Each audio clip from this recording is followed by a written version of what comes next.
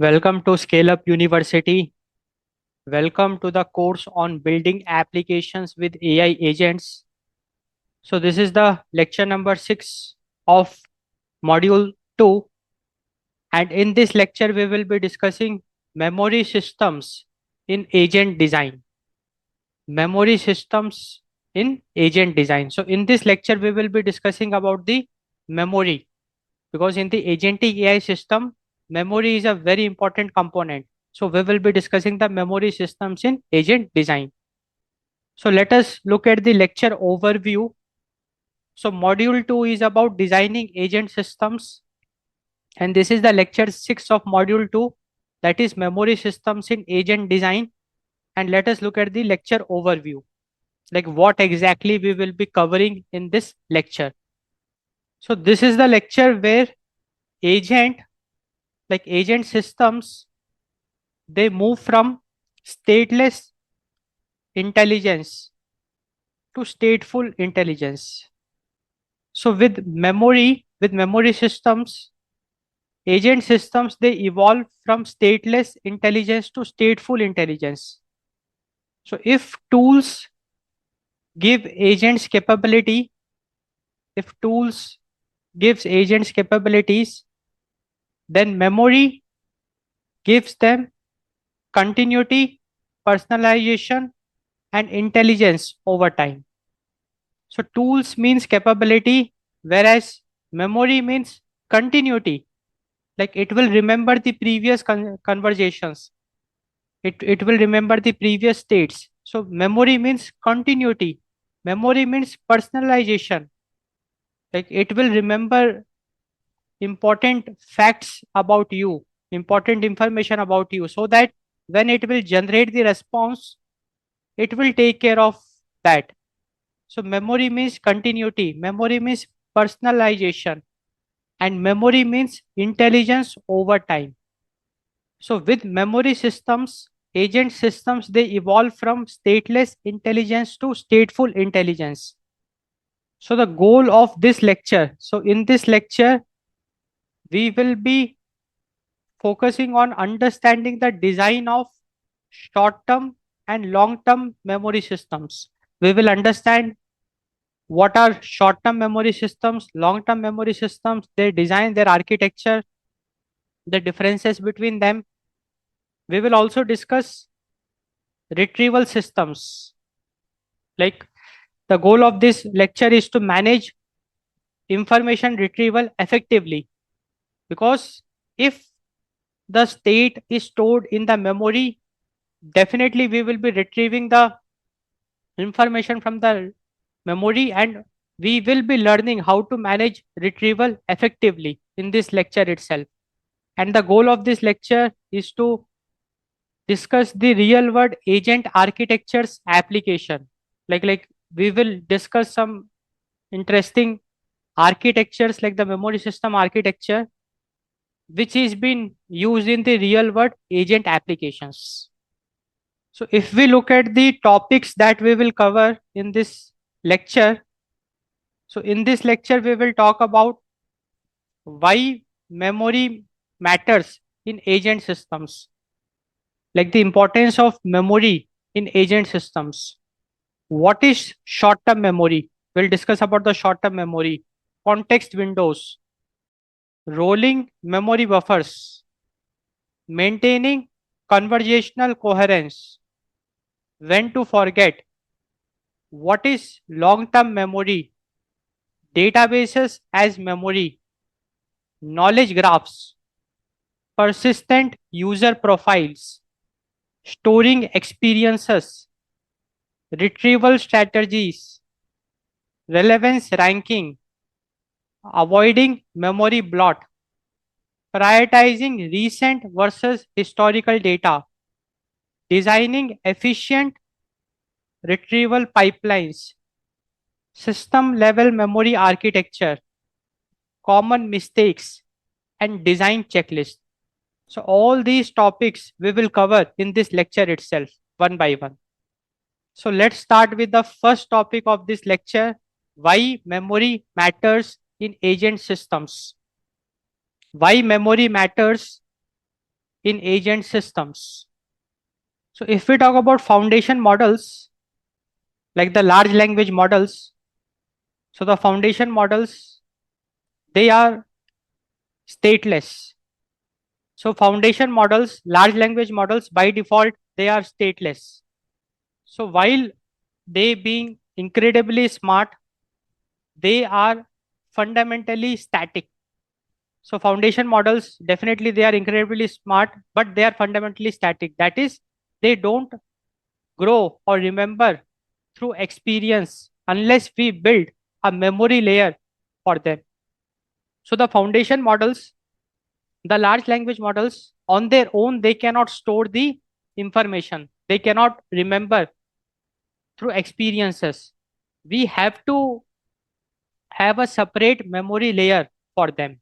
We have to bridge the foundation model. We have to connect the foundation model with an external memory system, because foundation models are stateless by design. If we talk about foundation models, the large language models, on their own, they cannot store information. They cannot hold information. They cannot remember. So they need a memory layer which will act like a bridge, which will connect the foundation model with the memory system. And now it is very much clear the importance of memory, because foundation models, the large language model, the brain of agentic AI system, it does not have any memory. It cannot hold information on its own. And hence, memory plays a very important role in agentic AI systems, because we will be needing an external memory system to store the experiences, the conversations. So, and we have to connect the memory system with the foundation model. Foundation models are context limited. Foundation models are context limited. So every foundation model, like every large language model, it has a context window. And what is a context window? Context window is a limit on how much text it can process at once.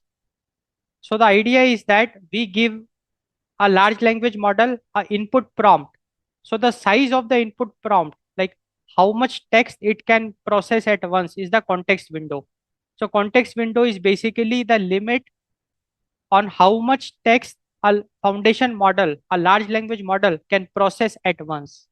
So that is the context window. And definitely this context window is limited. It cannot be infinite. So usually the context window, it range the size of it ranges from like 8K, 32K tokens, 8K tokens, 128K tokens. So that is the context window. So now it's very clear that if I talk about a large language model, at once the text it can process, the number of tokens it can process is the context window. And now just imagine that you have something beyond the context window. Then what? So what happens beyond the window? To store that, I will be needing memory. So the solution is the integrated memory layer. So since the large language models, they have limited context window, their context is limited. So definitely the input prompt cannot hold all the information. I will be needing an external memory system to store the additional information, and I can just retrieve it and augment it with the input prompt. I can just retrieve the information from the external memory and append it with the input prompt and give it to the large language model. So because of the context limitation, limited context window of foundation models, it's very clear that memory matters in agent systems. If we talk about foundation models are forgetful across interactions. So since foundation models are stateless, they don't remember the previous conversations. So that's why they are forgetful across interactions. So for a large language model, each new session start fresh. Like every query you give to a LLM is a completely fresh query, completely new query, and it will lose the previous context. Because we know that large language model, it is stateless. It cannot store information on its own. It cannot store information on its own. Large language model cannot store the previous conversations. It is stateless. So every query is a new query, and it does not know anything about the past. So, and because of which we will be needing an external memory to store the interactions. Because the foundation models, the large language models, since they are forgetful across interactions, wherein every interaction is a fresh interaction, there is no continuity between sessions. So for foundation models, s- they are forgetful across interactions, so no continuity between sessions. So we will be needing an external memory system which will be acting like a integrated memory layer. So the model will be interacting with the memory system to maintain the continuity, to remember the previous conversations. So now it's very clear that if we talk about foundation models, they are stateless on their own. They cannot store information. They cannot remember the conversations, their responses. They are forgetful across interactions. Every query is a fresh query. And foundation models, they have a limit on the context window. They have a limit on the context window. So looking at all these, it's very much clear that there is a need for integrated memory layer in agent systems, because this integrated memory layer in agentic AI systems, it will enable continuous learning, because we will be storing the responses in the memory. And let us suppose the interaction, if we are storing in memory, it is sort of a learning, the real time learning. Because large language model, whatever it knows, the pre-trained, the knowledge it has got, it is there. Along with that, it will also be having access to the live knowledge in terms of the memory. So while generating the response, it will be making use of its previous knowledge, the stored knowledge, along with the knowledge stored in the memory. So integrated memory layer, it enables continuous learning. It enables extended context, personalized interaction, and long-term coherence. And definitely, integrated memory layer is very important. It is essential. It's not just important, it is essential for true agent behavior. So just imagine an agentic AI system without memory. So without memory, an agentic AI system, in an agentic AI system, there will be no personalization, because without memory, the system will not remember the interactions. It will not store important information. So there will be no personalization. There will be no continuity for because every query to the large language model will be a fresh query. So without memory, agent systems will lead to repeated questions. It will keep on asking same questions again and again to clear its confusions. And because of that, we will have poor user experience. So now it's very clear that without memory, agentic AI systems will have a poor user experience, because there will be no personalization, there will be no continuity, and the agentic AI system will keep on asking the same questions in every interaction, because every interaction will be a fresh interaction without memory. Because large language model by default, they are stateless. They cannot remember the conversations. They cannot store information. They are stateless. So if we talk about agentic AI systems with memory, so with memory, in agentic AI systems, we have context-aware conversations. So if agents use external memory like the vector database to store vast amount of data, then definitely instead of trying to read everything at once, instead of trying read everything at once, the agent performs a lookup to retrieve only the relevant snippets from the vector database needed for the current task. And this is what is called as context aware conversations. So in context aware conversations, the idea is that the agent will make use of an external memory like a vector database. That vector database will be storing the vast amount of data. So instead of giving that vast amount of data as an input prompt, as a context window to the large language model, we are storing that vast amount of data in a external memory like the vector database. And based on the query given to the large language model, we will be only retrieving the relevant chunks based on the query. The relevant chunks, we are augmenting it with the input query and giving it to the large language model. And because of that, the query, the quality of the input query will enhance because we are giving more context to the input query. And this is what is context aware conversation is.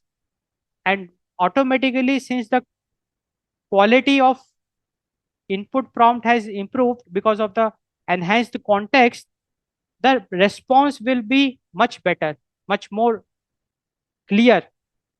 So that's the idea.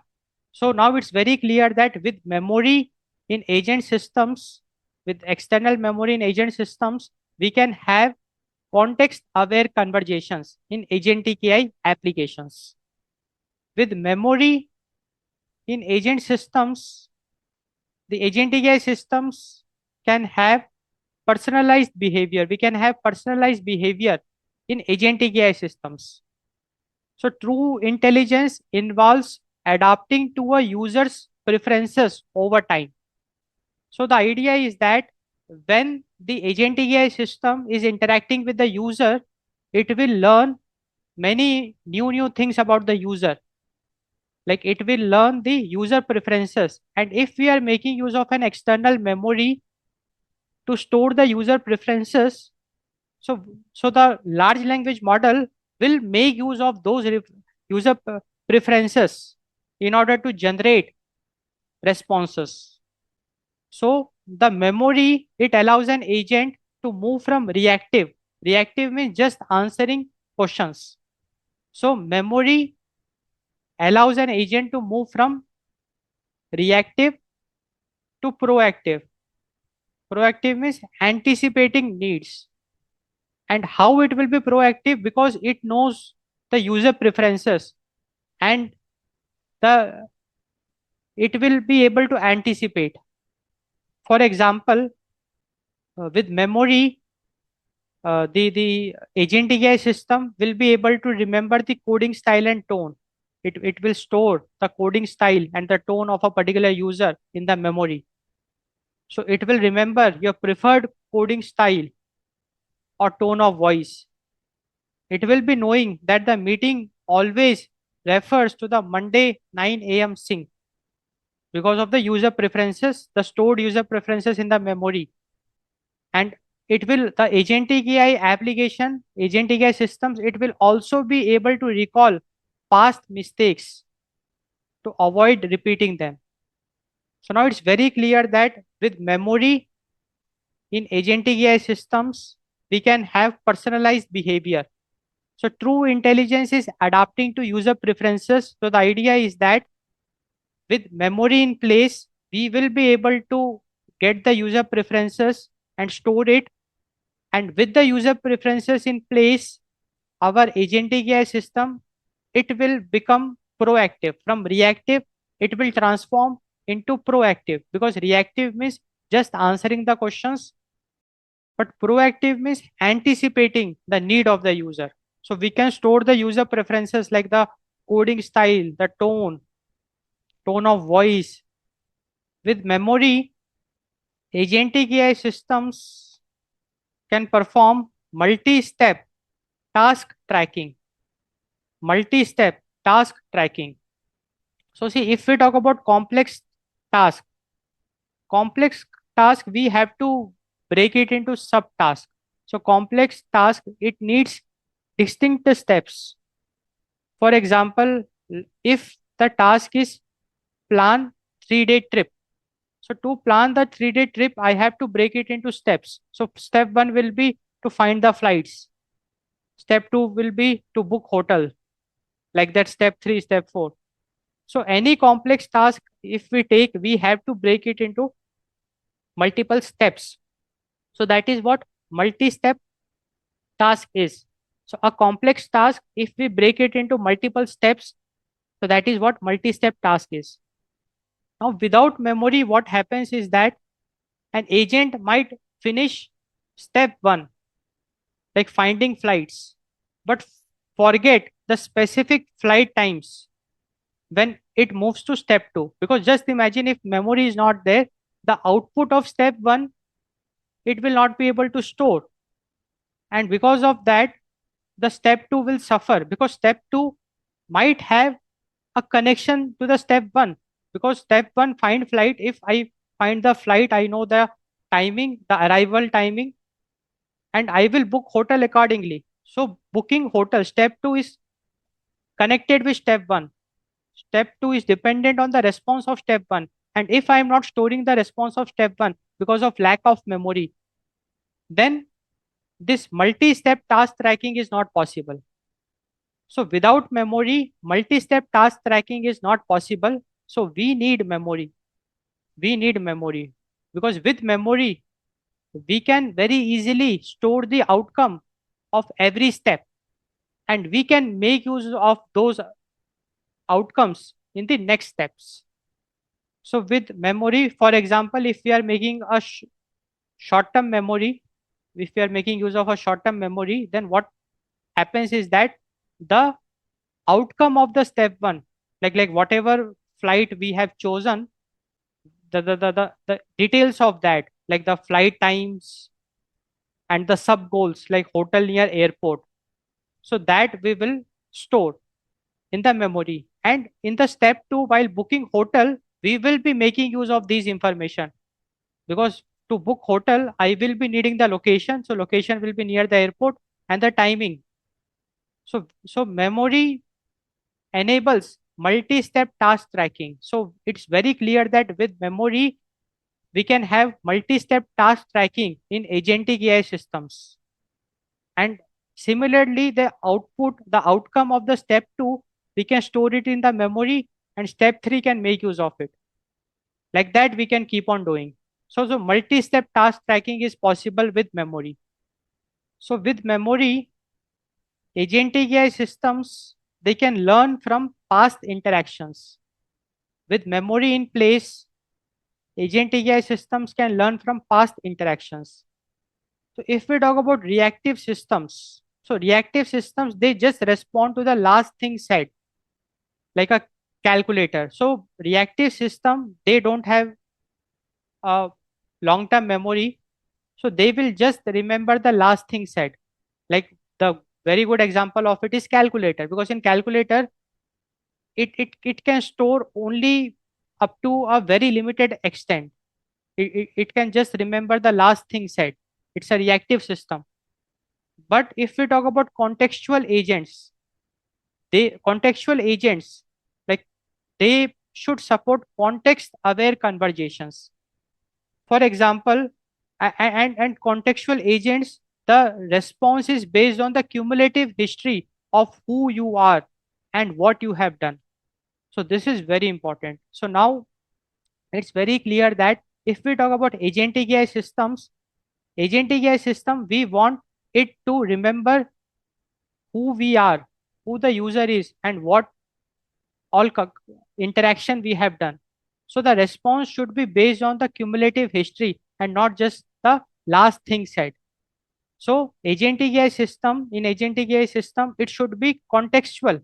It should, the conversation should be context aware, and we can achieve that with memory. So now it's very clear that with memory, if we make use of memory in agentic AI system, then definitely our agentic AI system will become context aware, wherein the response will not be reactive, rather the response will be based on the cumulative history. Like, response will consider who you are, what you have done.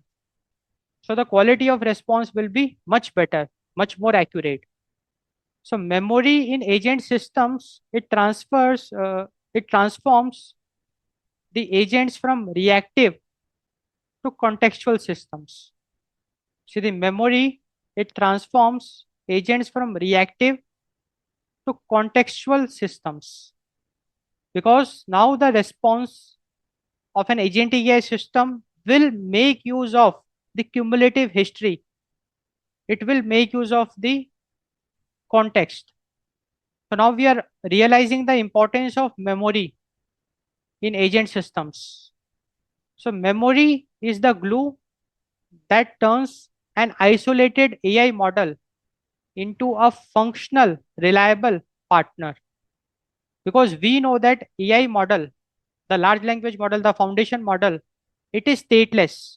It cannot hold information. It cannot store information. So memory will act like a glue, wherein external memory, we can store information in it, and the large language model can make use of that information. So memory is the glue that turns an isolated AI model into a functional, reliable partner.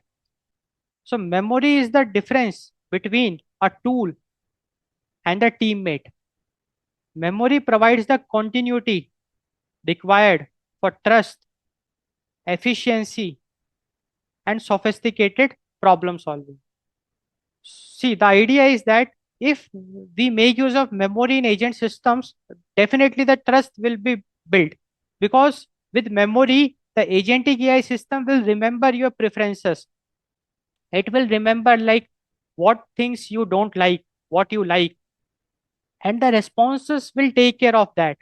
Like, let us suppose you have allergy to something, and if agentic AI system knows that you have told it, then while recommending you some recipes or what to eat, it will remember, and hence automatically my trust will build.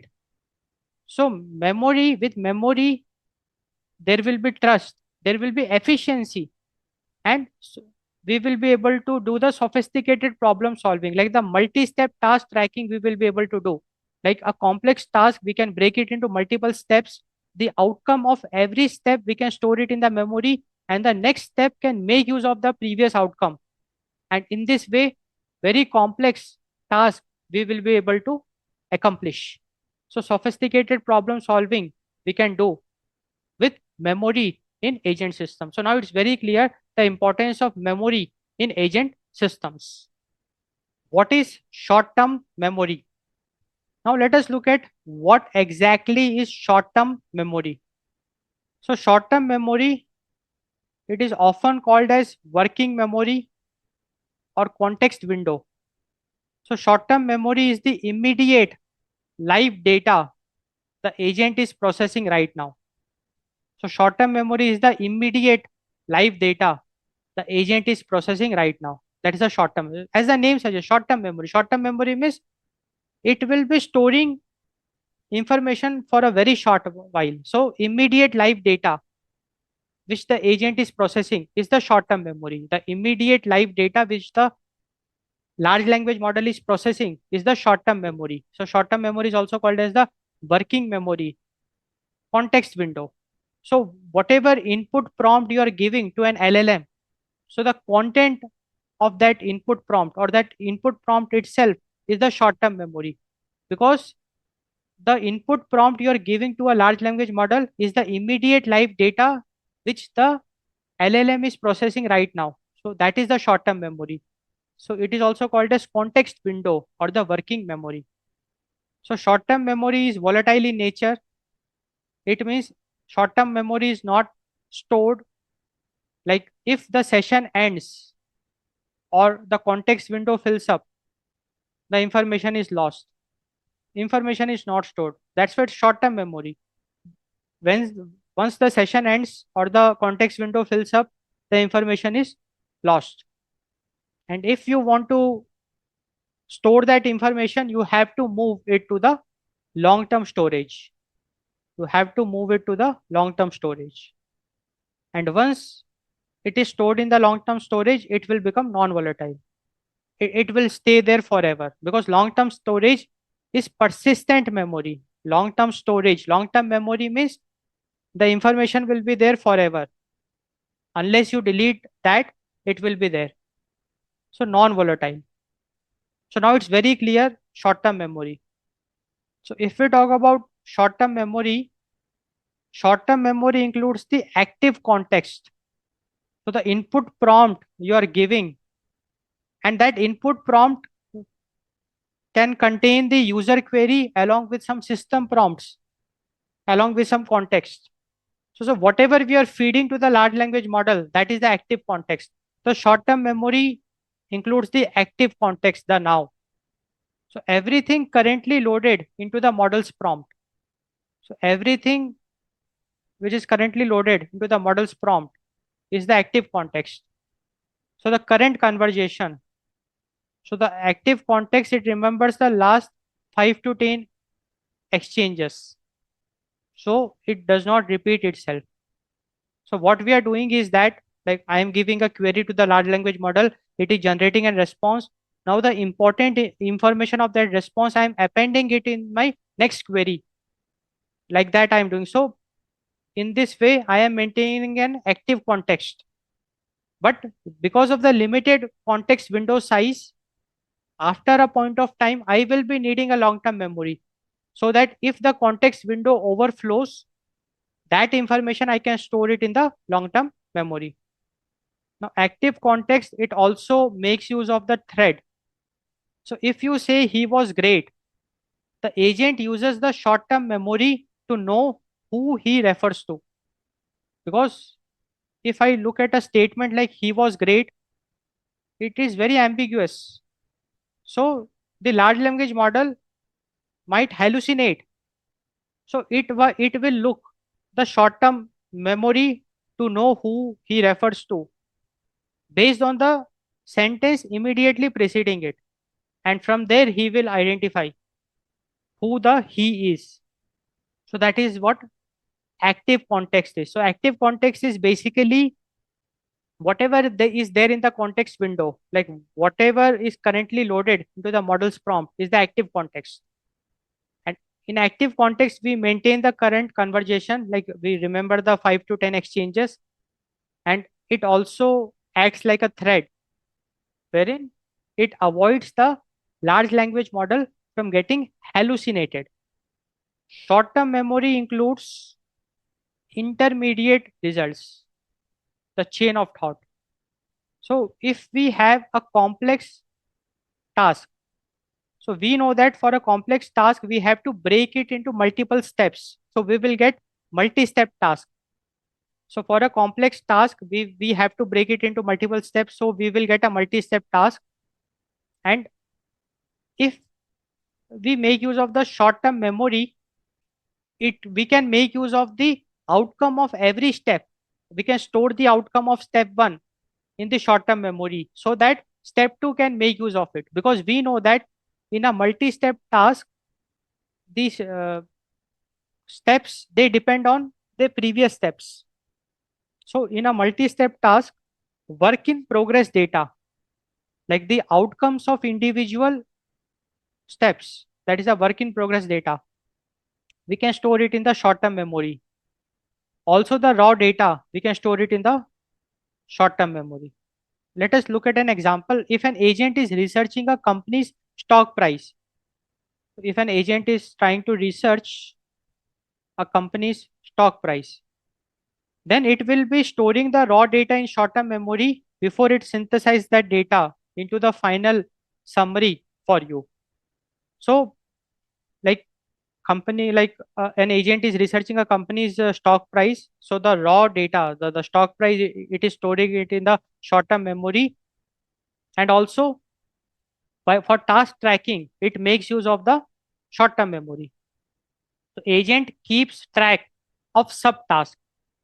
Like let us suppose the one of the step of a complex task was to search the news, and if it is finished, the state of it will be stored in the short-term memory.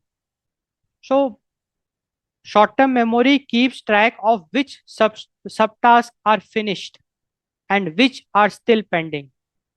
So that is the importance of short-term memory. So now it's very clear that short-term memory is used to store the intermediate data, the work in progress data, and also the raw data.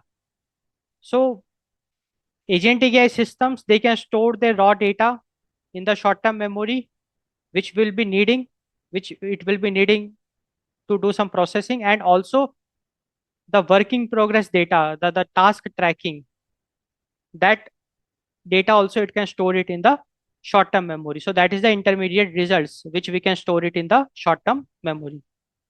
Short-term memory includes recent messages and system instructions. Short-term memory includes recent messages and system instructions. So short-term memory holds the system prompts. This is very important. And recent chat history. And with this, we will be able to achieve constant adherence, because system prompts, it also represents some important constraints. Like if you told the agent at the start of the session to only respond in bullet points, so that's a system prompt. Like system prompt is giving instruction to the large language model how to behave, giving instruction to the large language model how to behave. That is the system prompt. So if we are giving a system prompt to a large language model, like only respond in bullet points, so this system prompt, we can store it in the short-term memory. So a system prompt like only respond in bullet points, it sits in the short-term memory. And because of that, it will be the part of the context window, and every query we give to the large language model, this system prompt will always be there. And hence every response will adhere to this constraint, and the response will always be in bullet points. So all the subsequent responses will consider this system prompt, will be guided by the short-term memory, because now it's very clear to us that short-term memory is the active memory, the context window, like whatever input we are giving or whatever the prompt we are giving to the large language model. So the prompt in itself is the short-term memory. So the context window is the short-term memory. And we know that in the short-term memory, we store the system instructions and also the recent messages. Short-term memory also includes technical constraints, and it is the bucket analogy. So let us understand the bucket analogy. So you have to imagine short-term memory as a bucket of fixed size. So here we have a bucket of fixed size, as you can see.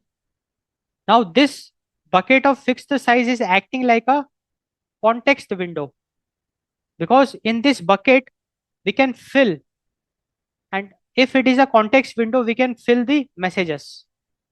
So as we keep on pouring, overflow might occur. So the overflow is when, like as you pour in new messages, the oldest message at the bottom get pushed out. So now very important, we are discussing the overflow scenario of a context window. So we know that the size of the context window is fixed, and if we keep on adding new messages, after a point of time, it will overflow. And when it will overflow, the oldest message, the oldest message will be flushed out of the context window.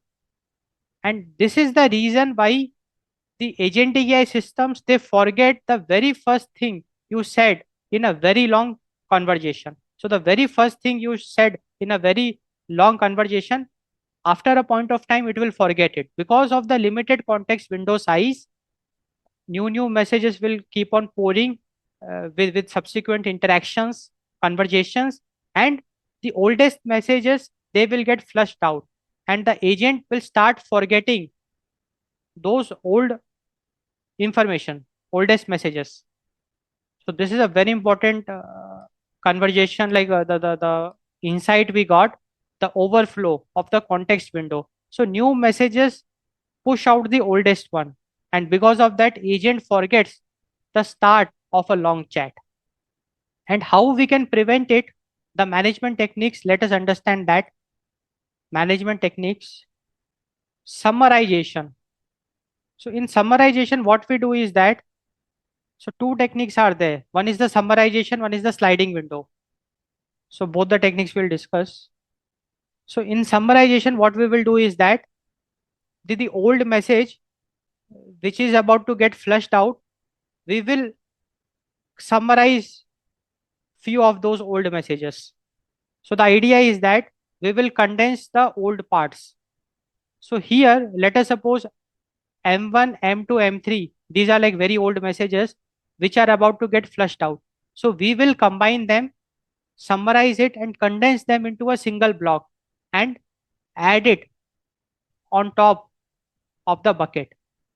Because of that, what we are doing is that when the overflow will occur, instead of just flushing out the previous, like the oldest messages, we are taking the oldest messages, condensing it, summarizing it, and once again putting it on top of the bucket. So a cycle we are creating.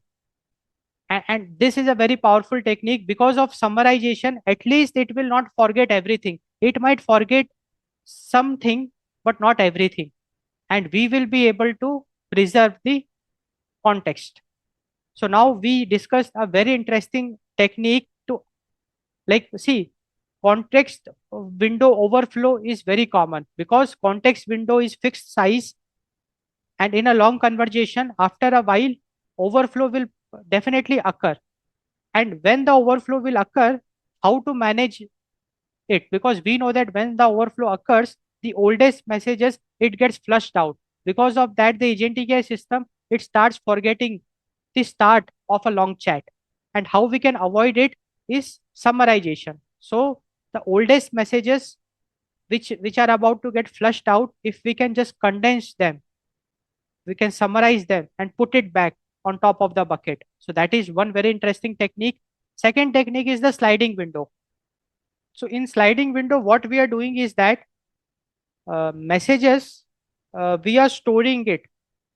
All the messages, we are storing it in short-term memory, and we have a sliding window. So whatever is important, like for a particular interaction, whatever messages are important, only that will be the part of the window. So we will be moving the frames, focusing on the recent items. So that's the sliding window. So we can manage the context window overflow by summarization and by sliding window. Now let us understand the importance of short-term memory, like why short-term memory matters, reactive versus logical. So let us understand the importance of short-term memory in agentic AI systems. See, without short-term memory, agent cannot reason. So if there is no short-term memory, the agentic AI system will treat every single sentence as an isolated command. Like if there is no short-term memory is there, every sentence you give it, it will be treating it like an isolated command, making it impossible to have a coherent back and forth discussion or complete a plan. So if there is no short-term memory, the agent will treat every sentence as an isolated command, impossible to have coherent discussion or complete plan. It will be a reactive system.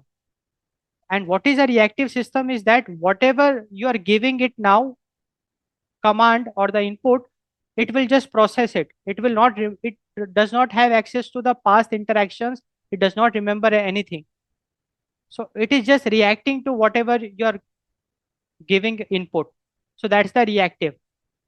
But if we make use of the short-term memory, so if agentic AI system is making use of the short-term memory, then what will happen is the discussion will be coherent and back and forth.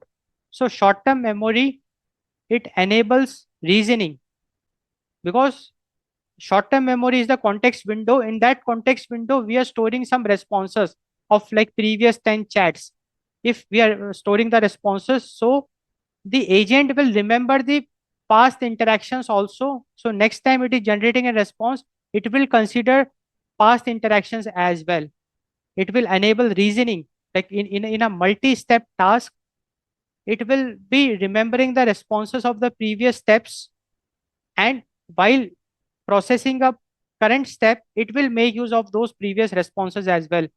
It short-term memory enables reasoning, coherent back and forth discussion, and completing plans.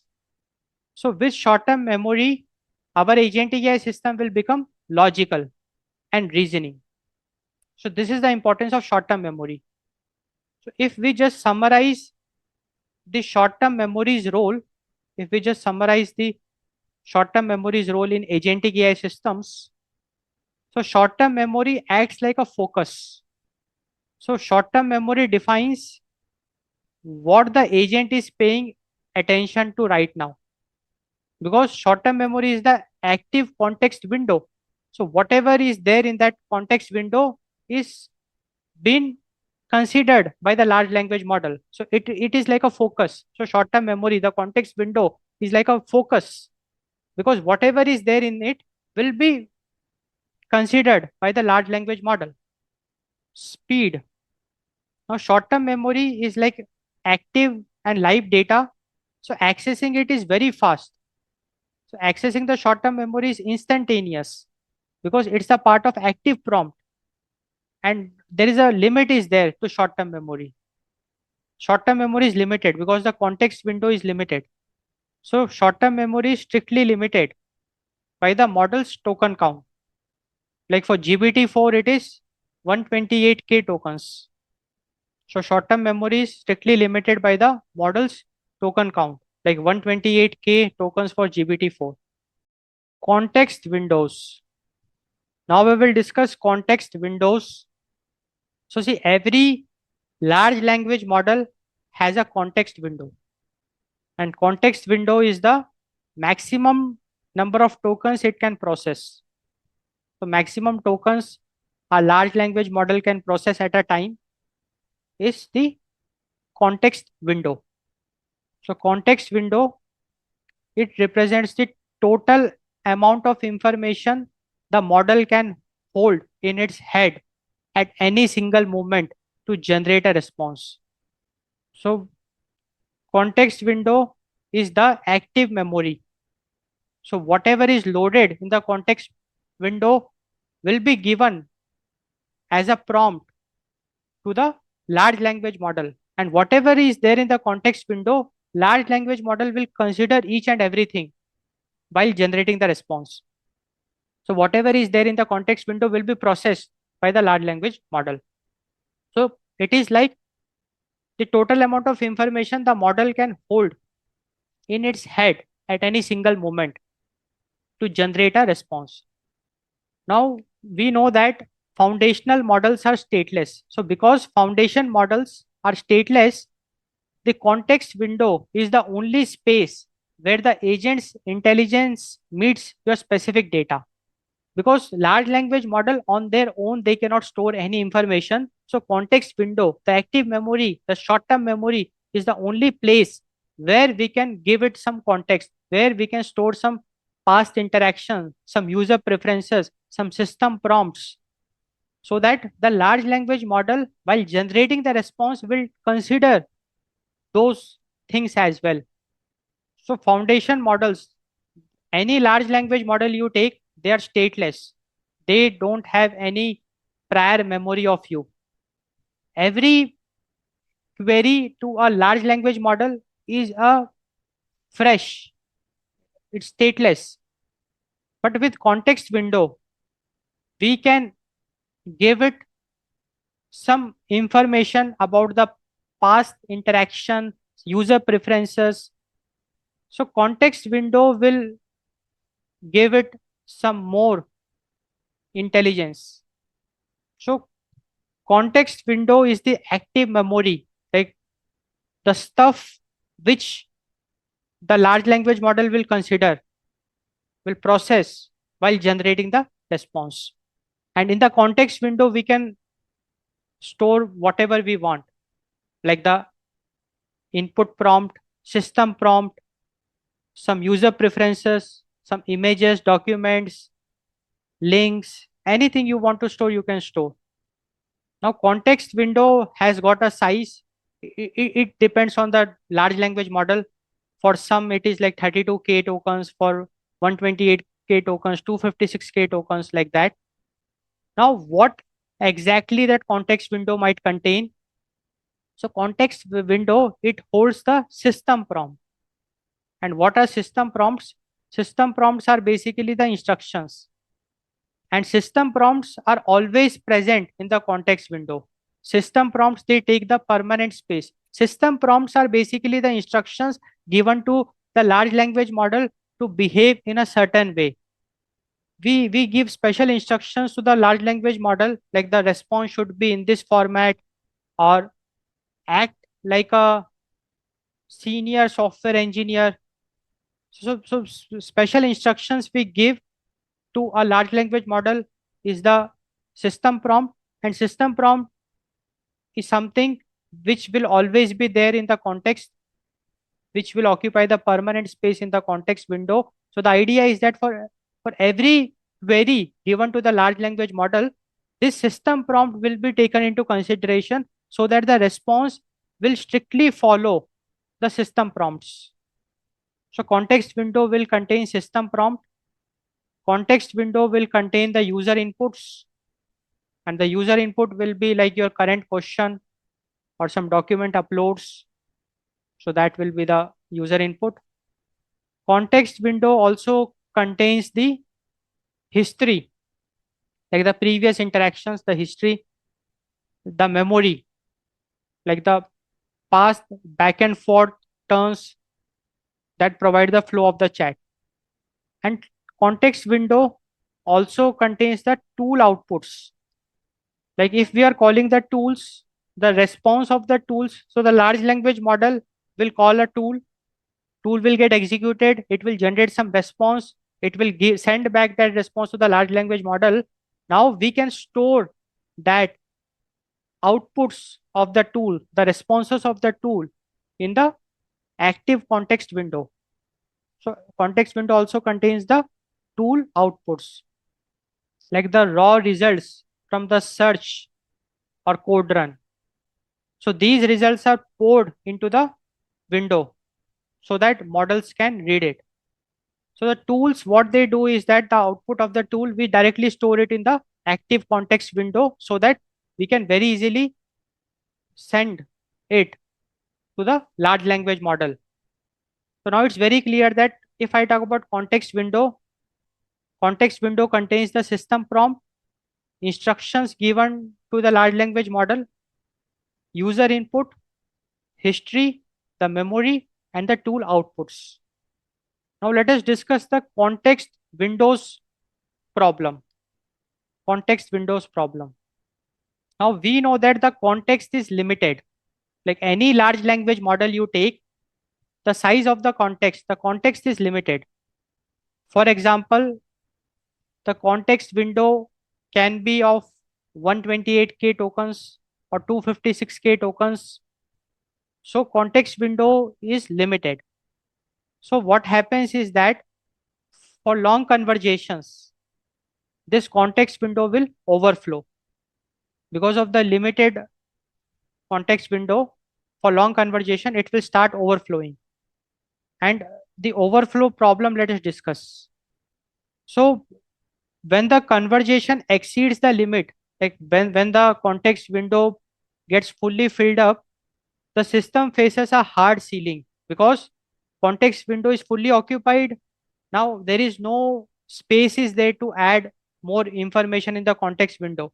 So to keep working, we have to flush out some information from the context window to make room for the new incoming information.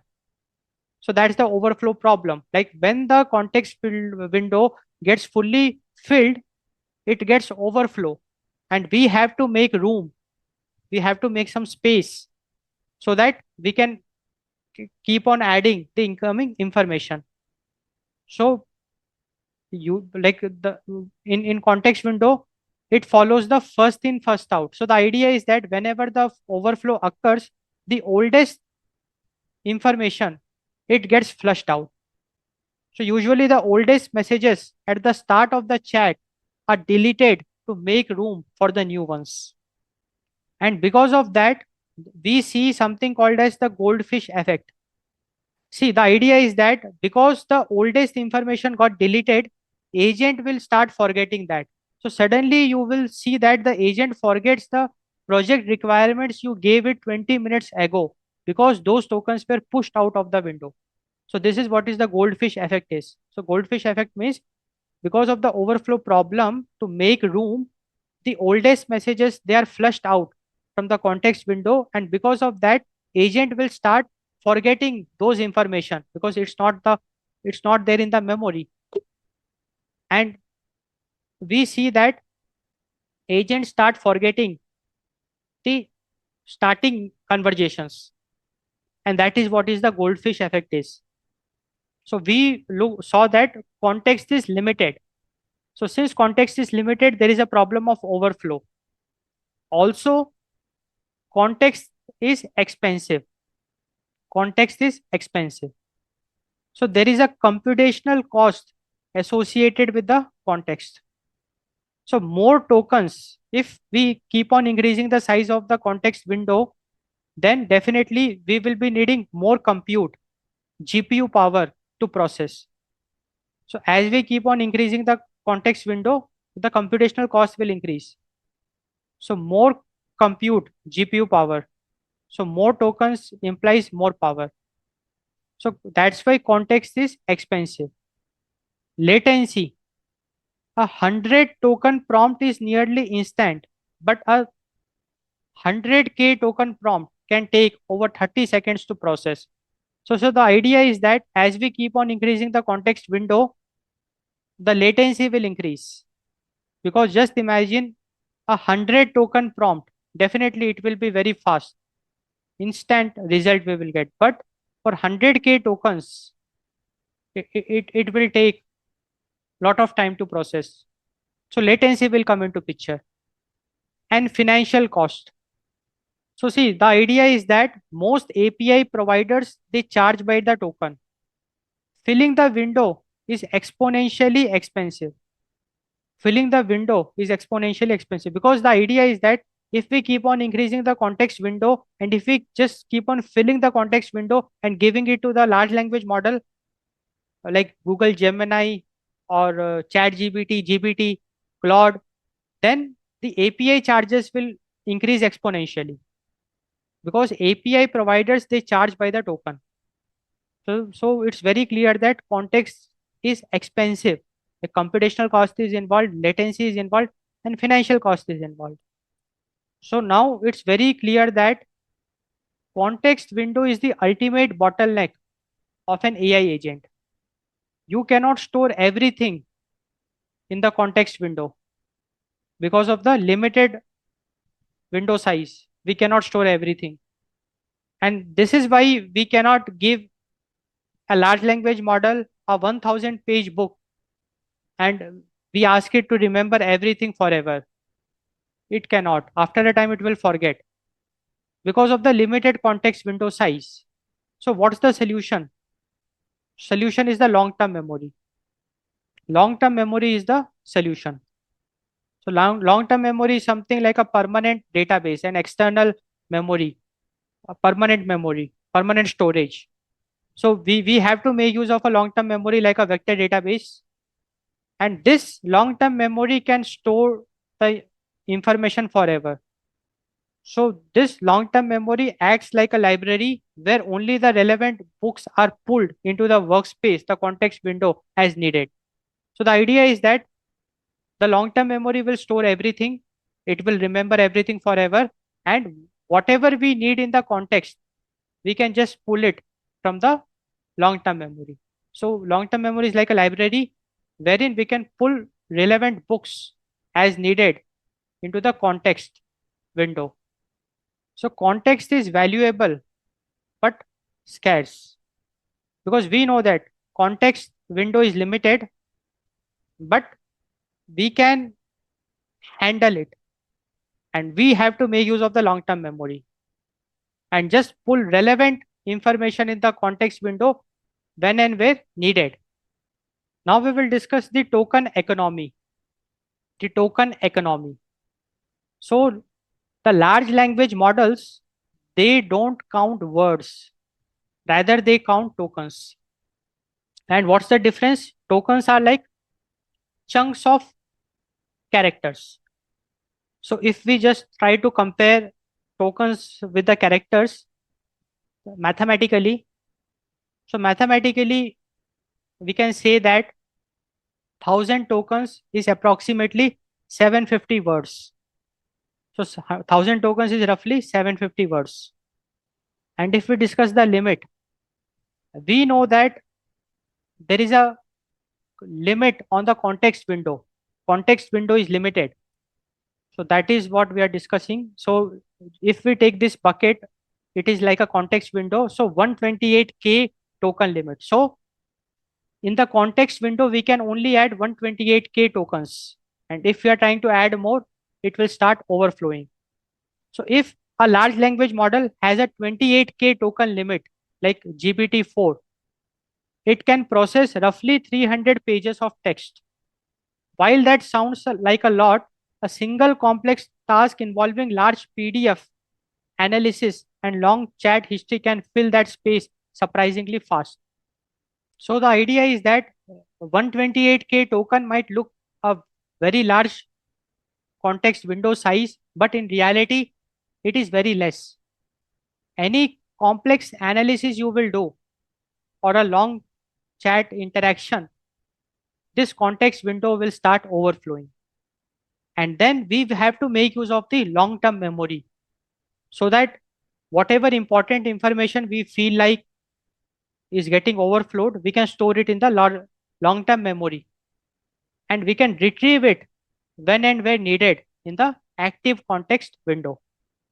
So now it's very clear that any large language model you take, the context window size is fixed, it's finite, and the costing, the API charges are based on the tokens, and the calculation is done not based on the words but based on the tokens. For example, for GPT-4, the token limit is 128K. It means it will be counting tokens like 128K tokens it can store. And if it's trying to store more, overflow will occur. So this is what the token economy is. Now we will discuss rolling memory buffers. So a rolling memory buffer is the most common and straightforward technique used to manage the overflow problem of a context window. So rolling memory buffers, they are the most common and straightforward technique to manage overflow problem of a context window. So we all are aware of the overflow problem of a context window. So the idea is that the size of the context window is fixed, and during the long interaction, like as we keep on adding more and more data to the context window, after a point of time, it will start getting overflowed. And in that scenario, we have to make room for more incoming data. And that is what managing the overflow problem means. Making room for incoming data, making room in the context window. So rolling memory buffer is a technique to manage the overflow problem of a context window. So in rolling memory buffer, we make use of the sliding window approach. So this sliding window approach, it ensures the agent always hit like has the most immediate context available. So sliding window approach ensures the most immediate context is made available to the agent without crashing the system or exceeding the token limits. So without crashing the system and exceeding the token limits, sliding window approach ensures that the agent has access to the most immediate context available. So here we can get an idea about it. Like let us suppose we have a full context, like it is like a full context window, and sliding window approach. The idea is that it will focus on the immediate context, like the most immediate context available. So sliding window is focusing on that.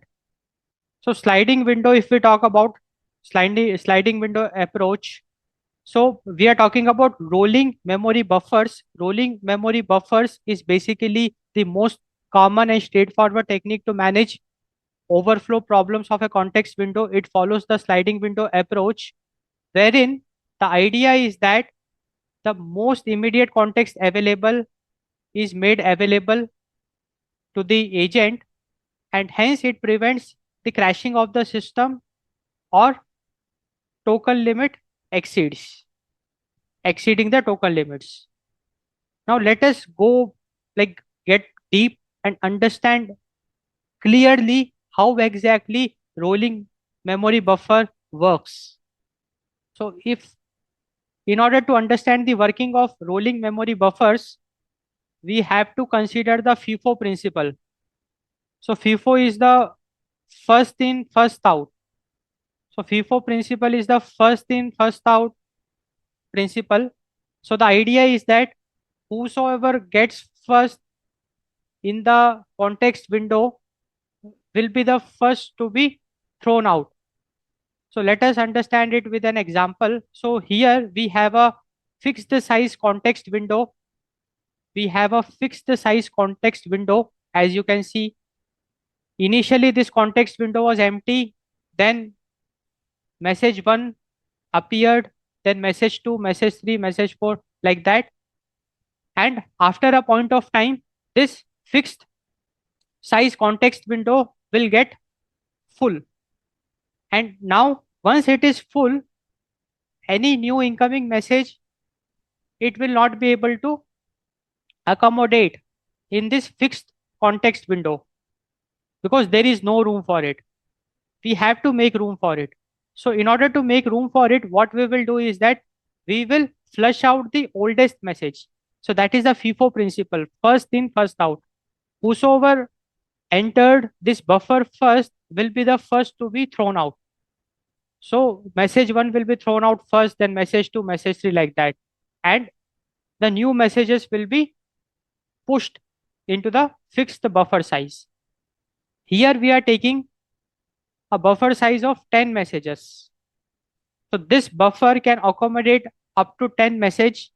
So as 11th message tries to enter the buffer, the oldest message will be flushed out of the buffer, fixed buffer size. So that is the FIFO principle. First in, first out. So rolling memory buffer, it also follows the FIFO principle. So here the idea is that you send a message, any new incoming message, it gets added to the buffer. The agent responds, that's added to the buffer.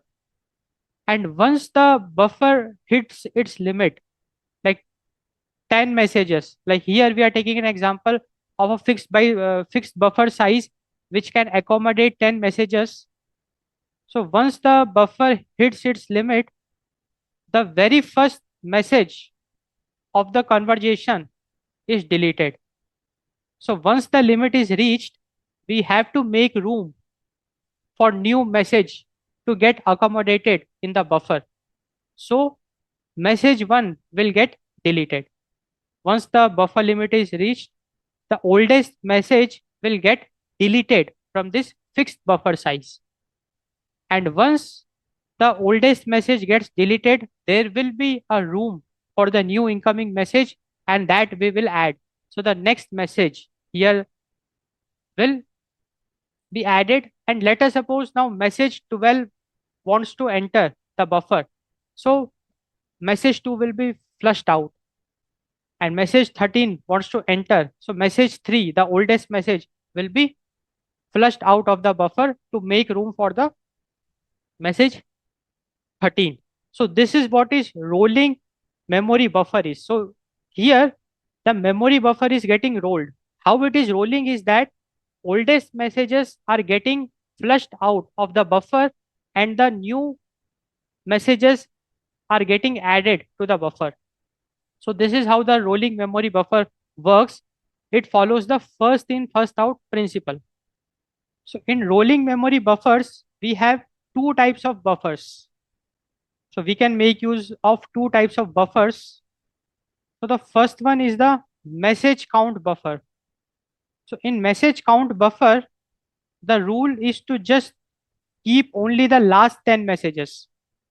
Like the latest 10 messages, we just have to keep that, and all the old messages we will delete it from the buffer. So that is the message count buffer. So in message count buffer, we are counting the number of messages, and based on that, we are deciding when to flush out the old messages. And message count buffer, it is very easy to implement. If one message is an entire 50-page PDF, now we will discuss the cons of it, the disadvantage of message count buffer. Now see, message count buffer, it is just keeping track of the number of messages and not the size of the message. Just imagine I have one very, very big message. Like if one message is an entire 50-page PDF, then that one message can completely occupy the entire buffer. And that one message could blow the context window, even if you only keep two messages in the buffer. Because based on the message count buffer, it will just count the number of messages, and it will not at all look at the size of the message, the length of the message. And the idea is that if I have a very big message, that message might occupy more than 80% of the buffer. And despite of having just two messages, our buffer can get filled. And hence the rule will not be followed, because according to the rule, flushing will be done after 10 messages, and here with only two messages the buffer got filled, and hence no flushing will be done. And message count buffer, this is a like a very big drawback of the message count buffer. Similarly, we have token limit buffer. Like we are discussing the two types of buffers. So token limit buffer is like a one of the kind of a buffer, rolling memory buffer. So in token limit buffer, we decide the flushing based on the number of tokens. So like it follows a rule like keep the last 4,000 tokens. So this is a rule. So if I have a rolling memory buffer, if it follows this rule, so the idea is that it will hold the latest 4,000 tokens, and all the old tokens, the previous tokens, it will flush it out from the buffer. So that is the idea of token limit buffer. Now this token limit buffer, definitely it is much safer for technical stability. It precisely manages the real estate of the model's brain. See, the good thing about token limit buffer is that it is not counting the number of messages, rather it is counting the number of tokens. So the advantage is that, let us suppose I have a very big message, that also it can handle. So it is just looking at the number of tokens, and if the number of tokens exceeds its limit, it will flush out the old tokens to make room for the new tokens. So that is the token limit buffer. So token limit buffer, it is a rolling memory buffer based on the token limits. It will keep a count on the number of tokens. Now it has one drawback. So the drawback of token limit buffer is that it may cut off a message in the middle of a sentence if the token limit is reached. If the token limit is reached, it will cut off a message in the middle of a sentence. So see, the idea is that, let us suppose we are filling the buffer, and in the middle of a message that the buffer got filled. Then what will happen is that when we are flushing out to make room, it might happen that instead of flushing out the entire message, we are just flushing out 50% of the message. Like 50% of the message is outside the buffer, it got flushed out, and 50% incomplete message is the part of the buffer. That might happen. And incomplete message is always dangerous, because we know that whatever is there in the context window, that will be the part of the active short-term memory, and large language model will process it. And if large language model is processing an incomplete information, that can be very dangerous, because incomplete information, it can be very, very dangerous. So that's a very big drawback of token limit buffer, wherein because it is not at all looking at the messages, it is just counting the tokens. And there might be scenarios wherein we might end up having incomplete messages or incomplete information in the context window, because some of the tokens of those messages might be flushed out to make room for the new tokens. So this is a very big limitation of a token limit buffer. Now let us discuss the major benefits of rolling memory buffer. Major benefits of rolling memory buffers. So speed and latency. So because of the rolling memory buffers, we are taking care of the buffer overflow or the context window overflow problem. And because of that, we are able to achieve consistent prompt size. And because the prompt size stays consistent, it never grows past the buffer limit. And because of the fixed prompt size, the model's response time remains fast and predictable. Now, the second benefit of rolling memory buffers is the cost control. Since you are not sending a massive, ever growing history with every turn, you save significantly on API cost. Because of rolling memory buffers, we can just fix the buffer size. We can fix the size of the context window, and inside context window also we can fix the buffer size. So because of that fixed buffer size, we can significantly save API costing, API pricing, API charges. Third major benefit you will get because of rolling memory buffers is the simplicity. Now see, rolling memory buffers, it is just based on the principle of FIFO, first in, first out. So the implementation of rolling memory buffers is very simple.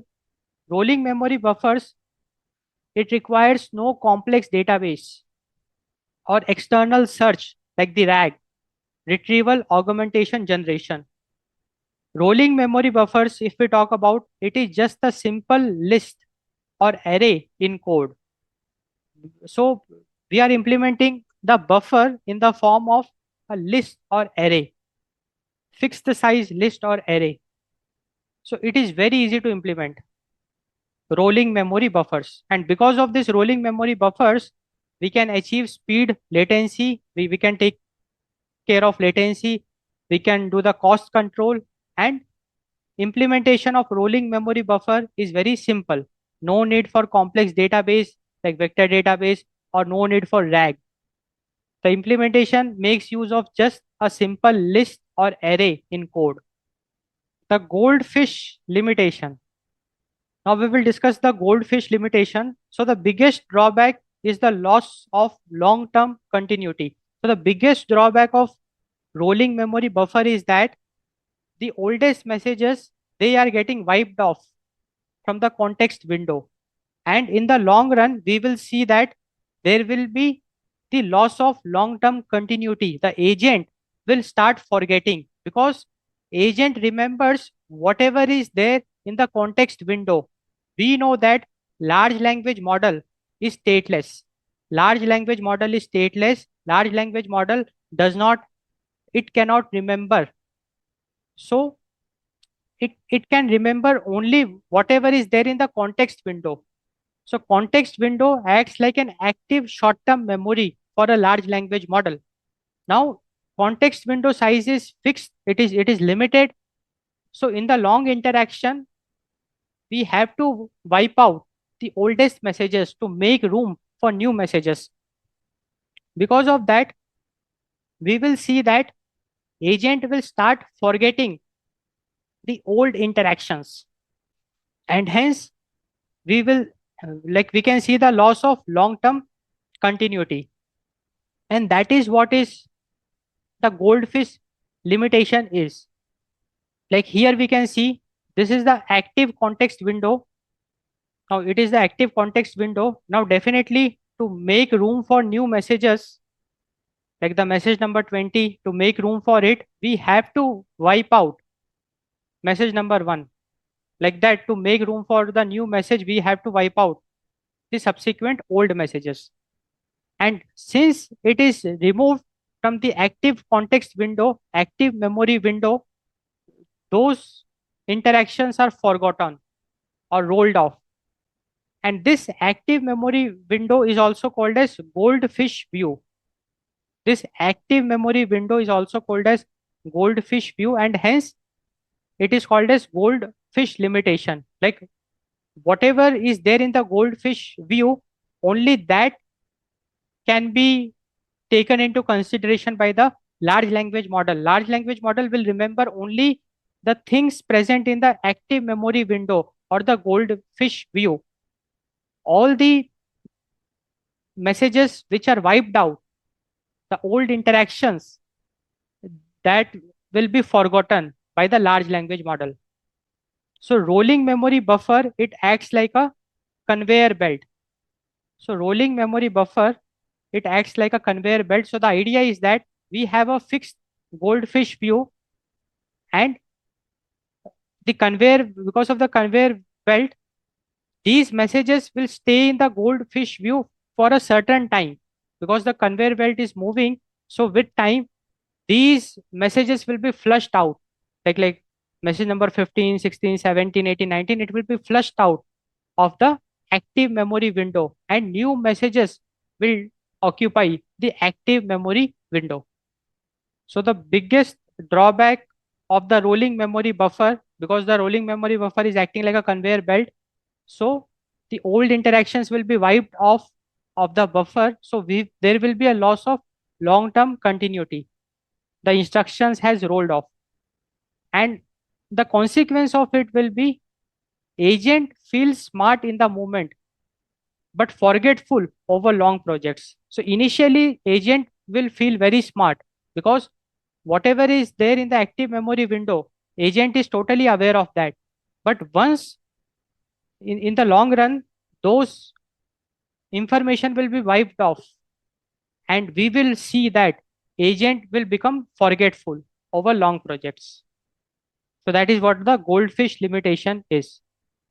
When to use a rolling memory buffer? When to use a rolling memory buffer? So see, if we talk about rolling memory buffers, they are perfect for short transactional chats. So for short transactional chats, rolling memory buffer are very good. For example, for customer support, because customer support is like a very short term chat. Like you ordered something, there was some issue, so you went for a customer support, and the interaction will be in the short run. So there you can use rolling memory buffer. So for short transactional chats like customer support with coding fix, you can go for rolling memory buffers. But they are not at all sufficient for AI executive assistant needing long-term memory months. Like let us suppose you are making use of an AI agent you're giving it a role, like act like a personal assistant, act like my personal assistant, act like a senior software engineer. So if you are giving an AI agent a role, in that scenario, the AI agent has to remember, it has to have the long term memory, like the months and the years of the memory it should hold, because then the interaction, the responses has to do with the old interactions as well. The response of the large language model has to do with the user preferences. So their rolling memory buffer is not sufficient, because rolling memory buffer is like a short term. It is like an active context window. So we will be needing a long term memory. So now it's very clear that if you just want short transactional chats like customer support, quick coding fix, their rolling memory buffer you can make use. But if you are looking for an AI agent which will be acting like a personal assistant or project manager, then their rolling memory buffer is not sufficient.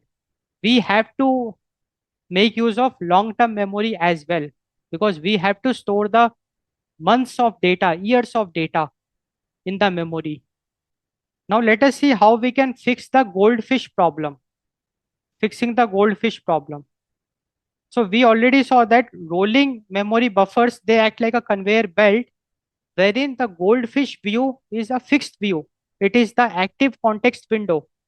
Now what is happening is that the messages, they are getting stored in the active context window, but the conveyor belt is moving. So the idea is that those messages will get wiped off, and the new incoming messages will take their place in the active context window. And because of that, the agent, it starts forgetting the old interactions, and that is what the goldfish problem is. Now how we can resolve that problem is that definitely we will be making use of the rolling memory buffer, the conveyor belt. Now what we will do is that when we are wiping it out, like when we are wiping out the old messages, rather than just throwing it out completely, we will take those old messages, summarize it, condense it, and the condensed form, once again, we will be putting it in the active context window. So the recap at the top of the window, we will put it. Summary. So whatever messages we are wiping out of the active context window, we will summarize those particular messages, and the summary of it, which will be like a very highly condensed version, that we will put back to the rolling memory buffer. So in this way, the agent will not forget everything, because a very relevant context still be there, still be the part of the active context window. And hence we will be able to fix the goldfish problem. So we are combining the rolling buffers with some summary memory, where instead of just dropping out the old messages, the agent writes a quick recap of what happened and keeps that at the top of the window. So that's the main idea. Like combine the rolling buffer with summary memory of the messages which we are about to wipe off, and it will retain the key context. Maintaining conversational coherence. So now we will discuss maintaining conversational coherence. So conversational coherence is the ability of the agent to hold a thread. So conversational coherence is the agent's ability to hold a thread. So conversational coherence, it ensures that every new response feels like a natural continuation of a single unified dialogue, rather than a series of disconnected answers. So that is what is conversational coherence is. So with memory systems, we can achieve conversational coherence. So conversational coherence, the idea is very clear that conversational coherence is the ability of AI agent to hold a thread. So we have a thread, and whatever interaction done on that thread, the LLM will be aware of that. So that's the idea of conversational coherence. So the whole point of conversational coherence is to achieve a natural continuation of a single unified dialogue. So we have to make that interaction very natural, and it should feel like a single unified dialogue, and that is possible with thread. So if the conversation follows a thread and all the interactions, if the large language model is aware of, so while generating a response, it will take into the consideration of the past interaction as well, which is a part of that thread, and hence the response will be perfectly aligned, and it will not be a series of disconnected answers. Like the user is talking about his birthplace, but agent, the large language model, it forgot, because earlier the user told the large language model about his birthplace, and then whatever the at that scenario the conversation feel like very disconnected. So the idea of conversational coherence is very clear. Now let us discuss the core pillars of coherence. The core pillars of coherence. So to stay coherent, an agent must manage three specific internal functions. So the first pillar is the anaphora resolution. So what it means is the agent should understand what pronouns refer to. Understanding what pronouns refer to. So now we are discussing the core pillars of conversational coherence. So the first very important pillar is understanding what pronouns refer to. For example, we have a statement like, if you say my car is broken and then can you fix it? So for this particular statement, like if the user is giving a prompt like my car is broken, can you fix it? Then the large language model should be smart enough to understand which car it is referring to. So the agent must link it to a car, a relevant car.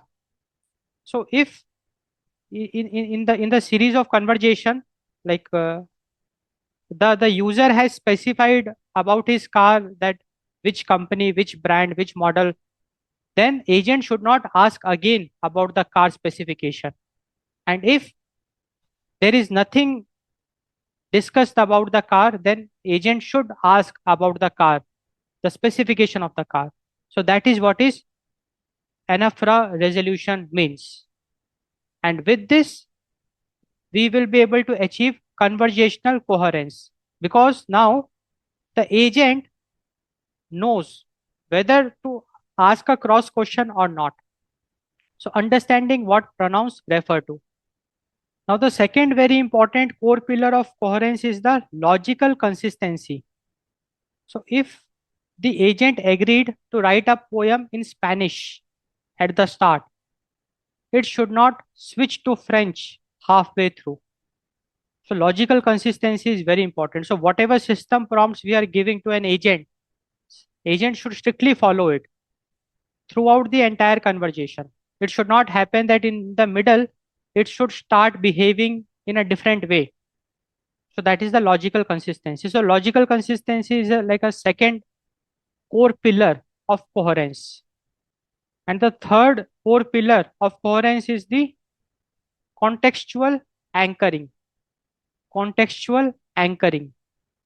So remembering the specific state of the word discussed. So contextual anchoring means remembering the specific state of the word which is already discussed with the agent. For example, that you are currently at the airport, not at home. So the idea is that uh, during the conversation, the agent should be very much active to decode the state of the word. Uh, During the conversation, the user has informed the agent that he is in airport. So agent should remember it. And while generating a response, agent should be aware that the user is at airport and not at home. And this contextual anchoring is very, very important, because just imagine if agent is not aware that the user is not at airport but at home. So his response might be the response of the agent might be somewhat specific to the home, and hence it will become irrelevant for the user. So for conversational coherence, contextual anchoring is very important, wherein the agent should remember the specific state of the word which is already discussed with it. So we saw the core pillars of coherence, wherein we saw the first pillar is the anaphora resolution. So the idea is that the agent should understand what the pronouns refer to. Logical consistency is the second core pillar of coherence, wherein the agent should strictly follow the system prompts, and it should strictly agree, it should strictly stick to what it has agreed, and it should not switch its behavior in the midway. So that's the logical consistency. And also the third core pillar of coherence is the contextual anchoring, wherein the agent should remember the specific state of the word discussed with it. And with this, if these core pillars of coherence are taken care by the agent, then definitely we can very easily achieve conversational coherence. And with that, we will be able to achieve a natural continuation of a single unified dialogue with an AI agent, with an agentic AI system. Now let us look at some primary techniques for coherence. Now see, one very big problem with the short-term memory or the active memory is the limited context window. Because of the limited context window, we cannot store everything in the context window. And hence, achieving coherence is not that straightforward. Because if we would have had unlimited context window, then to all the interaction we would have stored it in the context window itself. But since the context window is limited, to achieve conversational coherence, we have to figure out some more advanced techniques, and that is what we are discussing. So the first technique that we are going to discuss is including recent turns, the immediate context. Including the recent turns, the immediate context.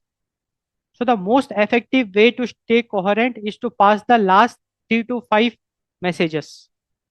So the idea is that, let us suppose you had a conversation with the agent, with the agentic AI system. You had a conversation with the agentic AI system. That session got closed.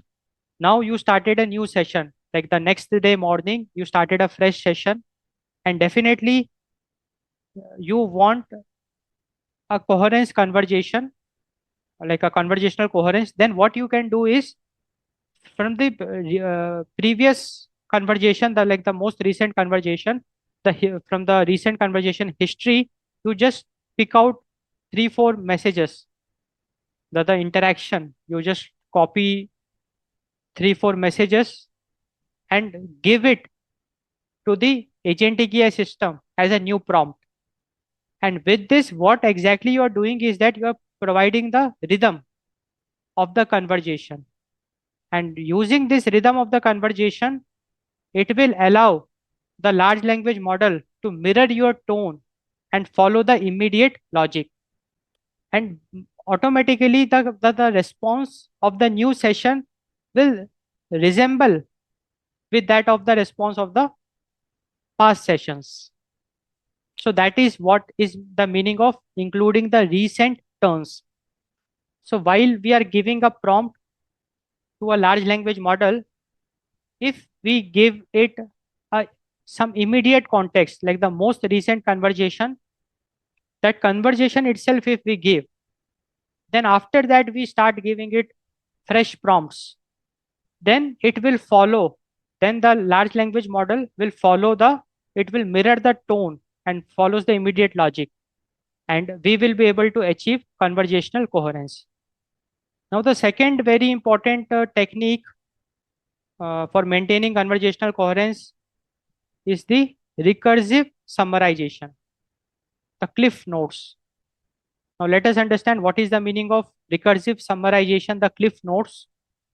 So, instead of keeping every word of a long chat, the agent creates a running summary. So, recursive summarization means instead of storing everything as it is, we should store it in the form of summaries, the cliff notes, because we know that the context window size is limited. So, what we can do is that whatever old data is there, old messages is there, like 50 messages about a trip to Italy. So the old 50 messages I have, I will just take it, condense it, like I will summarize it, condense it, and add it back to the active context window. So from this 50 messages, I have created a running summary, like user is planning 10-day trip to Rome in June, prefers boutique hotels, $5,000 budget, like that. And this summary, this running summary of the old data, it stays at the top of the context window, providing a north star for all future answers. Now, the next very important technique to achieve conversational coherence is the entity tracking.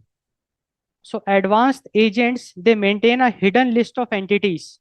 And when I talk about entities, entities refers to people, places, objects. So, advanced agents, they maintain a list of entities and their current status. For example, I have an entity called user and the status or the value is the John Doe. Entity is project, the status is the alpha 1. Deadline Friday. So when the agent mentions the project, it checks the list. It checks this hidden list of entities to ensure it specifies alpha 1 and not a random project from a different session. So this entity tracking is very, very important. So the idea is that during the conversation, whatever entities the agent encounters, those entities, i- it will store it in the form of a hidden list, wherein it will be storing the entity along with the value of it. And because of that, the good thing is that later on, like in the long run, because in the conversation, if the user is telling about a project, he's not specifying the name, he's just referring the project. And with this entity tracking in place, agent can very easily get to know that, okay, like during the conversation, we talked about Alpha 1 project. So now the user might be referring to the Alpha 1 project. So all the confusions can be taken care of. All the hallucinations can be taken care of. So this is like a very powerful technique, entity tracking, and it will certainly play a role in conversational coherence. So now it's very clear that if we talk about the primary techniques for coherence, so the idea is that we have a large language model, so the agent's processing core. Now what we are doing is that we are giving it the recent conversation history. Like we are uh, giving it last 3 to 5 messages.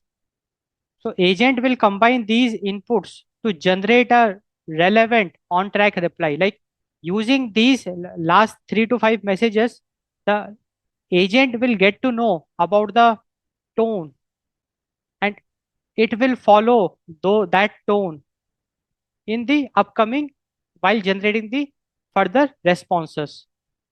Second very important technique we discussed was we should basically do the recursive summarization. So whatever old messages we have, before they get wiped off, we have to just summarize them. We should create a running summary of those old messages and put it at the top of the context. And this summary will act like a north star which will guide all the future answers.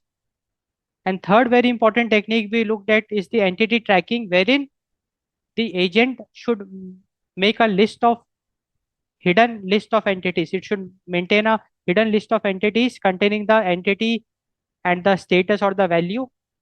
And this can be very useful in generating coherent responses.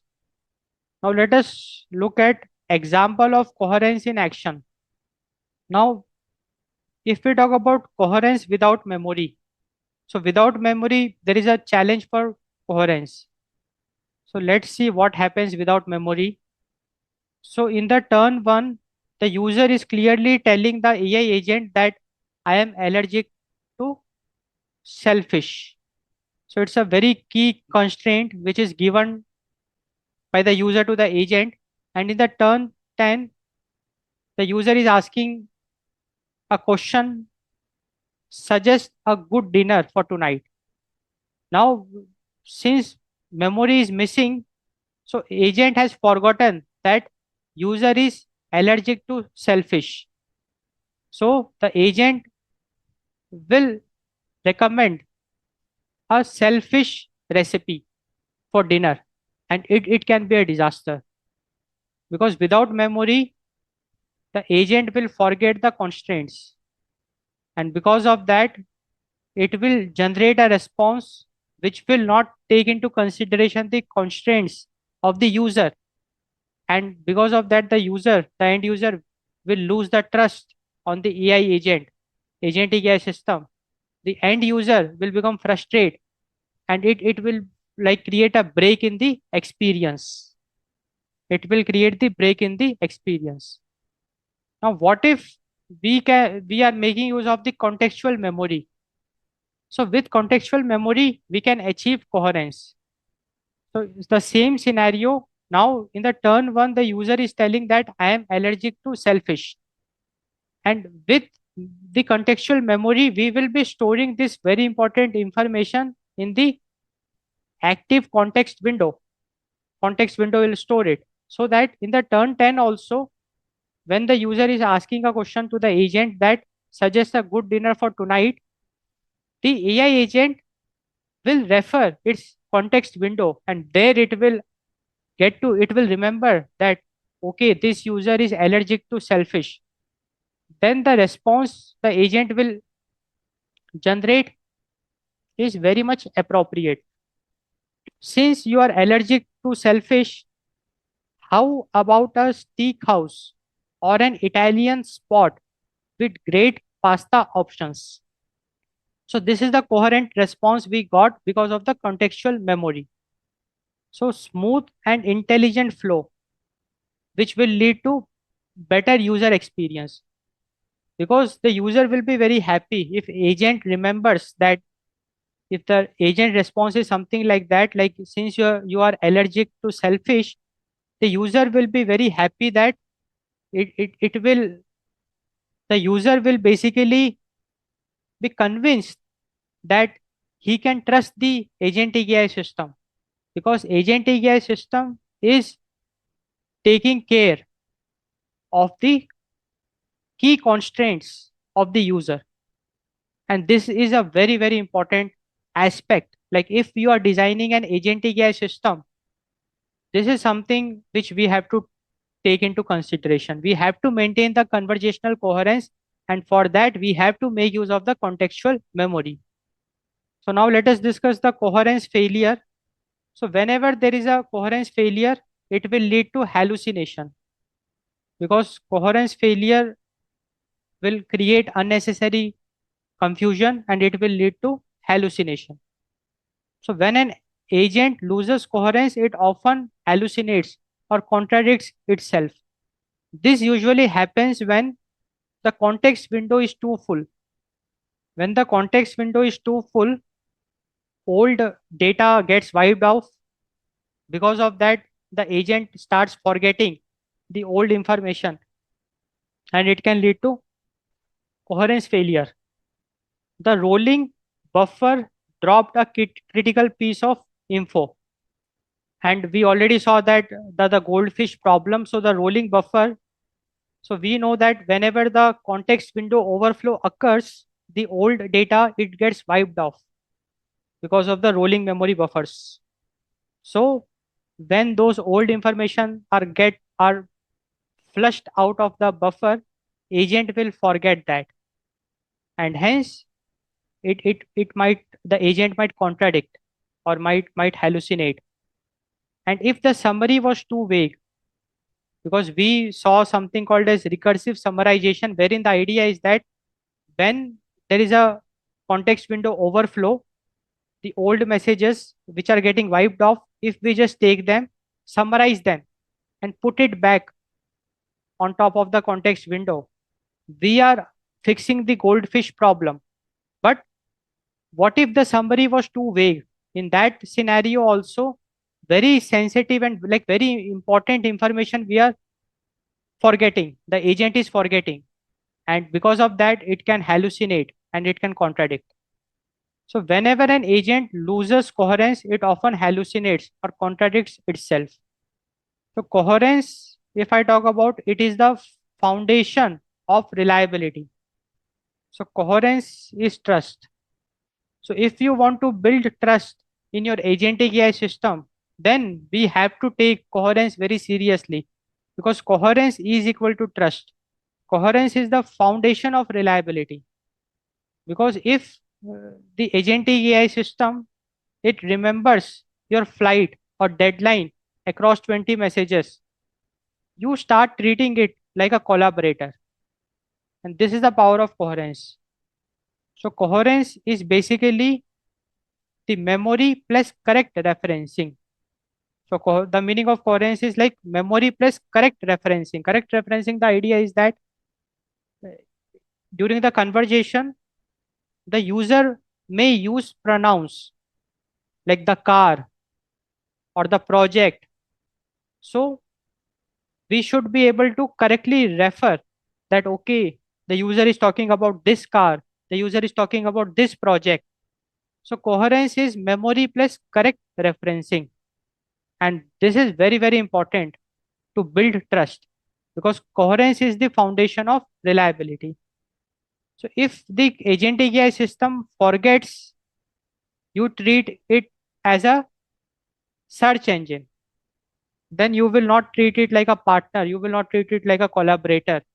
Rather, you will treat the AI, agentic AI system as search engine. So now it's very clear the importance of maintaining conversational coherence. That is memory plus correct referencing. When to forget. So now we will discuss when to forget. So see, basically in agentic AI systems, forgetting is not a bug. Rather, it is a design decision. Forgetting is a design decision. So in a world of infinite data, it is tempting to think an AI should remember everything, but that is not possible because of the limited context window. And also in agentic AI architecture, unfiltered memory is a liability.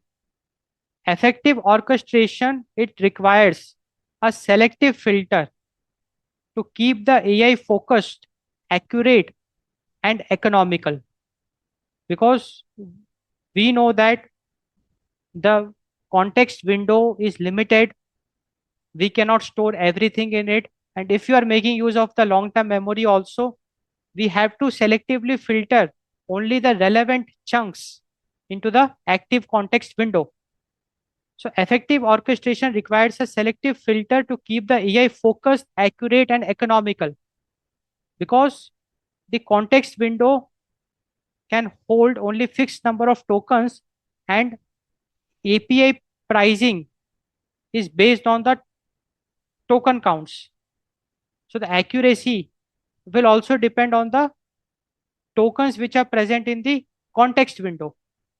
So the idea is very clear that in the context window, we cannot store everything. We have to store only the things which are very important, which we want the large language model to focus on. We want that large language model should focus on these things. Only those things we should put in the context window, because whatever is there in the context window, that will be fed to the large language model, and large language model will process all those things. So let us discuss the necessity of forgetting. Why forgetting is necessary in agentic AI systems. So one very important reason for that is the context window limits. We know that the context window size is limited. Every LLM has a buffer size, the tokens which it can hold. So if we fill that context window with irrelevant data like hello, how are you, there is no room left for complex data needed to solve the current problem. So the idea is very clear that the context window is limited, the buffer size is limited, it can store only a fixed number of tokens. And if we fill the context window with irrelevant data like hello, how are you, or something which makes no sense, then we are basically there will be no room left for complex data needed to solve the current problem, and hence here it makes sense to forget. So here it's very clear that we should forget unnecessary words or irrelevant words like hello, how are you. We should forget it. We should not at all add that in the context window. So now it is making sense that why we should forget, why forgetting is important, the necessity of forgetting, because the context window size is limited and irrelevant words we have to forget. Instead of adding it in the context window, we should forget it so that we can make room for complex data which will help in solving the current problem. Noise reduction. So if an agent is helping you write code and you briefly mention your lunch, that lunch data becomes noise.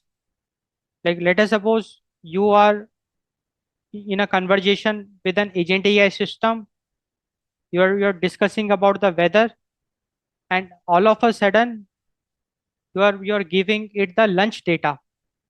Then that lunch data will become noise because that lunch data has nothing to do with the weather chat.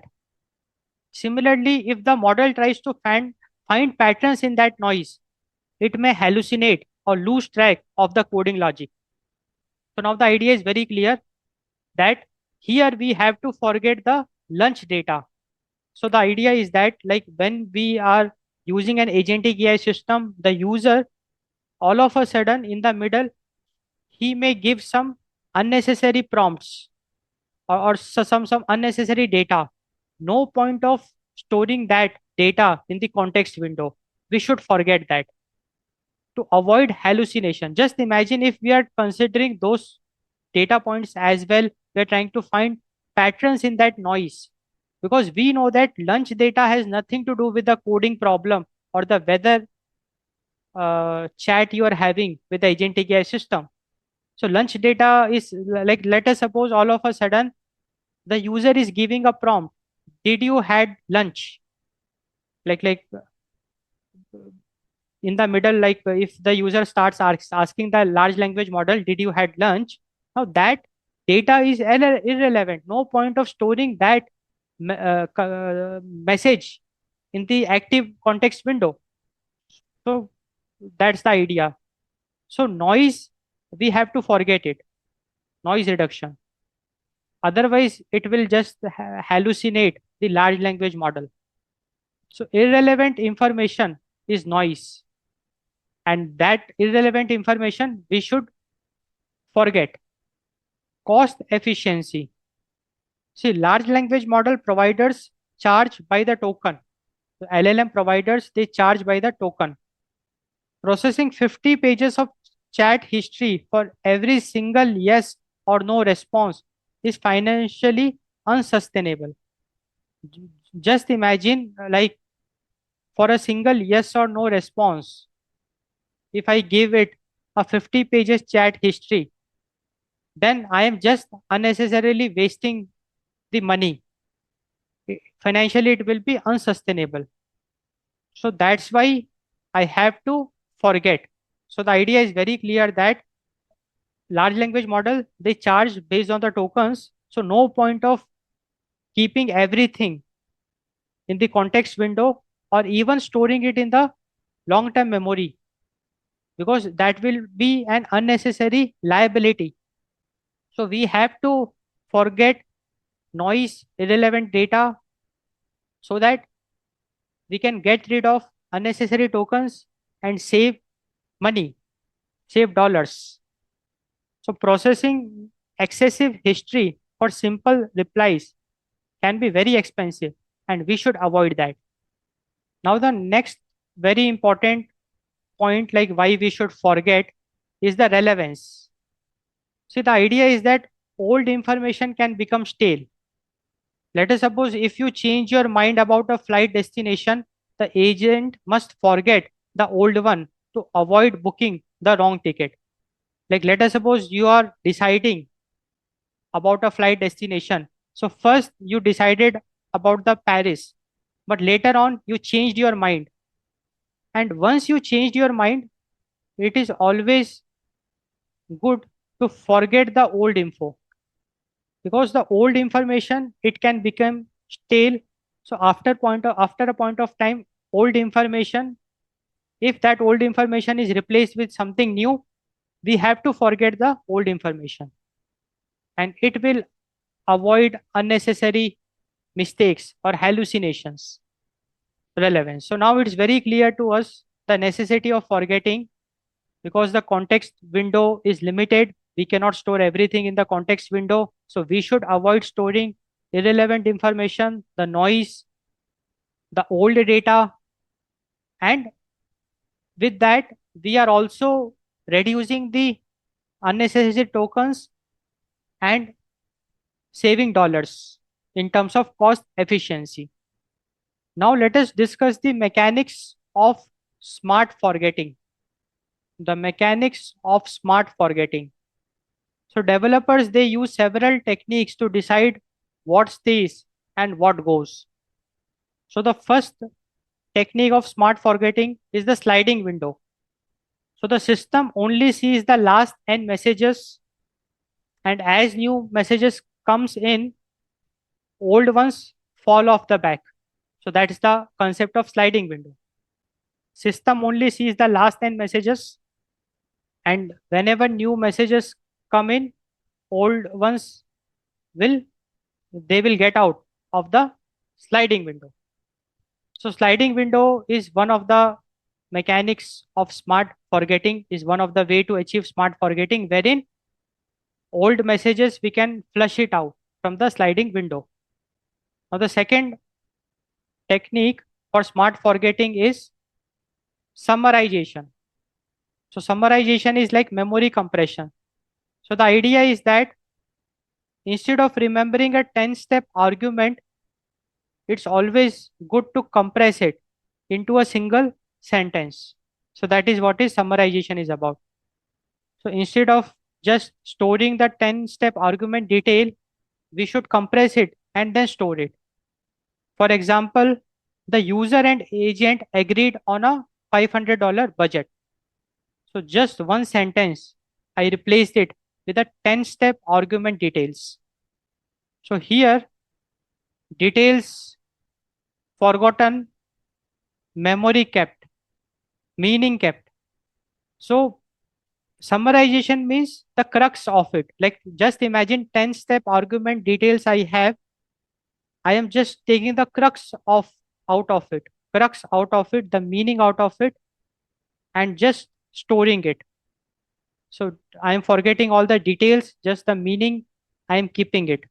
So that is the summarization. And in this way also, I am forgetting unnecessary information, unnecessary details I am forgetting. So that's a technique of smart forgetting. Now, one more very interesting technique of smart forgetting is vector pruning. Vector pruning.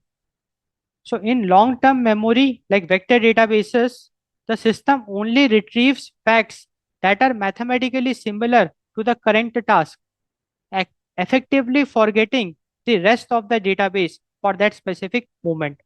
And that is what is vector pruning is. So in vector database, there is a concept of semantic search. So the idea is that the vector database, it is like a long-term memory. It holds everything. Let us suppose it remembers everything. But we will retrieve only mathematically similar facts. So based on the user query or the prompt, we will retrieve only the mathematically similar facts, forgetting the rest of the database for that moment. And in this way, we are just focusing on what is important. We are not flooding the context window with unnecessary information. Rather, we are putting only the relevant tokens in it, and we are forgetting the rest of the database for that moment. And in this way, we are achieving smart forgetting. So vector pruning is a very effective technique of smart forgetting. Now we will discuss the selective memory framework. Selective memory framework. So the goal is to maintain a high signal to noise ratio. Like we want more signal and less noise. So we want to keep the active brain very clean. So that's the main goal.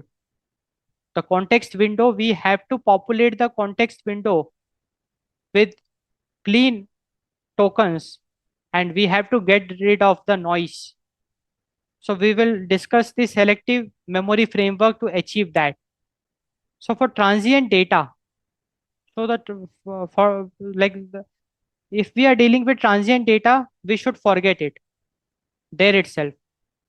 We should forget the transient data there itself. For example, syntax errors that were fixed. Syntax errors that were fixed, we should get rid of it. Polite filler or temporary search results, we should get rid of it, because temporary search results, no point of storing it in the context window. Syntax errors that already got fixed, no point of it storing in the context window. So the idea is very clear. The transient data, we should forget it there itself. If we talk about completed task we should archive in the long-term storage. Completed task we should archive in the long-term storage. For example, once a cancel order task is confirmed, the step-by-step logs of that process are no longer needed in the active brain. Because once a task got completed, now we don't want that in the active memory, active brain, the short-term memory, the context window. We don't want completed task in the context window. Rather, we should archive it in the long-term storage to make room in the context window. If we talk about user preferences are very important. We have to protect it. We have to keep it in the context window. We have to keep it in the active brain. For example, like I am allergic to peanuts or I prefer Python over Java. So these are some examples of user preferences. They strictly have to be in the context window, because every response of the large language model should consider these user preferences. User preferences are very important, and they have to be the part of the active brain always. Permanently, they should be. And similarly, active state. Active state, like let us suppose in a multi-step task, the response or the outcomes of the steps should be the part of the active brain, the context window. So the active state and user preferences, we have to store it in the context window. For example, we are currently on step 3 of 5. Losing this causes the agent to loop or stall. So now it's very clear to us that, okay, transient data, we should forget it. We should just wipe it off. Completed task, there is no need to hold the completed task information in the active window. Rather, we should archive it to some long-term storage. If we talk about user preferences and active state, we should protect it. we should keep it in the active brain. We have to keep it in the active brain, the context window. They are very important. Memory as triage. So we should think of agents memory like a doctor's office. So let us think the agent's memory as doctor's office. So the idea is that the clipboard, the clipboard is the active state. So the doctor is maintaining a clipboard. So when the doctor is diagnosing a patient, the active state, he will note it down in the clipboard. So clipboard is the active state, like what is happening right now. The patient file is the long-term memory. So what is true about this person generally? So the patient file is the long-term memory. And the waiting room, and in the waiting room, the chit chat, that is the noise. The chit chat in the noise, the chit chat, the chatter, there is a noise in the waiting room. Like what did the patient say about the weather while walking in? We should forget it immediately. So now it's very clear that if we talk about agentic AI system, whatever is happening right now, like like like agentic AI system is in action, it is solving some problem, it is doing some kind of an orchestration. So the active state, we have to store it in the memory. We have to store it in the context window. So what is happening right now is very important for us. We have to store it in the context window. And the long-term memory, like the patient file, the information about the patient, or the task which are completed, the information of it, that is also important for us, that we can store it in the long-term memory so that we can refer it whenever we want in the long run. So the patient file is acting like a long-term memory. But the noise, we should immediately put it in the trash. Now let us discuss a core insight about when to forget. A perfect memory creates an agent that is easily distracted and expensive. A perfect memory, if we talk about, it creates an agent that is easily distracted and expensive. Because if I talk about a perfect memory is one which tries to remember everything. A perfect memory is one which also considers the noise, which tries to remember everything, which tries to store everything in the long term memory as well as in the short term memory. And hence, since it is trying to remember everything, it will lead to easy distraction, and it can be very expensive also, because irrelevant tokens, we are storing it in the context window, we are processing it, and we are paying extra charges for the API, because LLM providers, they are uh, billing based on the tokens, number of tokens. So a perfect memory creates an agent that is easily distracted and expensive, and a selective memory creates an agent that is sharp, fast, and personalized. So now it's very clear that we should forget. Forgetting is very important. We don't want a perfect memory, rather we want a selective memory, because with selective memory, we will be avoiding unnecessary noise, and hence it will be sharp, fast, and personalized. So good intelligence is defined as much by what it ignores as by what it attends to. So when we talk about good intelligence, what agentic AI system ignores is also important as what it attends to. So ignoring is also very important. So in agentic AI system, if we talk about in terms of the memory systems, there is, like, forgetting is very important. It agentic AI system should not remember everything. It should forget the noise. It should forget the irrelevant tokens. It should ignore it. And that's the core insight. What is long-term memory? Now we will discuss what is long-term memory. What is long-term memory? So long-term memory is the persistent storage layer of an AI system. that allows it to retain information indefinitely across different sessions. So as the name suggests, long-term memory means it is a persistent storage. Like it is a non-volatile storage. Long-term memory is a non-volatile storage. The information over there will be there forever unless you delete it. And we make use of this persistent storage layer for retaining information indefinitely across different sessions. So across different sessions, we can make use of the information of the non-volatile storage, the long-term memory. So short-term memory, it is volatile. It clears when the conversation ends. But if we talk about long-term memory, it resides in non-volatile storage, ensuring the agent remembers you next time. So long-term memory is like non-volatile. The information will remain forever. Now let us look at types of long-term memory. Types of long-term memory in agentic AI systems. So we have structured data as one of the type of long-term memory in agentic AI system. So structured data is basically highly organized information stored in fixed formats like tables with defined rows and columns. So as the name suggests, structured data means it has to be in the structured format.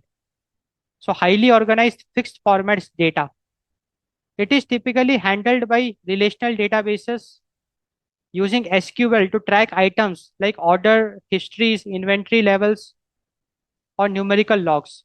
So now it's very clear that when we talk about long-term memory, we can make use of structured data like relational databases. Relational databases can be a form of a long-term memory for agentic AI systems.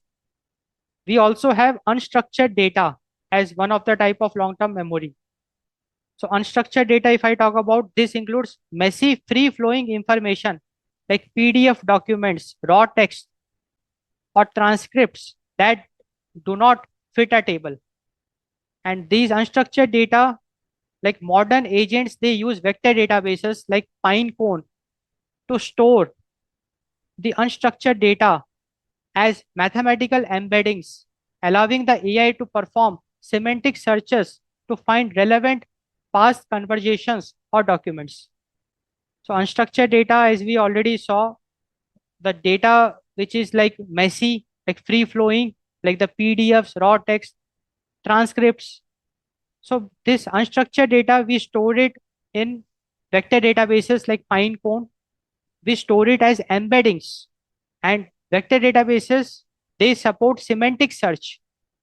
So unstructured data is also a type of long-term memory. So we can make use of a relational database as a long-term memory, or and also we can make use of a vector database as a long-term memory for an agentic AI system. Then we have user-specific data. User-specific data.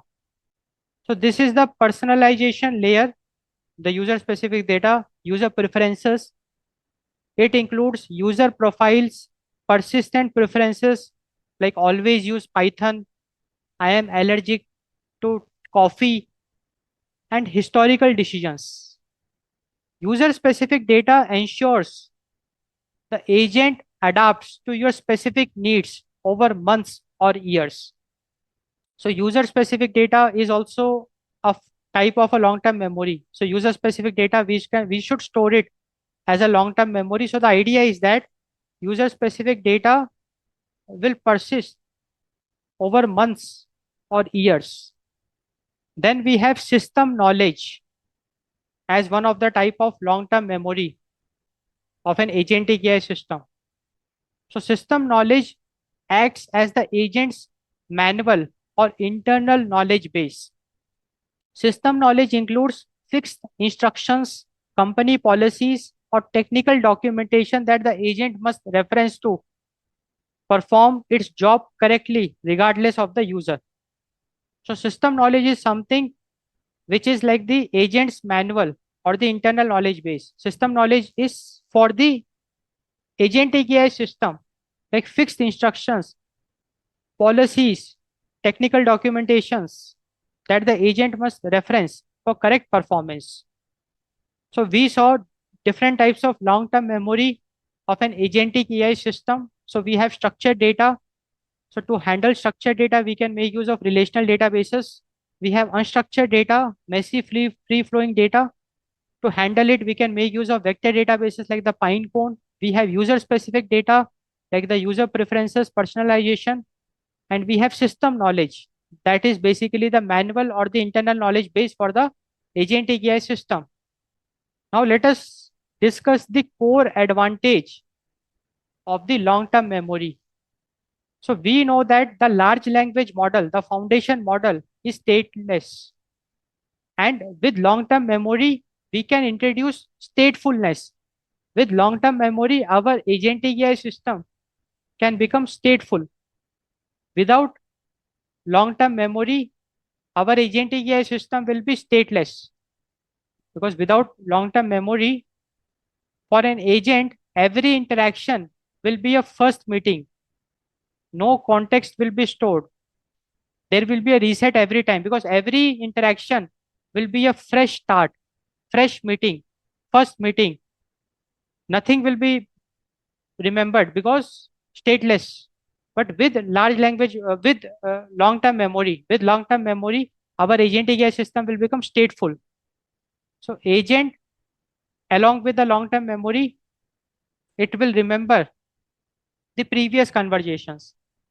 It will resume complex multi-day workflows. It will learn from past mistakes or success, and it will ground its answer in historical facts rather than guessing. So with long-term memory, our agent AI system will resume complex multi-day workflows. It will learn from past mistakes or successes, and it will ground its answer in historical facts rather than just making guess. So overall, we can say that the long-term memory, it transforms an AI from a temporary chatbot into a persistent digital colleague. Because without long-term memory, our AI will be just a temporary chatbot. But with long-term memory, the AI system will become a persistent digital colleague. So that's the idea. Databases as memory. So now we will look at databases as memory. So let us look at the role of structured storage. The role of structured storage. So in AI agent architecture, databases, specifically the relational databases or the SQL databases, they serve as the source of truth. So in agentic AI systems, the databases, especially the relational database or the SQL database, they serve as the source of truth. And the LLM, the large language model in the agentic AI system, it provides the brain.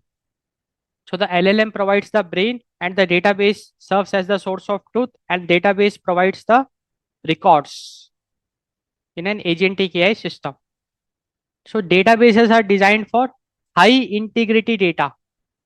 So databases, they store information that must be exact, traceable, and formatted.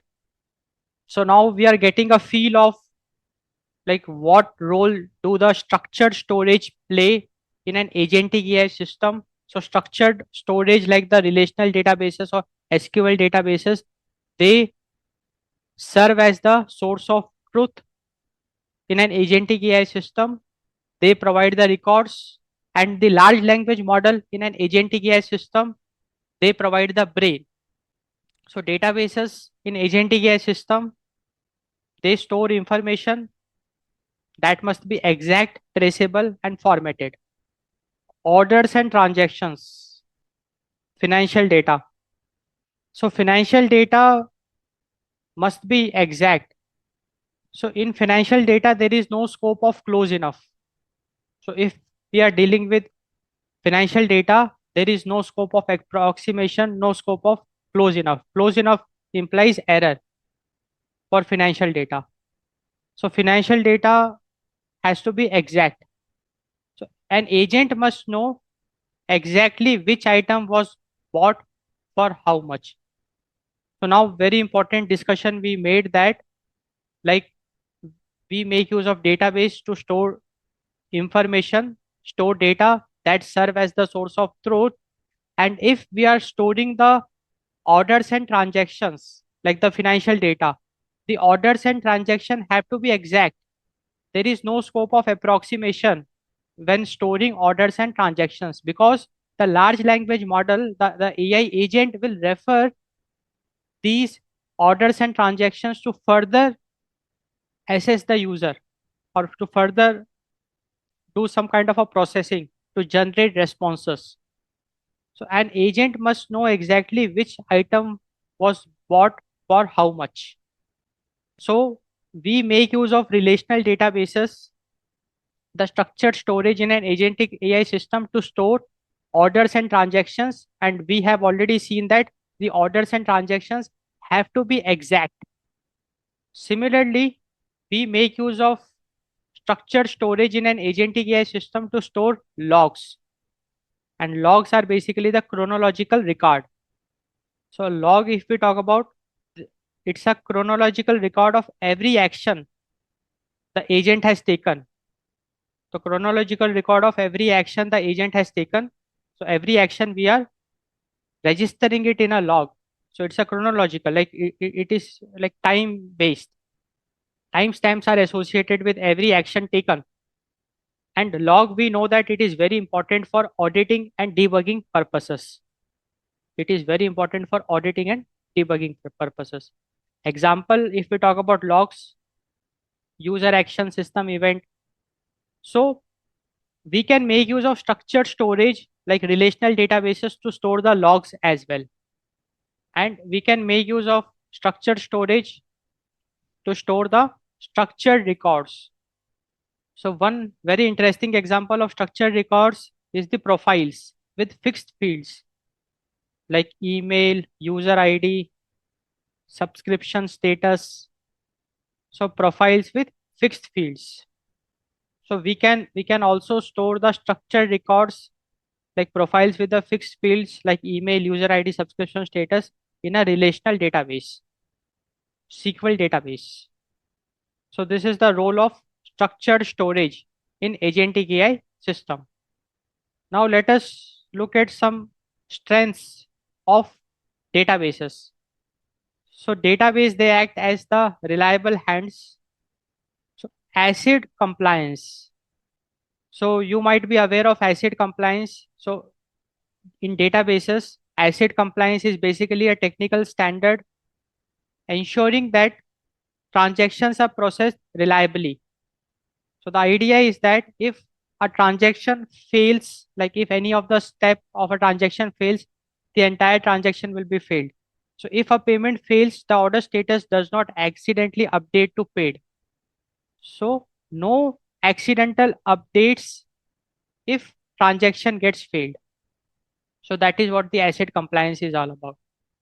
So let us suppose we have a transaction, like transaction is like a payment.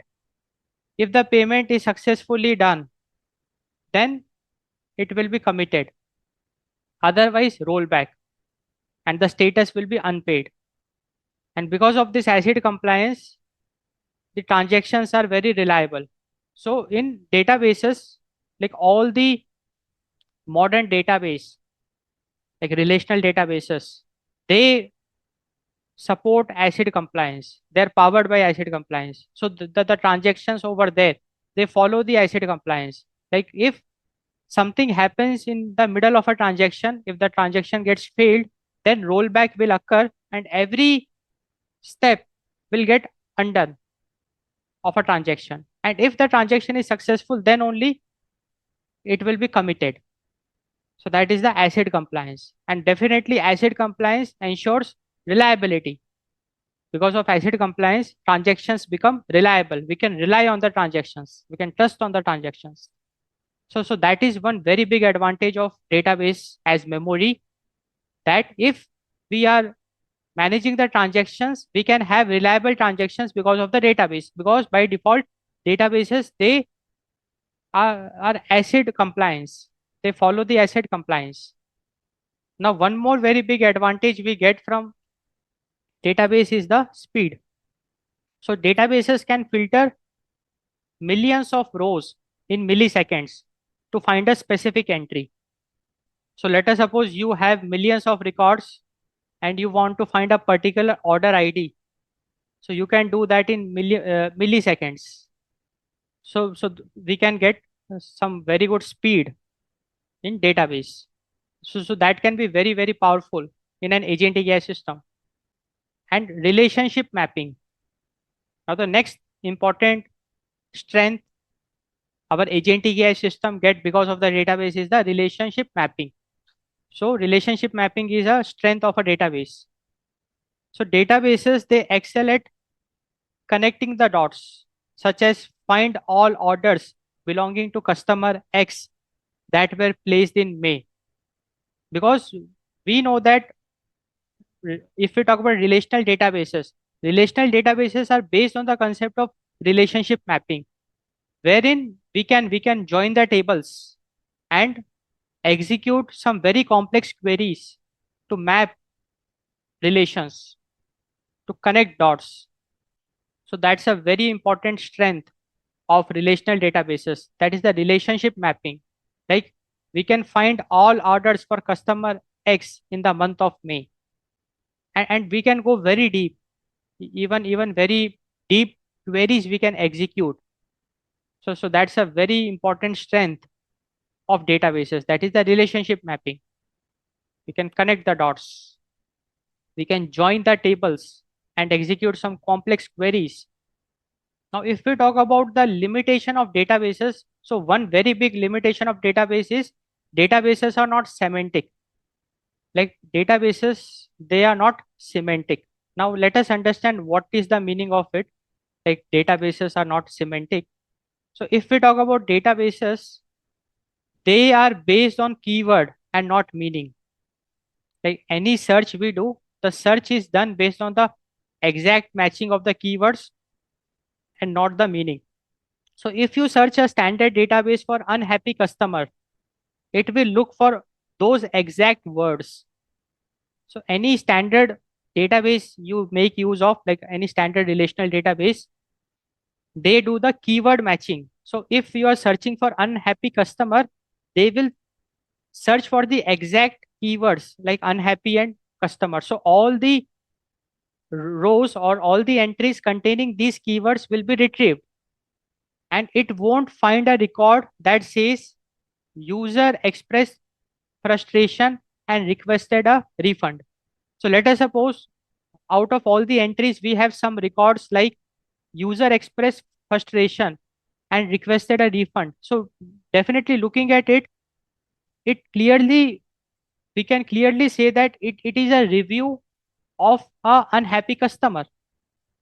And now with keyword matching, we will never be able to find this, because if we are searching unhappy customer, so this review does not have the keywords unhappy and customer.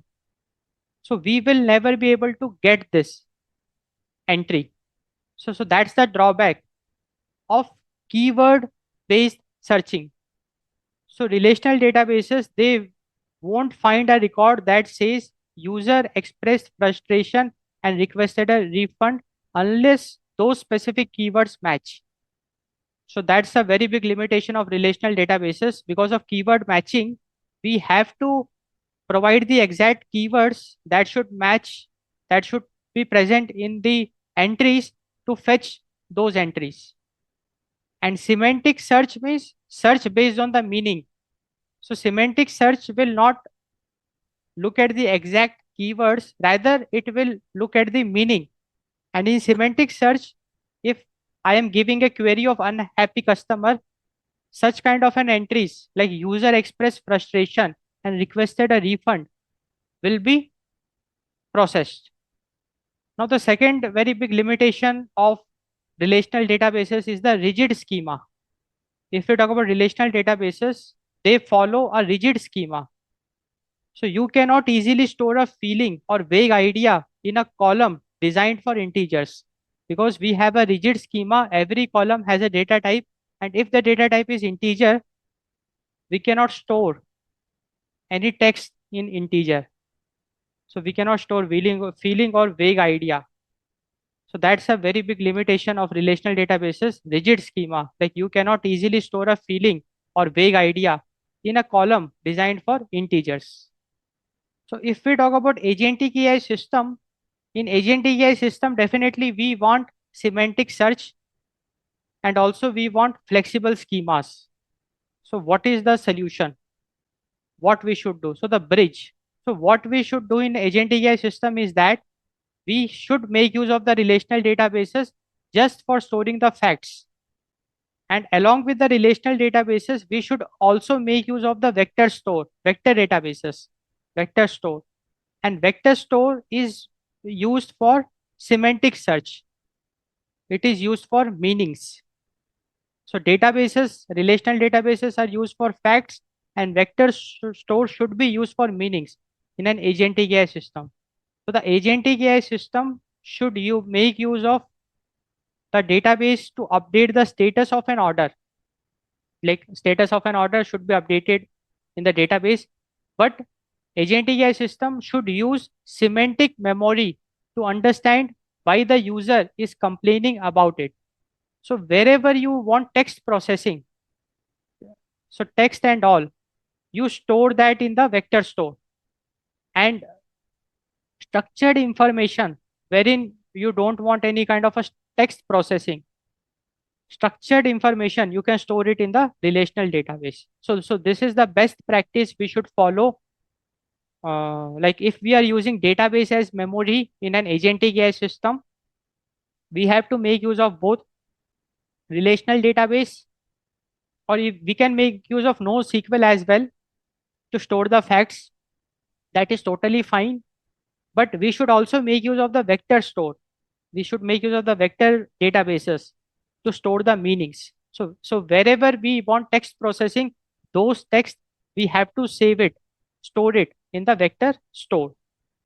Now let us look at an example, like an example scenario of database as memory in agentic AI system.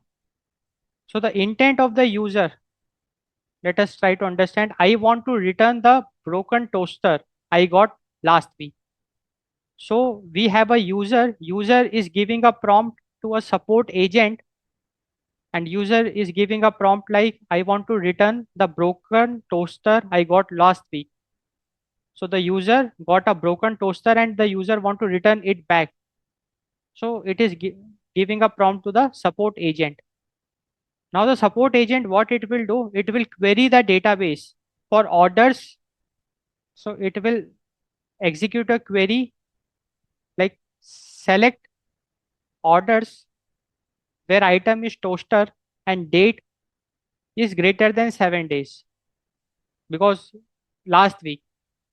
So with this query, all the orders related to toaster and older than the last week will be retrieved from the database. Then the support agent will search through the response, so database response, and if the order is found, the support agent issues update. So it will execute a query like update orders, set order status is equal to return pending, where order ID is the order ID which it got from the database response. So what is happening is that the user sent a prompt to the support agent queried the database to extract all the orders related to toaster which are older than 7 days, and then it will get the response, and it will cross check that with the user whether you ordered this toaster on this date.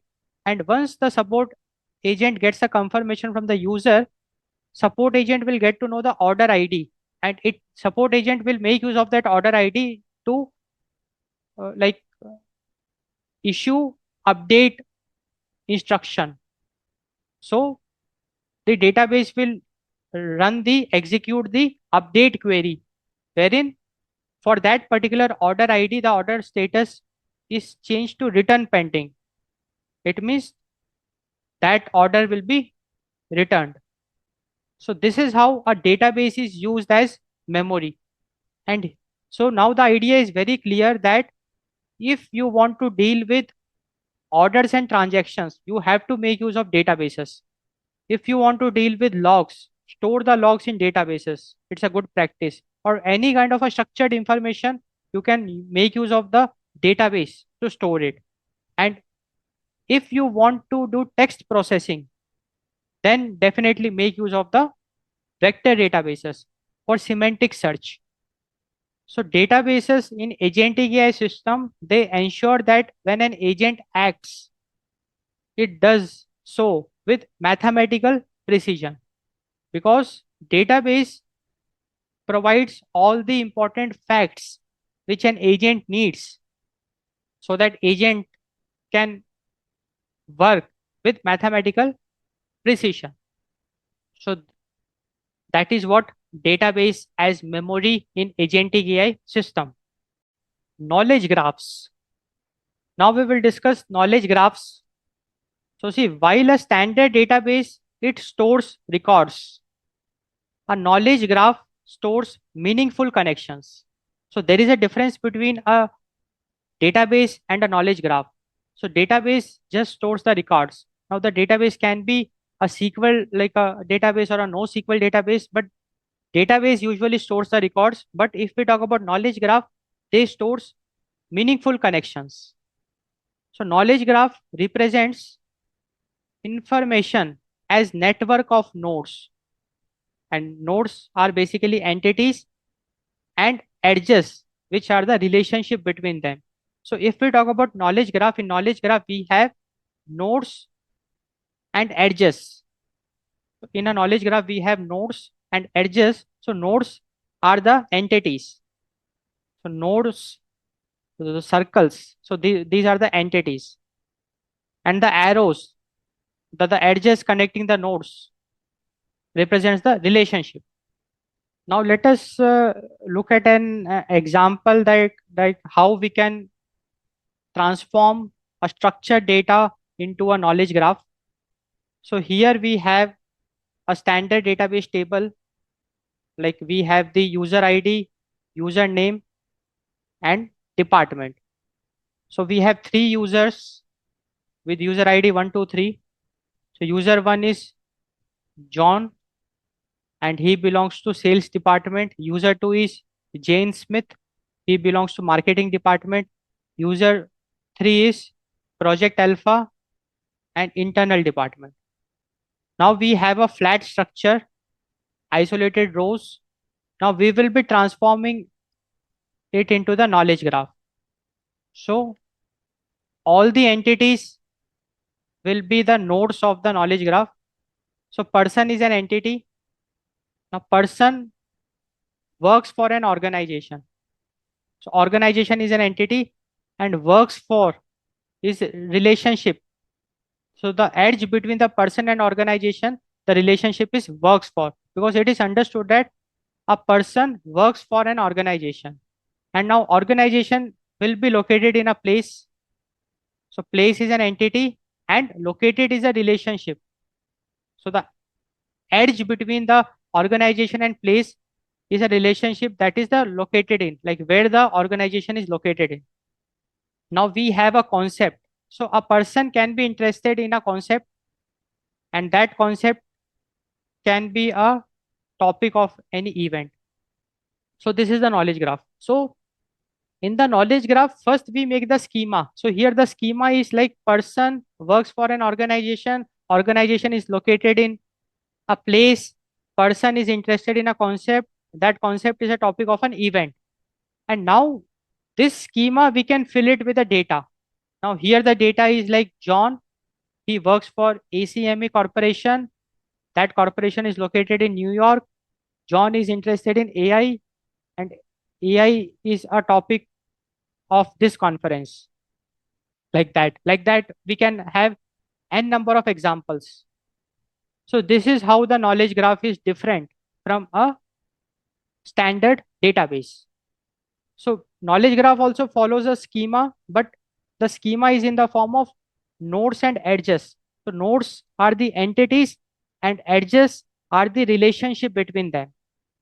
And very easily we can transform a standard database into a knowledge graph. And now one very important question is why we need knowledge graph? Because we already have standard database which can store records. So knowledge graph stores meaningful connections, and meaningful connections, the like representing meaningful connections can be very helpful, especially for AI. So knowledge graphs allows an AI to understand the context and hierarchy of data rather than just isolated rows. So because of knowledge graph, AI understand the why and how and not just the what. So knowledge graph allows an agentic AI system to understand the context and hierarchy of data. And hence, in an agentic AI system, we should also consider using knowledge graphs. So if you want to store meaningful connections, you should definitely consider knowledge graphs. Knowledge graphs can be very powerful. Now, if we talk about the code structure of the knowledge graph, so it is the triples. So the knowledge graph, they follow the triple logic. Now, what is the triple logic? Let us understand. So triple logic means three things are there: subject, predicate, and object. So if we talk about the code structure of a knowledge graph, it is a triple logic. So three things are there: subject, predicate, and object. Now we have entity. So in knowledge graphs, we have entity. So the nodes, the circles, the nodes, they represent the entity. Now what is an entity? Entity is a specific thing, idea, or concept. Entity can be any specific thing like a person, a place, an organization.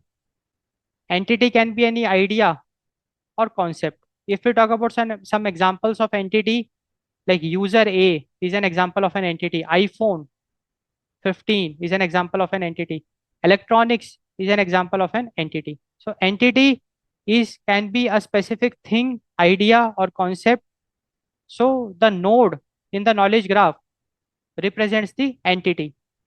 Similarly, in the knowledge graph, we have relationship. So the edge in the knowledge graph represents the relationship, the edge between the nodes. And relationship is basically the verb, the link or connection between entities. So relationship is the connection between the entities. For example, if we talk about relationship, purchase, like user A purchased iPhone 15 is a version of his relationship. Like iPhone 15 is a version of iPhone series located in can be a relationship. So basically, now it's very clear that if we talk about knowledge graphs, in knowledge graphs, it follows a triple logic.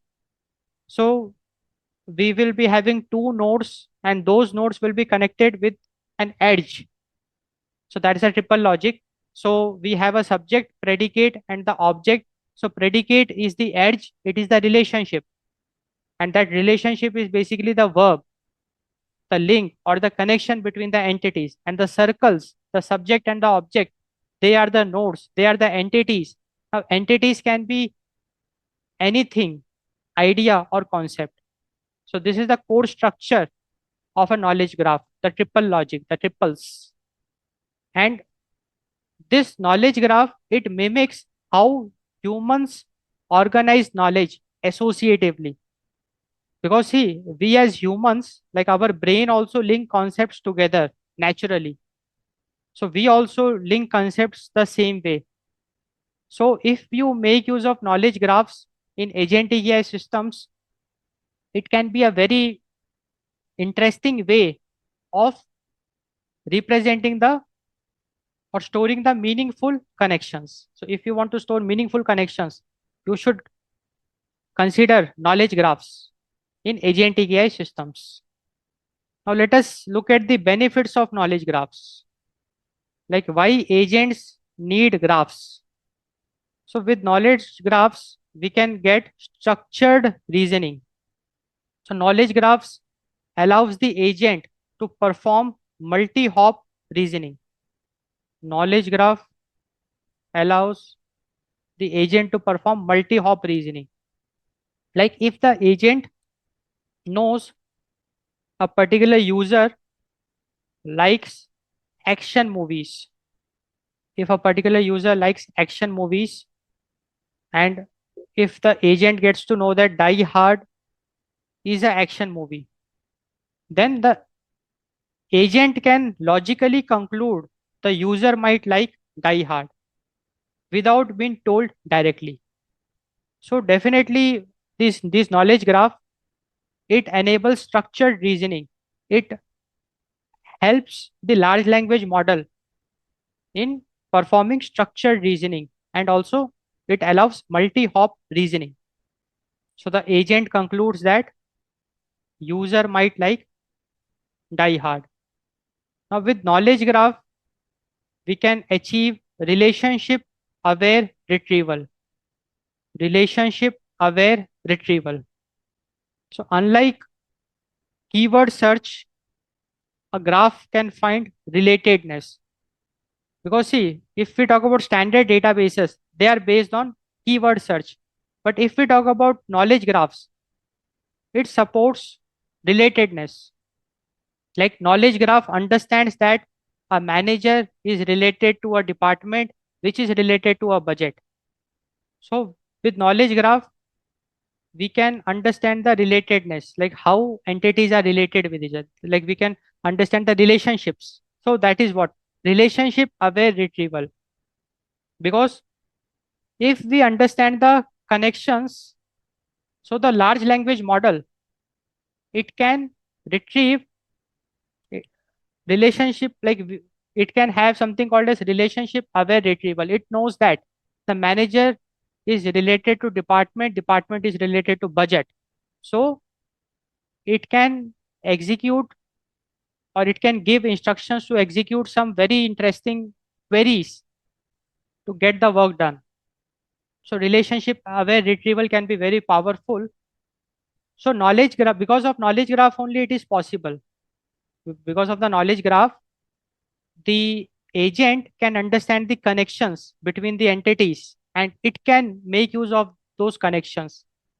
So with knowledge graphs, we can also get explainability. So this is the glass box effect. So let us understand the glass box effect. So see, if an agent makes a recommendation, you can trace the path through the graph to see exactly why.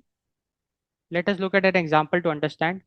So see, we have a user who bought product X, and the product X shares a category with the product Y. So this uh, meaningful connection is present in the knowledge graph. So here what is happening is that based on the knowledge graph, the agentic AI system can give recommendations to the user. And while recommending the user, it can explain also why it recommended the user a particular recommendation. For example, I will give you an example. As a user, I am giving a query to an agentic AI system that recommend me some laptops. Like I want to buy a laptop. Please recommend me some laptops. Now, the agentic AI system will refer its knowledge graph to see whether any meaningful connections is there, meaningful information is there, which is connecting me as the user with some laptops. And if those meaningful connections are there, agentic AI system can use it to recommend you some laptops, and it can explain also why it has given those recommendations. So that is what explainability is. So knowledge graph, since knowledge graph contains a record of all the meaningful connections, those meaningful connections can be a very interesting source of truth, which the agent can make use of while recommending. So that can act like a explainability. So if an agent makes a recommendation, you can trace the path through the knowledge graph to see exactly why an agent made that recommendation. So that's the idea. So that's the glass box effect. So we saw that knowledge graph can be very powerful in agentic AI systems. So if you are using knowledge graph as memory systems in agent design, what benefits you can get is structured reasoning. Like knowledge graph allows multi-hop reasoning, relationship aware retrieval, because the agents can understand the connection, and based on that it can retrieve information, and explainability, wherein the user can trace the path. They can dig deep into the knowledge graph, or even the agent can tell why it gave a particular recommendation, referring to knowledge graph as source of truth. So these are the benefits we can get if we use knowledge graphs as memory systems in agent design. Now we will look at some key use cases. Key use cases of knowledge graphs as memory systems in agent design. So first very interesting use case is enterprise knowledge systems. So we can map out a company's entire structure, like who knows which skill, which document belongs to which project, or which server supports which app. So we can map out a company's entire structure using a knowledge graph, and which can be very helpful. So we can use knowledge graphs to map out the entire like map out a company's entire structure. So we can build enterprise knowledge systems. We can build enterprise knowledge systems using the knowledge graphs. We can build enterprise knowledge systems using the knowledge graphs, wherein we can map out a company's entire structure, which can be very interesting. Now, the next very interesting use case of knowledge graphs is the recommendation engines. Now, see, knowledge graphs can be used in implementing recommendation engines. Like using knowledge graph, we can move beyond, like people who bought this also bought that. Like if so see I'll tell what is happening. So let us suppose you have an e-commerce platform. Now in the e-commerce platform, transactions are happening, and purchase history or the buying trend is getting stored. And if we analyze that, we can make out some interesting insights. We can get some interesting insights that okay, if a person bought this, he also bought that. Oh, if a pregnant woman bought this, she also bought that. So it is kind of a correlation. So that is by default, we can have. For that we don't need any knowledge graph. Like, see, we make use of standard databases to store the transactions, and very easily we can run some queries to find some patterns, and very easily we can find patterns like okay, if this category of customer or a buyer bought this, he or she will definitely buy that. So based on this we can recommend.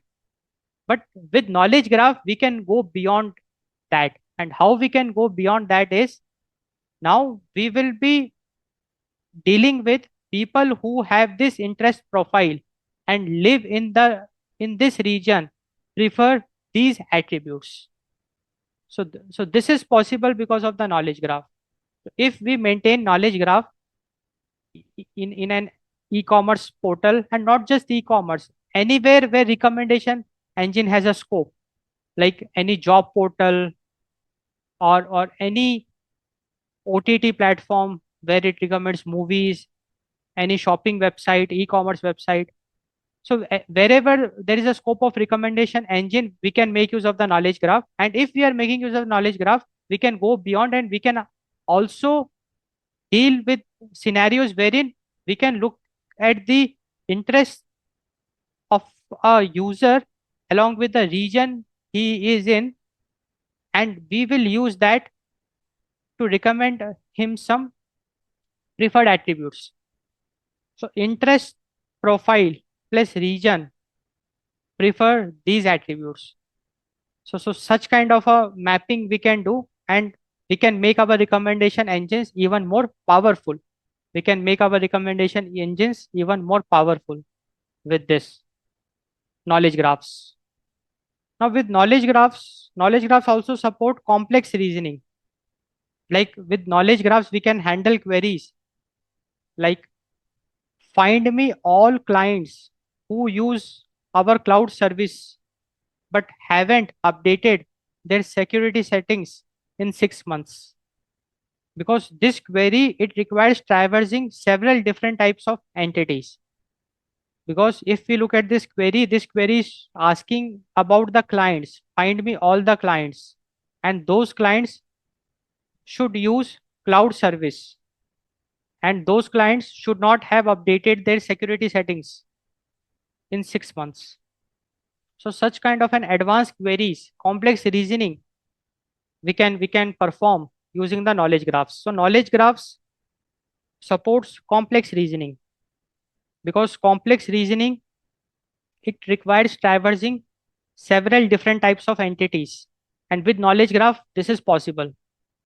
So now it's very clear that if you are using knowledge graphs as memory systems in agent design, you can use that knowledge graph as enterprise knowledge systems. You can use the knowledge graphs to power your recommendation engines, and also to support complex reasoning.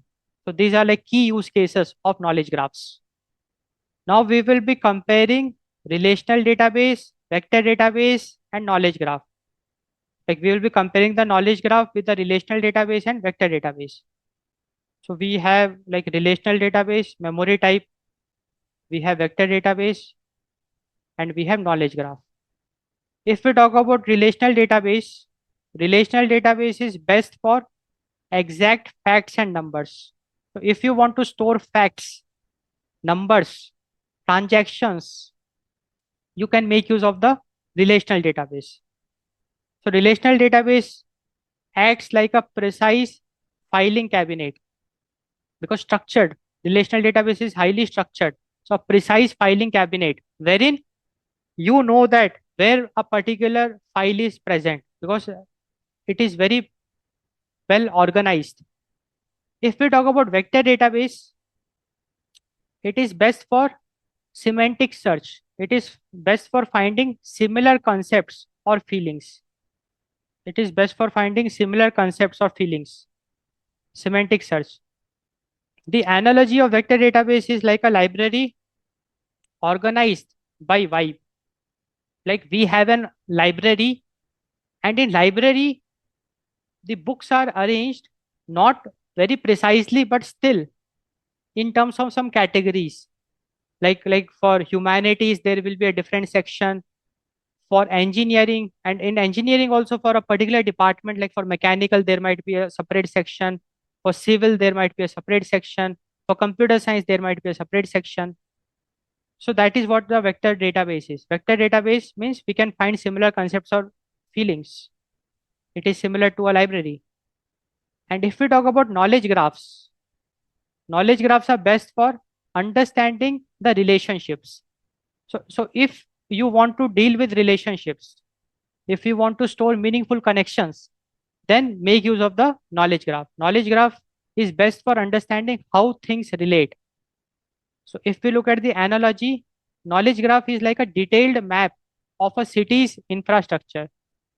So knowledge graph is like a detailed map of a city's infrastructure. So that is what the knowledge graph is.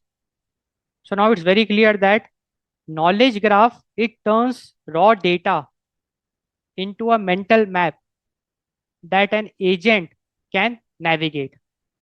Persistent user profiles. So now we'll discuss persistent user profiles. So let us look at the three pillars of personal memory.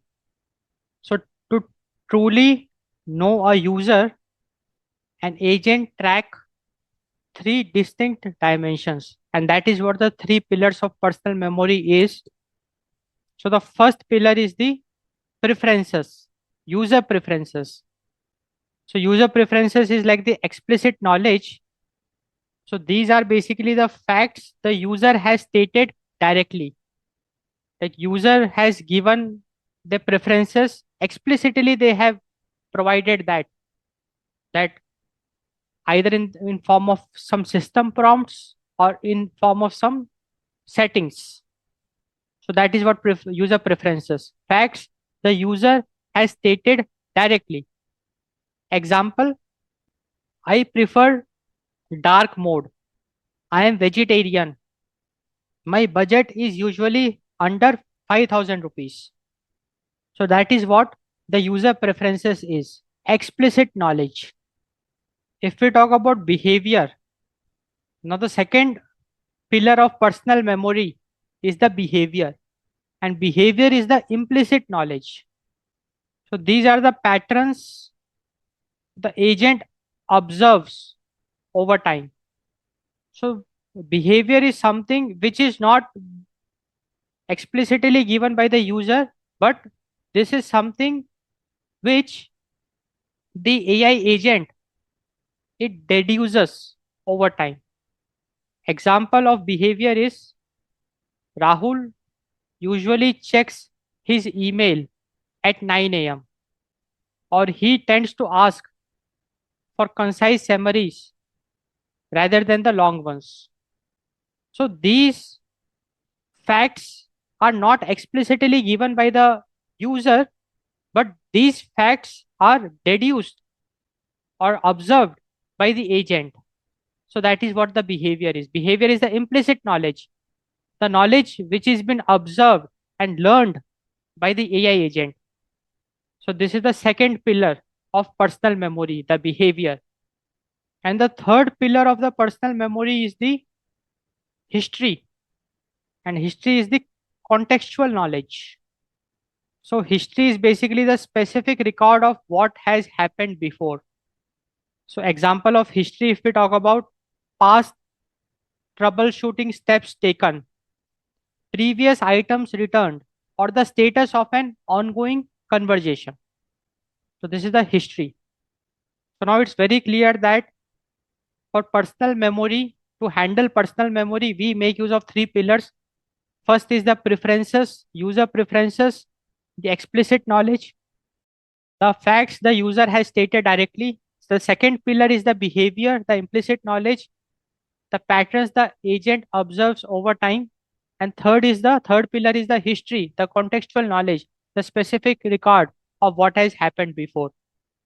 So for every user, we should store their preferences, their behavior, and history. So let us look at an example. Let us look at an example of a user profile.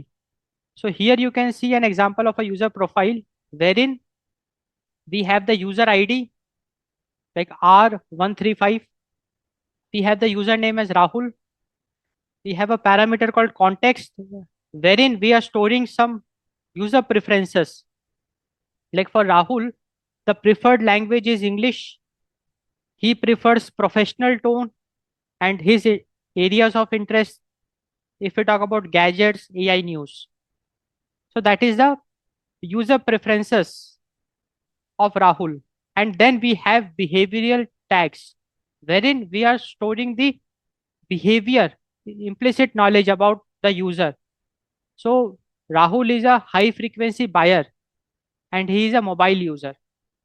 So in this way, we maintain a user profile wherein we are taking care of the three pillars of the personal memory. We are considering the user preferences, the user behavior, and the history. And in this way, we are creating persistent user profiles. Now let us look at the benefits of user applied memory. So if we are making use of personal memory, if we are maintaining a user profile containing user preferences, user behavior, and history, then what benefits would we get? Let us look at that. So the first benefit is the hyper personalization. Now, because of the user applied memory, the agent does not just suggest a phone, it suggests a phone that fits Rahul's specific interest in electronics and aligns with his past brand loyalty. So that is what is hyper personalization is, and it's very important. So with user applied memory, if we are maintaining a persistent user profile, we can achieve hyper personalization, wherein the agent will not just recommend or suggest a phone, but it will suggest a phone that fits the user specific interest and aligns with the user's past brand loyalty. So that is what the benefit we get, hyper personalization. Now the second benefit we can get is the reduced cognitive load. So if we maintain persistent user profiles, we will reduce the cognitive load, faster interactions. Because see, the AI agent, it already knows a lot about the user because we have user applied memory. We are storing the personal information of the user, and using that, the agent already knows a lot about the user. So the user does not have to repeat himself. The user does not have to repeat himself. Instead of saying search for a laptop in English and make the summary brief, the agent fills in the English and brief requirements automatically. So that is what is the reduced cognitive load is, wherein agent already knows a lot about the user. So the interaction will be very fast, faster interaction it will be. Now the third very important benefit is the anticipatory service. So by knowing the history of the user, the agent can predict the next step. For example, let us suppose a user like Rahul, he bought a camera.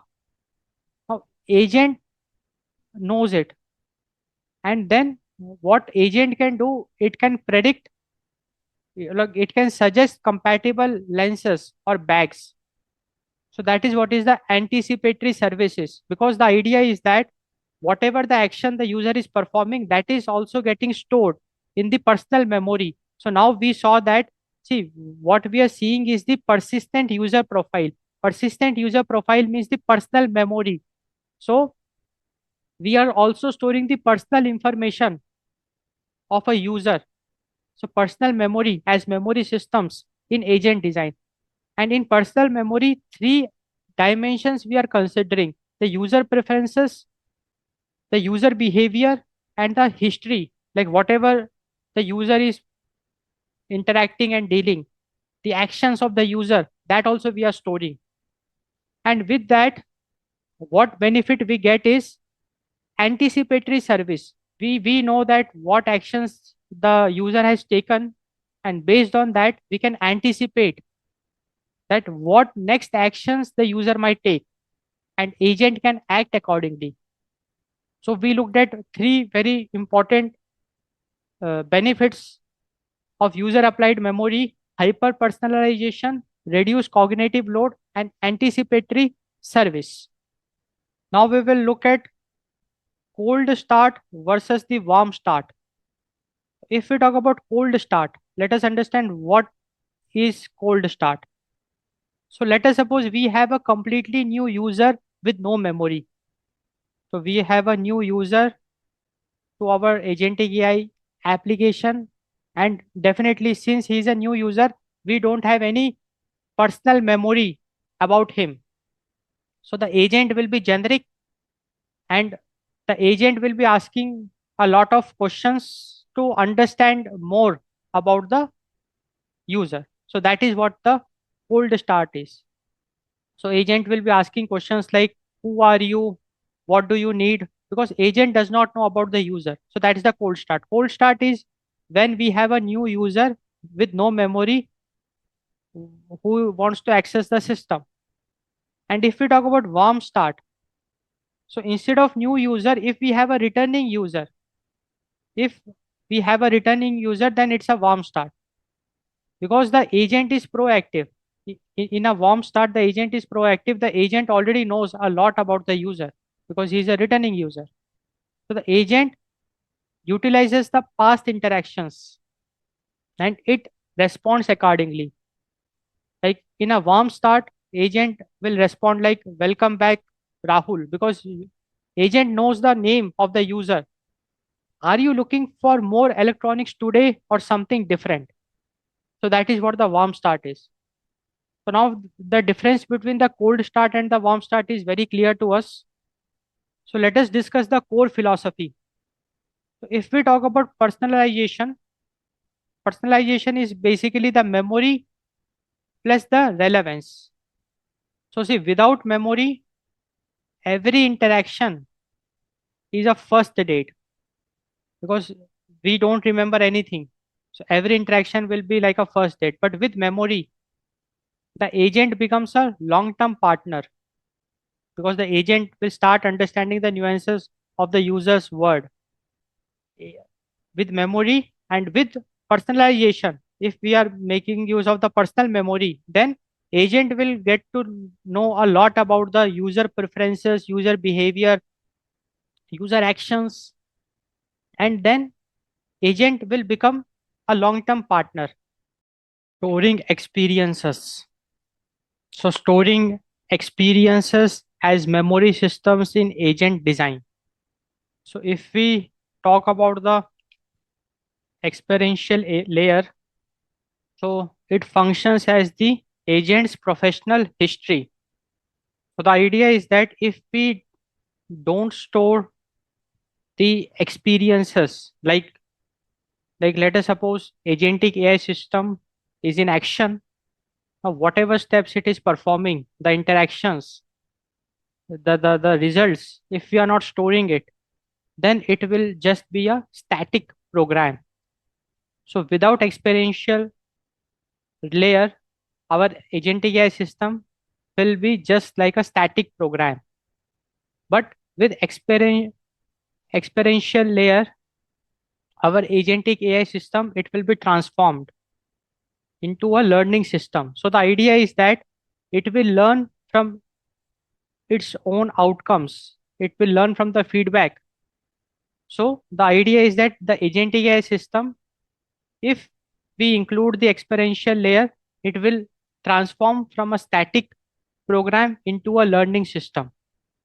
So the user memory, it just focuses on who the user is.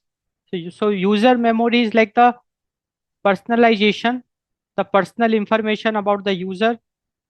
So user memory just focuses on who the user is, like the profile data, the user preferences, the user behavior, personal context. Whereas the experience memory is all about, it focuses on how the agent performed. So experience memory focuses on how the agent performed. So experience memory, it holds the past actions, performance metrics, skill refinement, and outcome analysis. So that's the importance of experience memory. So that is what the storing experience is. So now it's very clear that in an agentic AI system, we should be storing experiences and we should be considering the experience memory, which will be focusing on how the agent performed and learning from its own actions, so that the agentic AI system will be transformed from a static program to a learning system with the experiential layer. So now let us look at the anatomy of an experience. The anatomy of an experience. To learn, an agent does not just store what was said, it stores the trajectory of the task. And this follows a specific loop. So the input query. So in the experience memory,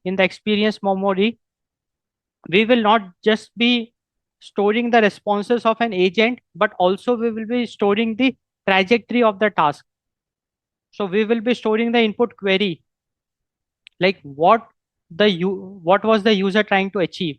So in the experience memory, we will be storing the input query, which represents what the user was trying to achieve. We will be storing the thought, the reasoning, what was the agent's internal plan. In the experience memory, we will be storing the action, the tool call, like which API or database was invoked. And we will also be storing the outcome, the result. So in the experience memory, we will also be storing the outcome. So did it work? Did the API return an error? Did the user say thank you or that's wrong? Like the feedback of the user. So all this we will store in the experience memory. So now it's very clear that when we are talking about experience memory as memory systems in agent design, we will not be just storing the response of an agent. Rather, we will be storing the input query, like what was the user trying to achieve. We will be storing the thought process, the reasoning, what was the agent's internal plan. We will be storing the action, the tool call, which API or database was invoked by the agent. And then we will be storing the outcome, the result. Like did it work? Did the API return an error? And the feedback of the user. Did the user say thanks or that's wrong? So this is what is the anatomy of an experience. Turning logs into lessons. So by storing success or failure logs, the system creates a feedback loop for future orchestration. So we already saw that in the experience memory, we will be storing the entire trajectory, like the success and the failure logs of an agentic AI system. And now this success and failure logs, it will help or it will enable the agentic AI system to create a feedback loop for future orchestration. So using the success and failure logs, the agentic AI system will create a feedback loop. So now it will transform into a learning system wherein it will do the self correction. Like using the failure logs, the system will realize where it made mistakes and it will do the self correction over there. So learning system.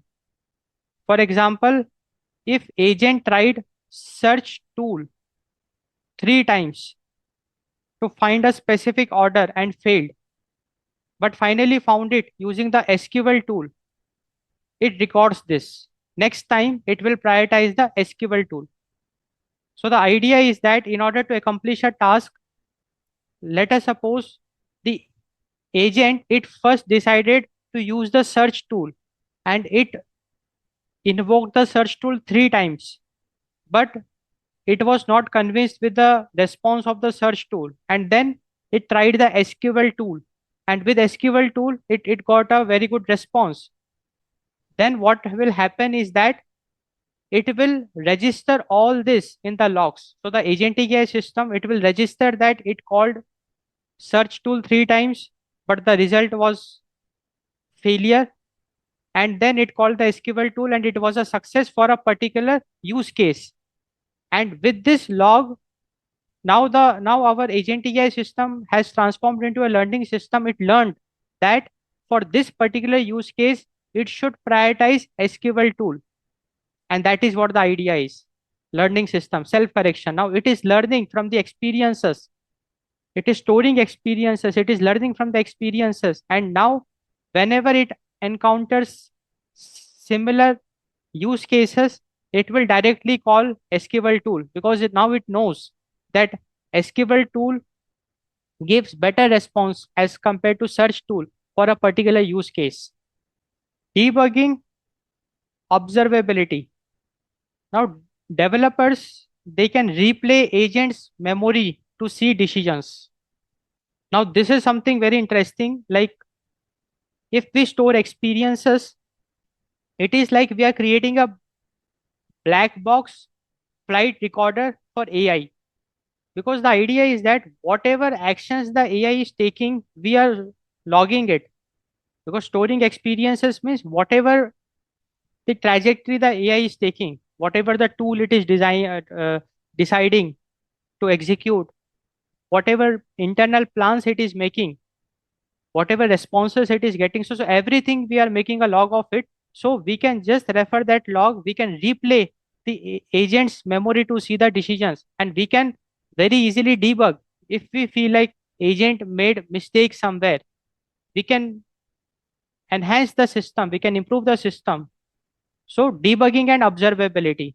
So if we store experiences, it helps us in debugging and observability of our agentic AI system. So agentic AI system should definitely store experiences because it enables debugging and observability. It is like a black box flight recorder for AI. Refinement of prompting. Now the orchestrator can look back at successful outcomes and use them as few short examples to guide the LLM in the future. So with storing experiences, the good thing is that our agentic AI system can experiment with different prompts, and it will get to know that which prompt worked, and it can use those prompts as few short examples. And that is what refinement of prompting is. So storing experiences enables us to refine the prompts. So our agentic AI system, if it stores experiences, so by looking at the experiences, it will get to know that which prompts work. It will be able to refine the prompts, and then it can just make use of that prompts as a few short examples to guide the LLM in the future. So by storing experiences, our agentic AI system, it will turn the log into lessons, because all the experiences that the trajectory it is following, if it is storing it, then it will act like a learning system. It will learn from its own experiences. It will be able to do the self correction.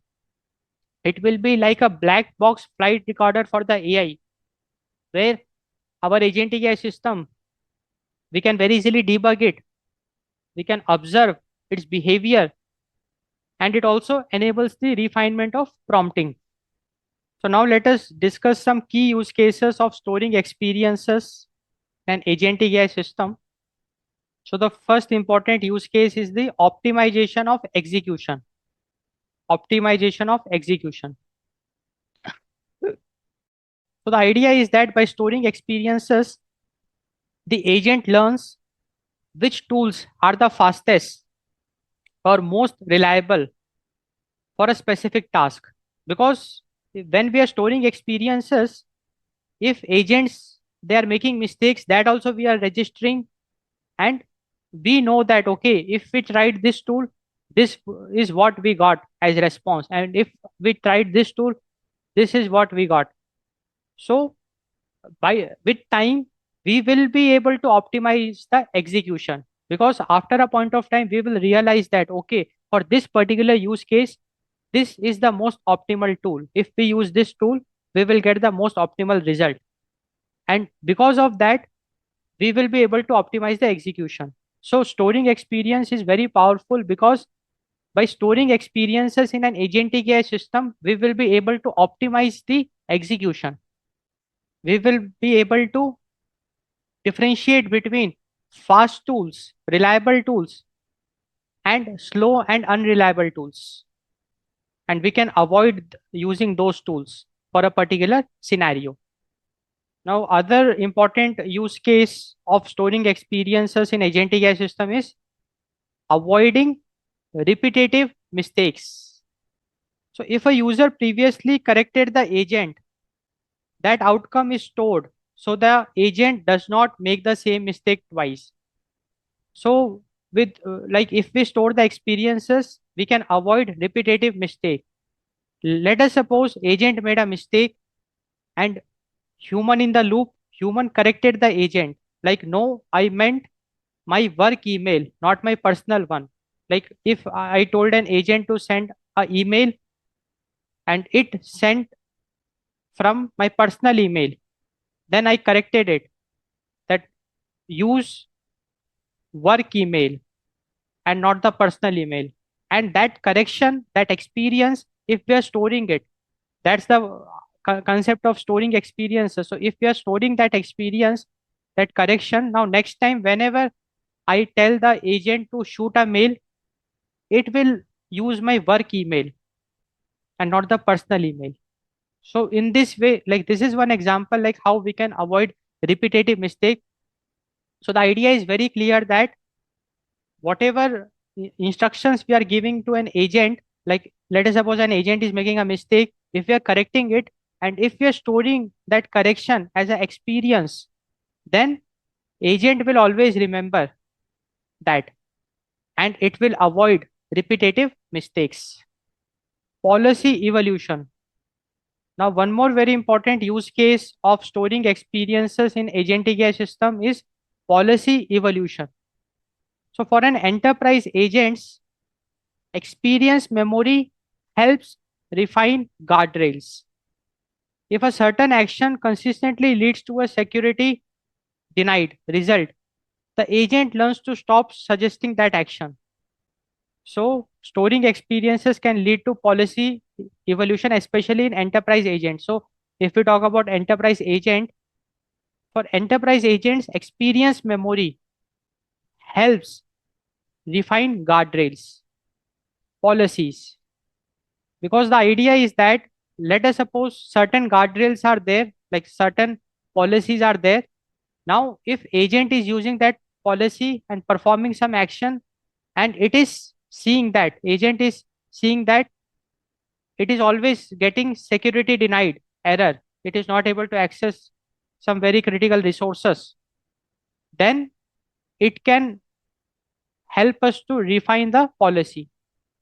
Because with experience, with time, we will figure out that okay, certain policies we have to relax, certain policies we have to strengthen, certain guardrails we have to strengthen, certain guardrails we can relax. So all that we can do. So that is the what is policy evolution. Because there are certain things which will come into the picture only when the system is running. During the runtime only we will realize what is correct and what is right and what is wrong. So that is the power of experience memory. Because let us suppose we are starting with certain assumptions, and our agentic AI system is in action, like in the enterprise agentic AI system is in action.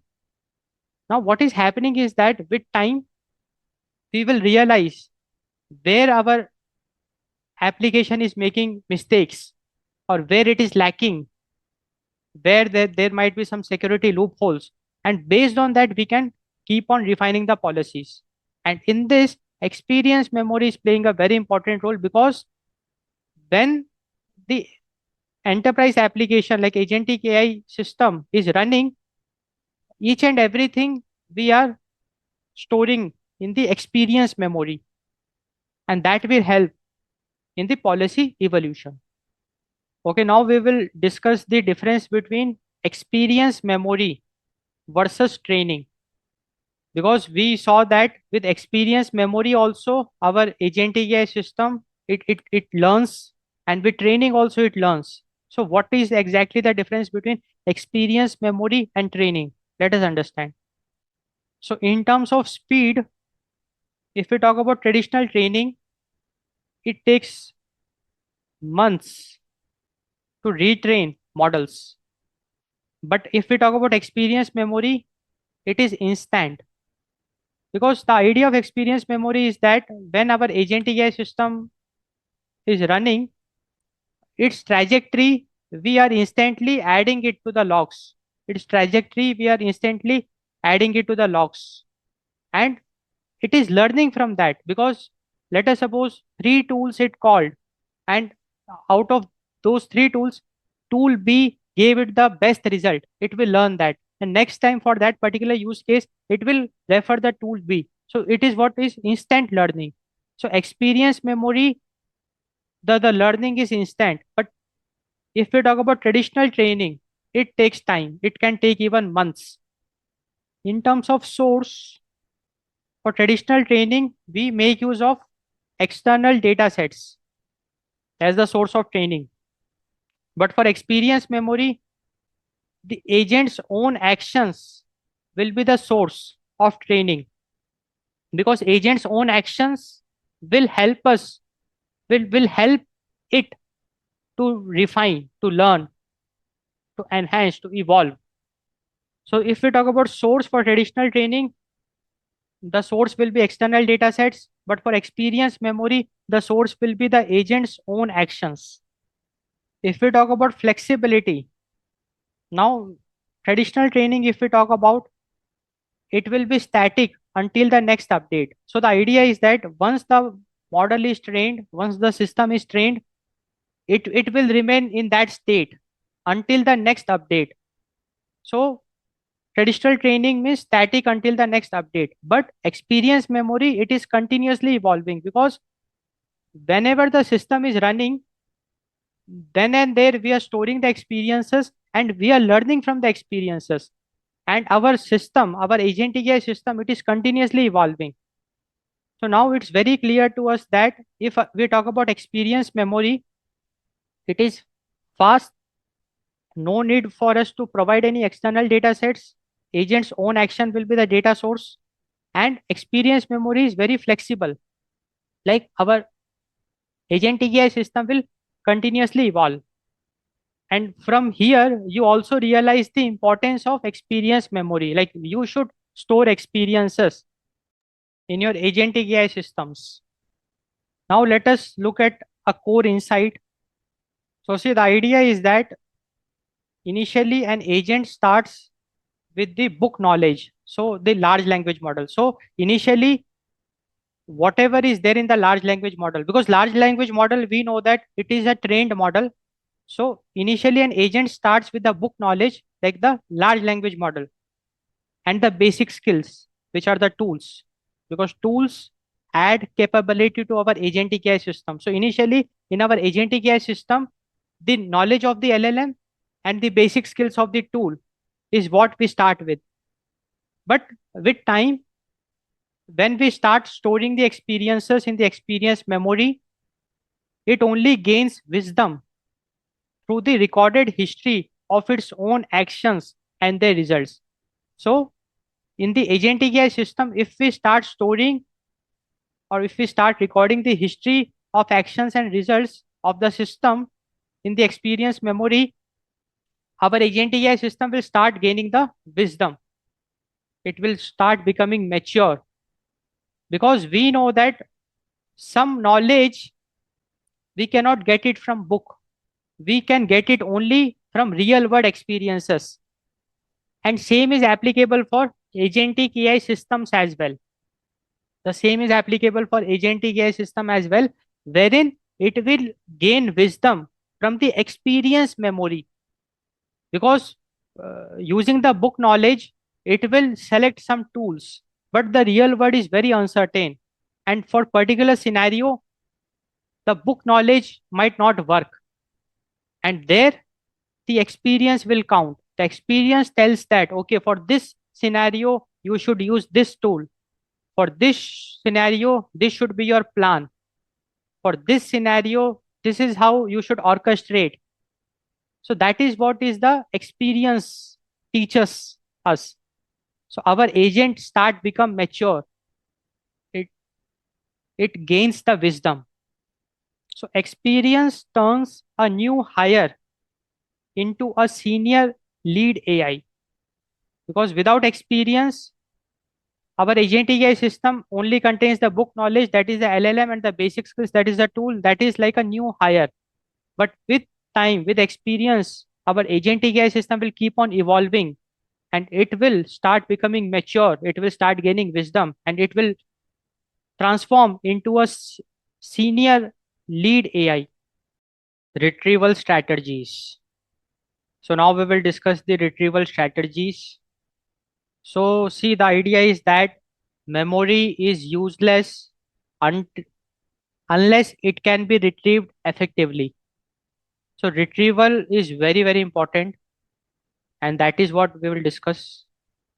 Retrieval strategies. So effective retrieval, it acts as the bridge between a vast dormant memory.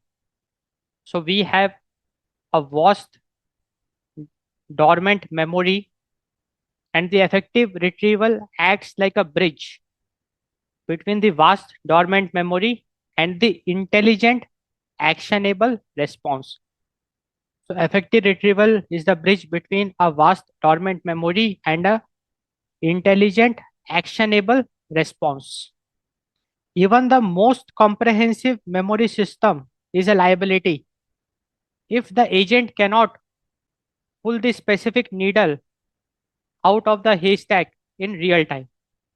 So the idea is very clear that memory systems in agent design we talk about, no matter how powerful the memory is, like how crucial information it is holding, but effective retrieval strategy is equally important, because if retrieval strategies are not effective, then we may not be able to pull up the relevant information when and where needed.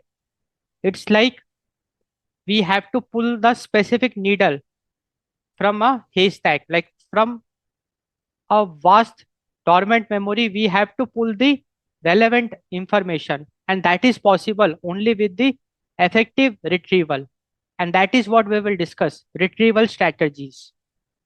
So we have different retrieval strategies. So the first one is keyword based retrieval. So keyword based retrieval is also called as sparse retrieval. So this is the traditional search method, often powered by algorithms like BM25 or TF-IDF. So as the name suggests, we will be retrieving the information from the memory based on the keyword. So it's a traditional search method, and it is powered by algorithms like BM25, TF-IDF. So this strategy, it treats text as a collection of tokens. And now let us see how exactly it works, keyword based retrieval. Now, based on the user query, like let us suppose the user query is athletic footwear. In keyword based retrieval, we will look for exact character for character match. Like we will be looking for exact character for character match, like athletic footwear. This we will search in the memory. So whatever stored documents we have, we will look for exact keywords which was supplied by the user in the user query. So exact character for character match we will do. And if a document contains that keyword, like for example, in document A, this exact phrase was found, then we will retrieve that document. We will call it a match and we will retrieve that document. And in document B, that exact phrase was missing. So we will ignore the document B. So this is how the keyword based retrieval works. Now, if we talk about the strengths of this strategy, retrieval strategy, keyword based retrieval, definitely it is extremely precise for technical terms. It is extremely precise for technical terms. It is extremely precise for unique IDs, like the product SKUs. So if you exactly know the order ID, the product ID, or any unique ID, student ID, employee ID, person ID, there this retrieval strategy can be very effective, because if you are using technical terms or unique IDs, proper nouns, or niche terminology, there this is a very effective retrieval strategy, because here we are doing exact character for character match. Here there is no concept of similarity. So that's why it is like it is extremely precise for technical terms, niche terminology, proper nouns, and unique IDs. And if we talk about the weakness of this strategy, keyword based retrieval, it is literal minded. Like since it is based on exact character for character match, it misses the semantic meaning. Now let us suppose if the keyword is athletic footwear. Now it is understood that I am searching for a sports shoes, because the meaning of athletic footwear is also the sports shoe. So it will miss This strategy will miss all the documents containing sports too as the phrase, and hence our retrieval will not be that effective. So now it's very clear that keyword based retrieval can be effective only when you use technical terms, unique IDs, proper nouns, niche terminology. Otherwise, like keyword based retrieval, it will never consider semantic meaning. It misses the semantic meaning. That's why it can be a very big weakness. It can miss out some very important information, relevant information, it can miss out.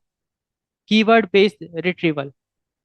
So that's the weakness of keyword based retrieval or sparse retrieval.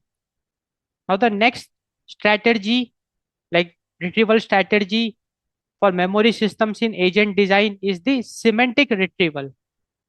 We also call it the dense retrieval.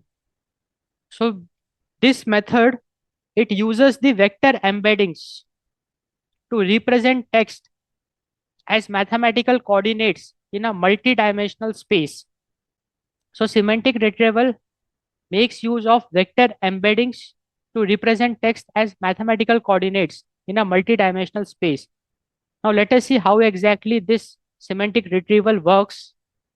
So here what we do is that based on the query, whatever the user wants to search, semantic retrieval, it converts the meaning of a query into a vector and finds other vectors that are mathematically close to it.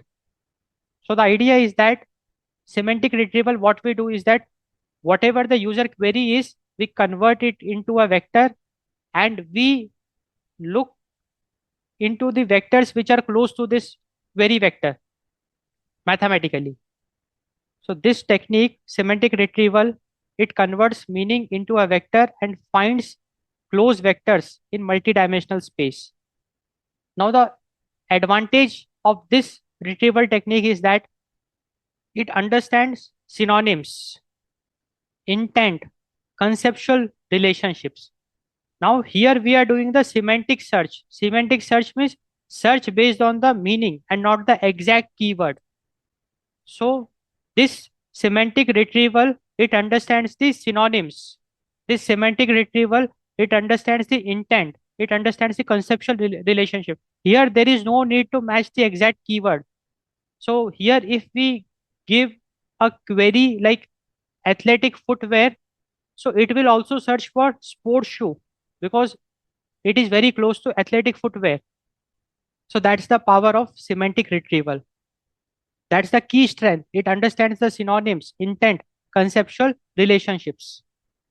It can find advantages of deep learning when you ask about benefits of neural network. So for example, if you give it a query asking benefits of neural networks, it will also look for similar keywords like advantages of deep learning, because advantages of deep learning and benefits of neural network, they are close to each other.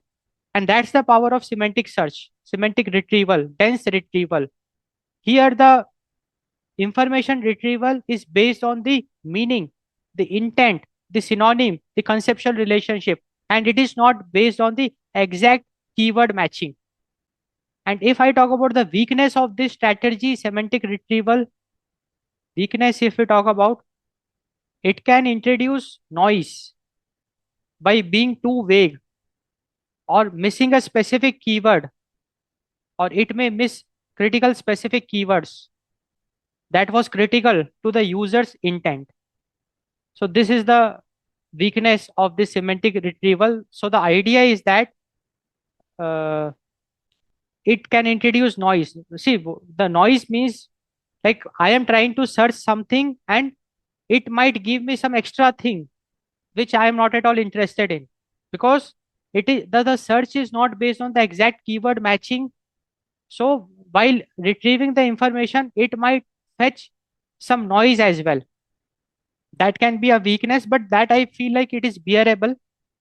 So in agentic AI systems, semantic retrieval is something which is very popular, especially the RAG retrieval augmentation generation. In RAG models, we use the semantic retrieval only. We make use of the vector databases, which contains the data, the vectors, and the query. We convert it into a vector and look for similar vectors.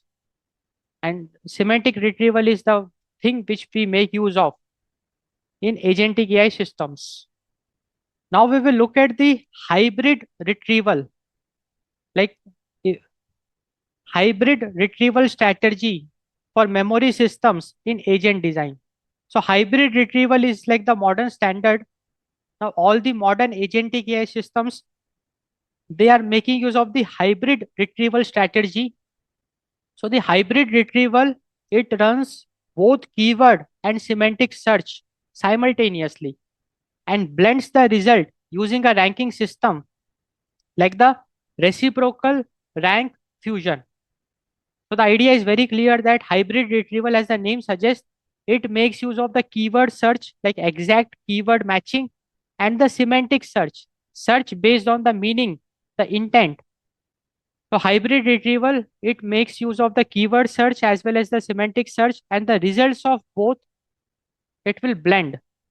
So hybrid retrieval, it will run the keyword search and semantic search simultaneously, and it will blend the result using a ranking system like the reciprocal rank fusion.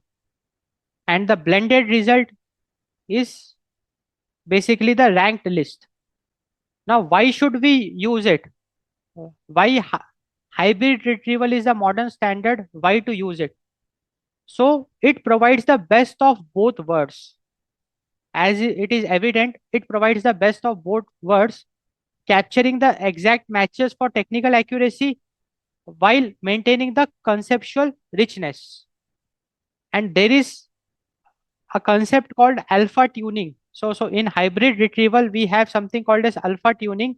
So the idea is that the developers, they can adjust the weighing parameter alpha to favor keywords for technical docs or semantics for conversational queries. So the idea is that in hybrid retrieval, we make use of both keyword search and semantic search, but for a particular query, we want to give more preference to keyword search. So we can tune the alpha accordingly. So alpha is like a parameter which will balance. Like if we decrease its value, it means we are giving more preference to the keyword search. And if we are increasing the value of alpha, we are giving more preference to the semantic search.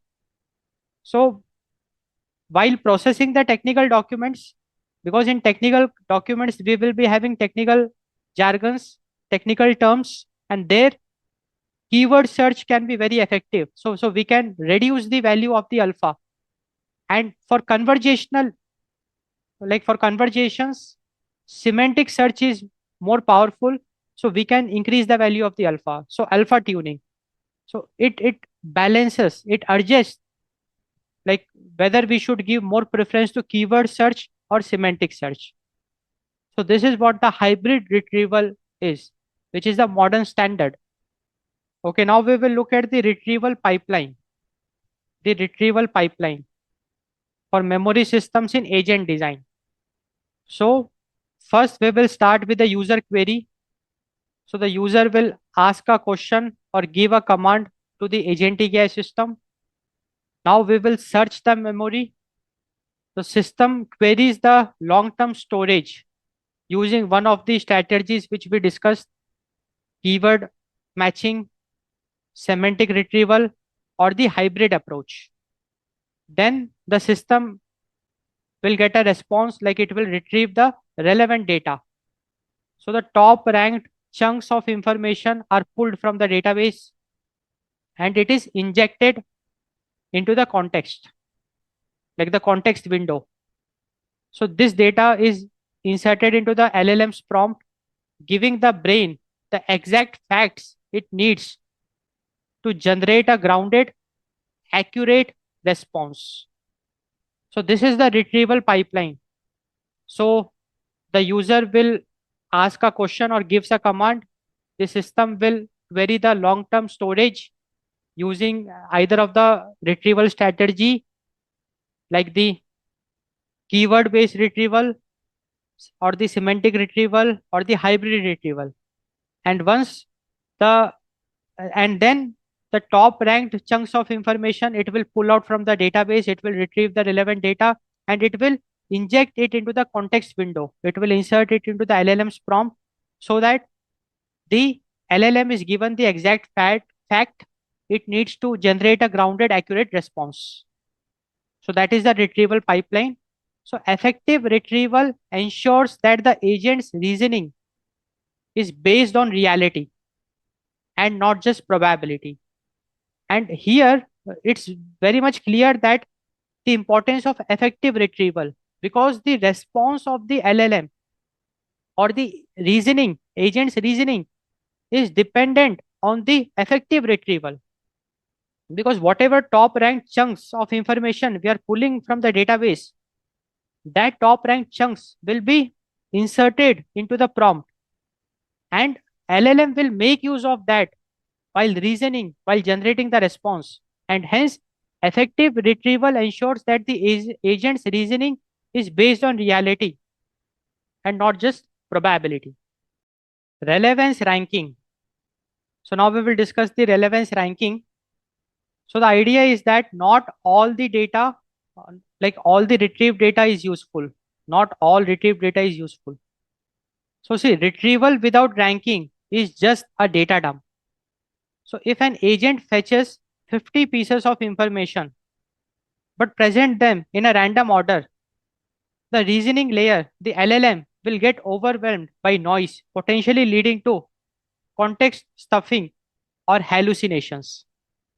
So from this, we got to know the importance of relevance ranking. So the idea is that whenever we are retrieving information from the memory, we have to give rank to the retrieved information so that the top chunks only we will consider, because not all retrieved data is useful. So retrieval without ranking is like just a data dump. It is of no use, because the thing is that if we are retrieving information without ranking, and all those retrieved information if we are giving it to the LLM, the reasoning layer, it will get confused, it will be overwhelmed by the noise, it will be like context stuffing, it will start getting hallucinated. So the idea is that the agent must act like a information editor, like it should make use of the specific filter to decide what earns a spot in its limited working memory. So the idea is that whatever data we retrieve, we have to pass it through a filter. Whatever data we retrieve from the memory, we have to pass it through a filter, and we have to select only the top chunks, which will be the part of the limited working memory or the context window. And hence, it will enable effective reasoning of the large language model. So to be effective, an agent must act as an information editor using specific filters to decide what earns a spot in its limited working memory. So from this discussion, now it's very clear to us the importance of relevance ranking. So the idea is very clear that whatever information we are retrieving from the memory, we have to rank it. Ranking is very important. We cannot just dump the retrieved information to the LLM. LLM will just start getting hallucinated. Rather, we should introduce a filter. We should filter out, and only the top chunks we should add in the context window to enable the effective reasoning. So that's the idea of relevance ranking. Now let us see how we can rank the retrieved information. So the critical ranking factors. Now we will discuss the critical ranking factors. So the first factor is the similarity score, relevance. So the first factor is the relevance, and we are measuring the relevance via the similarity score. So what it is? It is the mathematical distance in vector space. Like how closely does the meaning of this memory match the user's current query? For example, how do I reset my password? Should rank a password reset guide higher than a general security overview. Like let us suppose the query of the user is how do I reset my password? Now for this query, our semantic retrieval, it retrieved two documents. One is the password reset guide and the second document is the general security overview. Now definitely for this query, password reset guide is more relevant. So it should be given more similarity score and it should be fed to the LLM and not the general security overview. So that's the idea. So now idea is very clear that for like if we talk about critical ranking factor, so first important factor is the relevance, the similarity score. So for a particular query, we can get n number of documents and in that we have to choose the best one. So we have to give the similarity score accordingly so that only the best result we give it to the LLM to get the best response or the relevant response. Now, the second important critical ranking factor is the freshness, recency. So, see, information has an expiration date. If a user says, I have changed my mind, I want a blue car at 2:5 p.m., that must override the preferences for a red car started at 2 p.m. Newer data usually carries more weight in active task. So the idea is very clear that in the memory, we might have information at different timestamps. Like at 2 p.m., the user preference was a red car, but after 30 minutes, the user preference got changed and now it is a blue car. So when we are retrieving information, definitely we will be like if the user query is suggest me a car, then based on the memory, we will be retrieving both the blue car and the red car. And we have to give just one suggestion. So we will be choosing the recency. We will be choosing that information which is very recent. So that's the idea. So newer data usually carries more weight in active task. So freshness. So freshness is a critical ranking factor, recency. Now the next important critical ranking factor is the importance, salience. See, the idea is that some facts are heavy. Like let us suppose a user has allergy to peanut. So this is a very important fact. This fact, like a user is allergic to peanut, is it carries high importance and it should always outrank their preference for blue napkin, which is low importance when the agent is planning a dinner. So important. So the idea is very clear that in the memory, we will be having facts. Some facts will be of high importance, heavy, and some facts will be of low importance. So while planning or if we talk about retrieval, when we are retrieving, we will be retrieving n number of facts based on a user query. So we have to rank heavy facts first, like high importance facts, we should give more preference, more importance. We should give more importance. And then we should feed it to the context window of the LLM. So this is a critical ranking factor is the importance. Important facts, heavy facts should be given more rank, more preference, more priority. And finally, we have frequency or the habit as the critical ranking factor.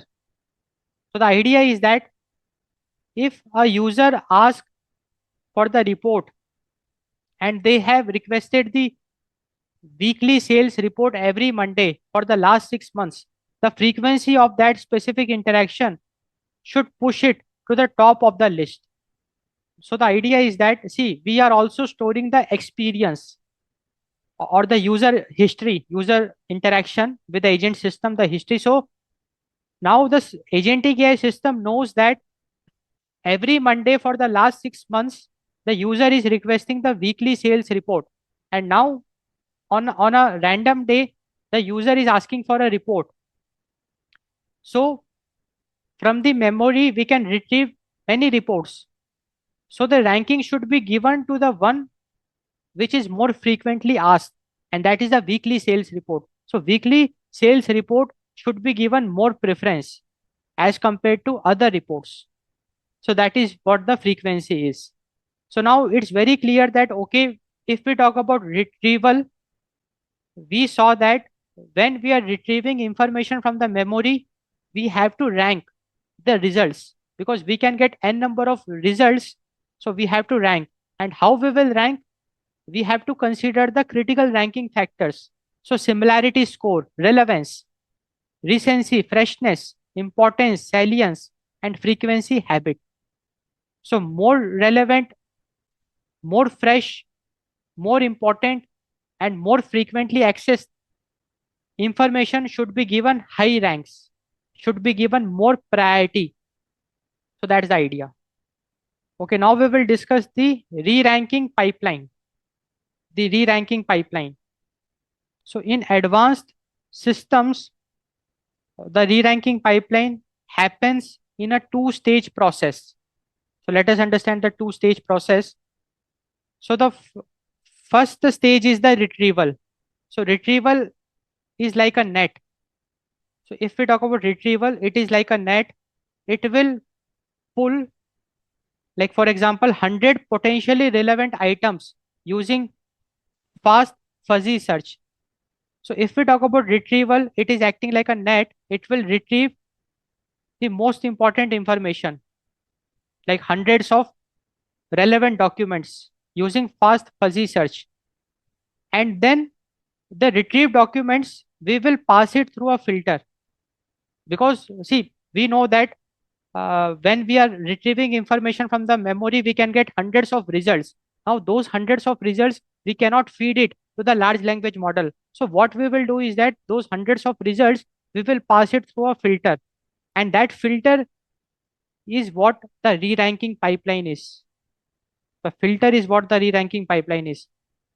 So for filtering, what we will do is we will use a smaller high precision model like a cross encoder to look at those 100 items and assign a final utility score based on the critical ranking factor like the relevance, like the similarity score, recency, importance, and frequency. And after this, only the top 3 to 5 items will be selected, which will become the part of the context window, which will be given to the LLM. So that is what the re-ranking pipeline is. So now it's very clear that when we talk about re-ranking pipeline, so it's a two-stage process. In the first stage, we will retrieve all the relevant documents. We can get hundreds of relevant documents. We will pass that through the re-ranking pipeline. So it is basically a smaller high precision model like a cross encoder. It will filter out and only select top 3 to 5 items that will become the part of the context window, which will be given to the LLM as a prompt. And LLM will make use of those top 3 to 5 items to generate a response or do some orchestration or do some planning. So that is the re-ranking pipeline. Now let us look at an example like handling conflicting data, travel agent AI. So let us look at an example of a travel agent AI. So for travel agent, the data A is of 2022 and this information is user likes budget hostels, and data B is of year 2024. User was prompted and now books 5-star hotels. So in 2022, user preferred budget hostels, but in 2024, user preferred or even booked 5-star hotels. And we have data C, which is high confidence data. User explicitly stated, I never want to stay in a hostel again.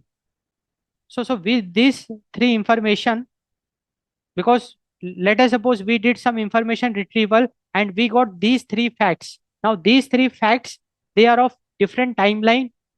The fact A belongs to year 2022, fact B belongs to year 2024, and fact C is a very high confidence fact. So intelligent ranking, what it will do, it will discard data A because it is old, because we know freshness. So old data we will discard. So intelligent ranking will discard data A entirely because now it is not at all relevant. So data A will be discarded because it is low recency, and it is also contradicted by the high confidence data, because high confidence data clearly says that user is not at all interested in hostels anymore. And the intelligent ranking will prioritize data B and data C to provide the correct recommendation. So the correct recommendation is provided by the travel agent AI based on the data B and data C. So our travel agent AI will not recommend hostels, rather it will recommend luxury hotels. So this is how intelligent ranking plays a role, because in the memory all sorts of facts are present, because when we are retrieving the information, low recency, like all sort of facts will be present, and if LLM consider all those facts, it may hallucinate, and hence we need a intelligent ranking, a re-ranking pipeline, a filter which can just filter out, like which can just filter out the top results, which we can feed to the LLM or our like travel agent AI to get the best recommendations. So this is what the re-ranking pipeline is. Okay, now let us discuss why rankings matters for impact. Why ranking matters for impact.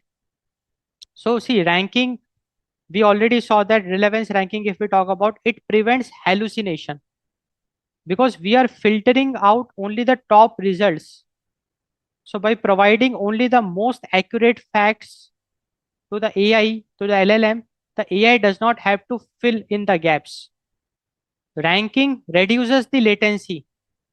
See, processing three high quality facts is much faster than processing 30 mediocre ones. And ranking also saves cost.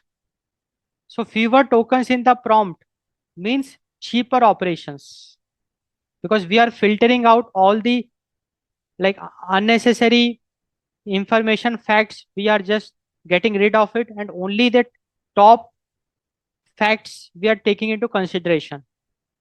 So we are saving the cost as well. So retrieval is about finding everything, and ranking is about choosing the right thing. Because information retrieval, if we talk about, it will retrieve all the relevant things from the memory, and definitely all the data which is retrieved is not important, and ranking is very important. Ranking will choose the right thing, which should be, which should become the part of the context window, which should be given to the large language model as a prompt. Avoiding memory blot. Now we will discuss avoiding memory blot. So let us look at the consequences of over retention. So if we talk about the consequences of over retention, so we have slow retrieval. Because of over retention, we may face the problem of slow retrieval. So as the haystack grows, as the information in the long term memory keeps on growing, searching for the right needle will take more time. So that's why we should avoid the memory blotting. So the idea is that in the long term memory also, unnecessary details, we should remove it. We should not keep it.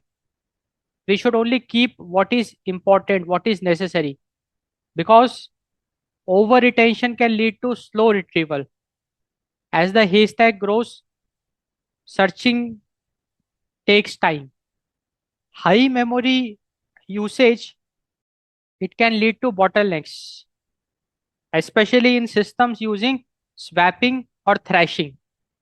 So systems which are making use of swapping and thrashing, their high memory usage creates bottlenecks, because systems making use of swapping and thrashing, There, the computer spends more time moving data than processing it, because high memory usage will create bottleneck wherein the computer system will be spending more time moving data than processing it.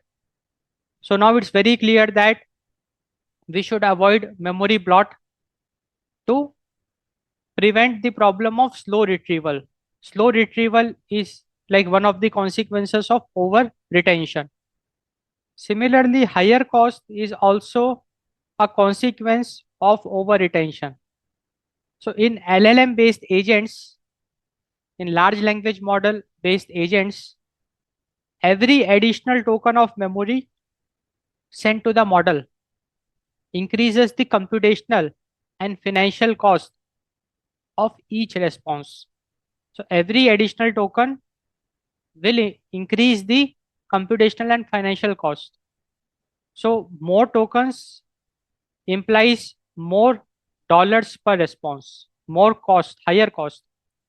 So this is also one of a very serious consequence of over retention. So the idea is that if we have lots of unnecessary information in the long term memory, when we will be retrieving it and when we will be adding it to the context, the over retention, because of over retention, unnecessary tokens or more tokens we will be adding, and hence it will lead to the higher cost.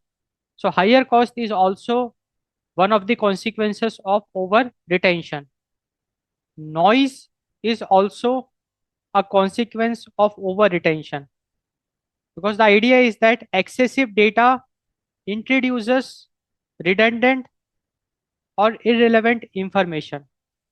So if we have excessive data, it will introduce redundant and irrelevant information, which will make it harder for the model to distinguish between a core user instruction and a passing comment from 3 days ago.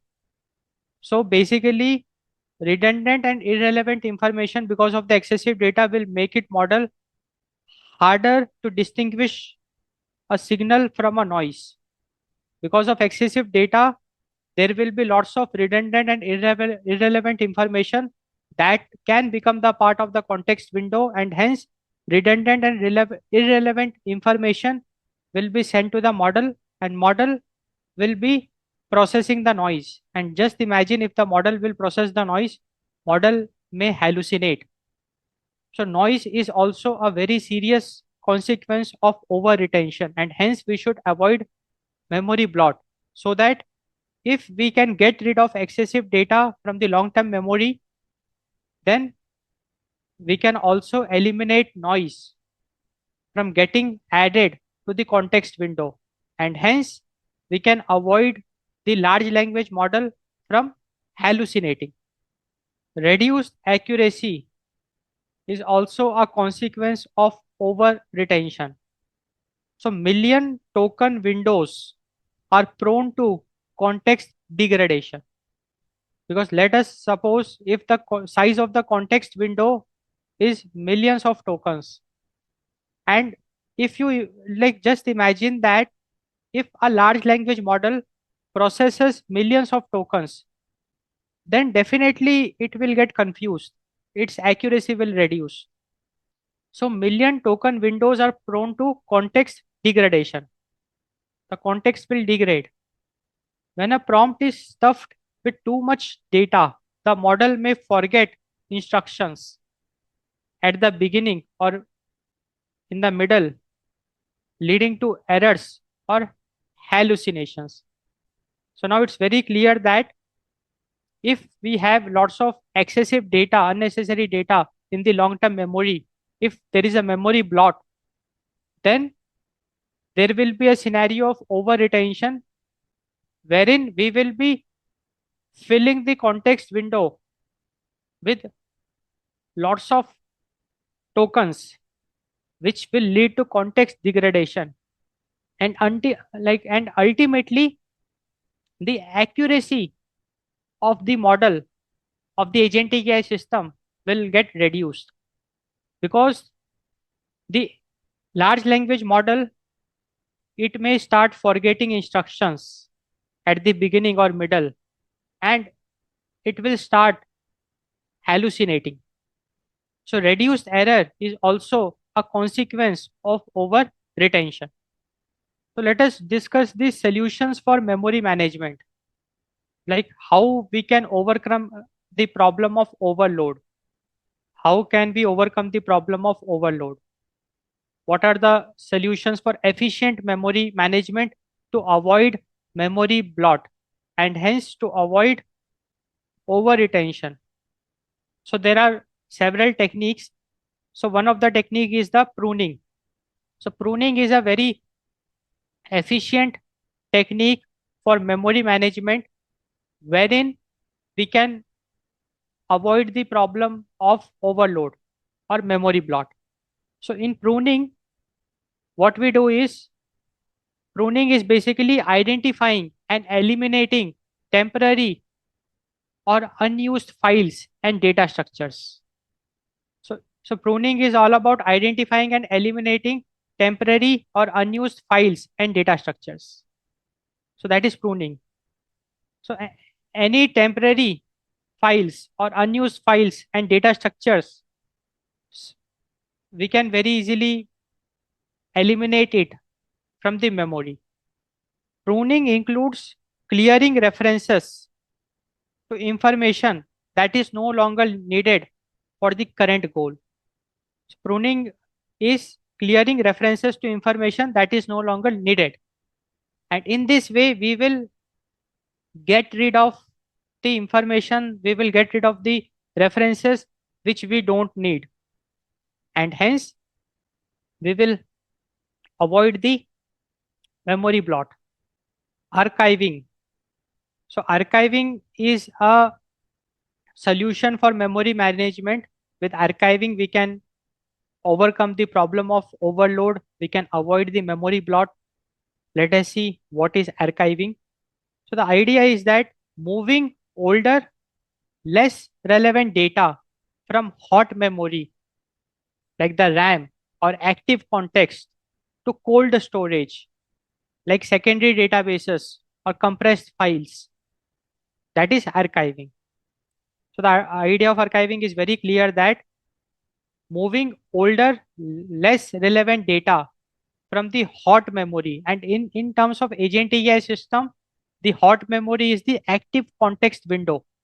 So in the active context window, which the large language model will be processing, in that active context window, old information or less relevant information, we can just take it out and put it in the cold storage. That can be a secondary database, compressed files, or long-term memory. So this is what is archiving is.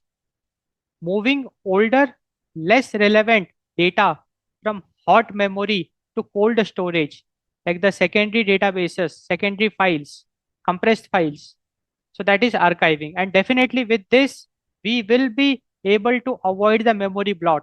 Like in the active context window, we will be able to make some like significant room, like less relevant older information, we can just move it out from the active window, and hence we will be able to overcome the problem of memory overload or the active context window overload overflow.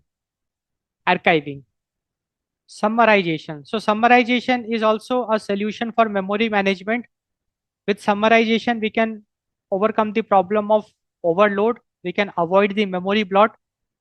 So summarization is basically compressing long conversations, like compressing long conversation histories into shorter semantic summaries, preserving the intent while discarding the wordy details. So summarization, as the name suggests, the idea of summarization is to basically compress the long conversation histories into shorter semantic meanings, shorter semantic summaries.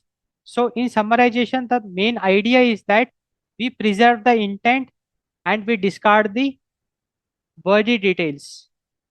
So a summary of any document, of any paragraph, it preserves the meaning, it preserves the intent while discarding wordy details. So that is what is summarization is. So in the active context window, like long conversation histories, if it is the part of an active context window, what we can do is simply we can take it, we can summarize it and put it back. And in this way, we will be able to compress and make room in active context window. So definitely we will be able to overcome the problem of overload with the technique of summarization. Storage limits. Storage limits. So storage limit is also a solution for memory management. We can overcome the problem of overload. We can avoid the memory bloat via storage limits. So establishing a managed hierarchy where the system only keeps the most frequently accessed or critical data in its immediate context. So in storage limits, what we do is that we establish a managed hierarchy. We establish a managed hierarchy wherein only the most accessed and critical data is kept in the immediate context. So let us suppose this is the immediate context. So here only the most accessed or critical data is kept. And below the hierarchy, if we start going, less critical data are, will be present. So the most critical data, most access data, only that will be the part of the immediate context or the active context window, and all other less relevant or less critical data will be stored in some secondary storage, like some long-term storage, like some database compressed files. So that is the idea of storage limits, wherein we are establishing a managed hierarchy. And this is also a very effective solution for memory management, wherein we can overcome the problem of overload. Like the active context window, we can fill the active context window just with the most accessed and critical information, and we will just feed that to the large language model, and hence the chances of noise hallucination will be very less.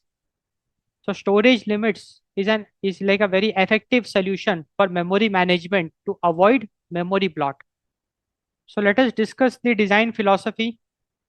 So the design philosophy to avoid memory bloat. So if we talk about memory systems in agent design, how we can avoid the memory bloat, like how we can avoid the active context window from getting overloaded. So let us look at the design philosophy.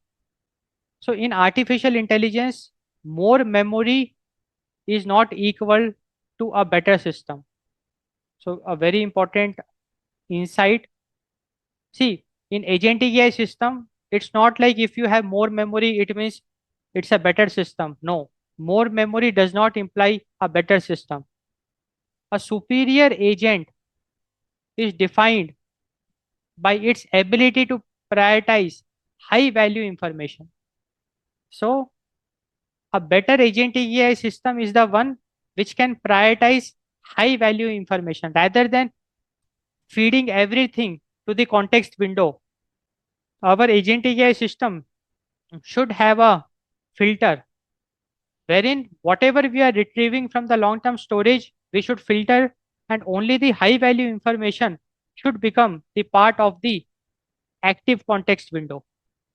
So that is the design philosophy. So now the idea is very clear: to avoid memory bloat, what our agentic AI system should do is it see when it will retrieve information from the long term storage, definitely it will retrieve everything which is relevant.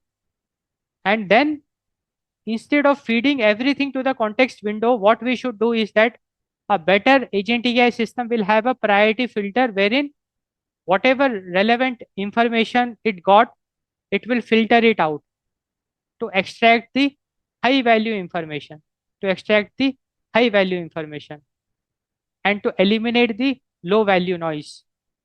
So a superior agent is defined by its ability to prioritize high value information. So good memory management It ensures the system stays lean, like efficient, fast, responsive, and accurate, precise. So this is very important. So the idea is very clear that good memory management is very, very important in agentic AI system, because if the if our agentic AI system has a good memory management, then it will ensure that our agentic AI system will be lean. That means it will be efficient. Our agentic AI system will be fast. That means it will be responsive. And our agentic AI system will be accurate. It will be precise. Because now with good memory management, it will not, like, the active context window will not be filled with the noise. It will only be filled with the relevant tokens, and hence it will be accurate, fast, lean, and also cost effective, because our large language model will not be processing unnecessary tokens, so it will be cost effective as well. Prioritizing recent versus historical data. So now we will discuss prioritizing recent versus historical data. So let us first understand recent data. So recent data is the active working memory. So the context window is the active working memory, and that is the recent data.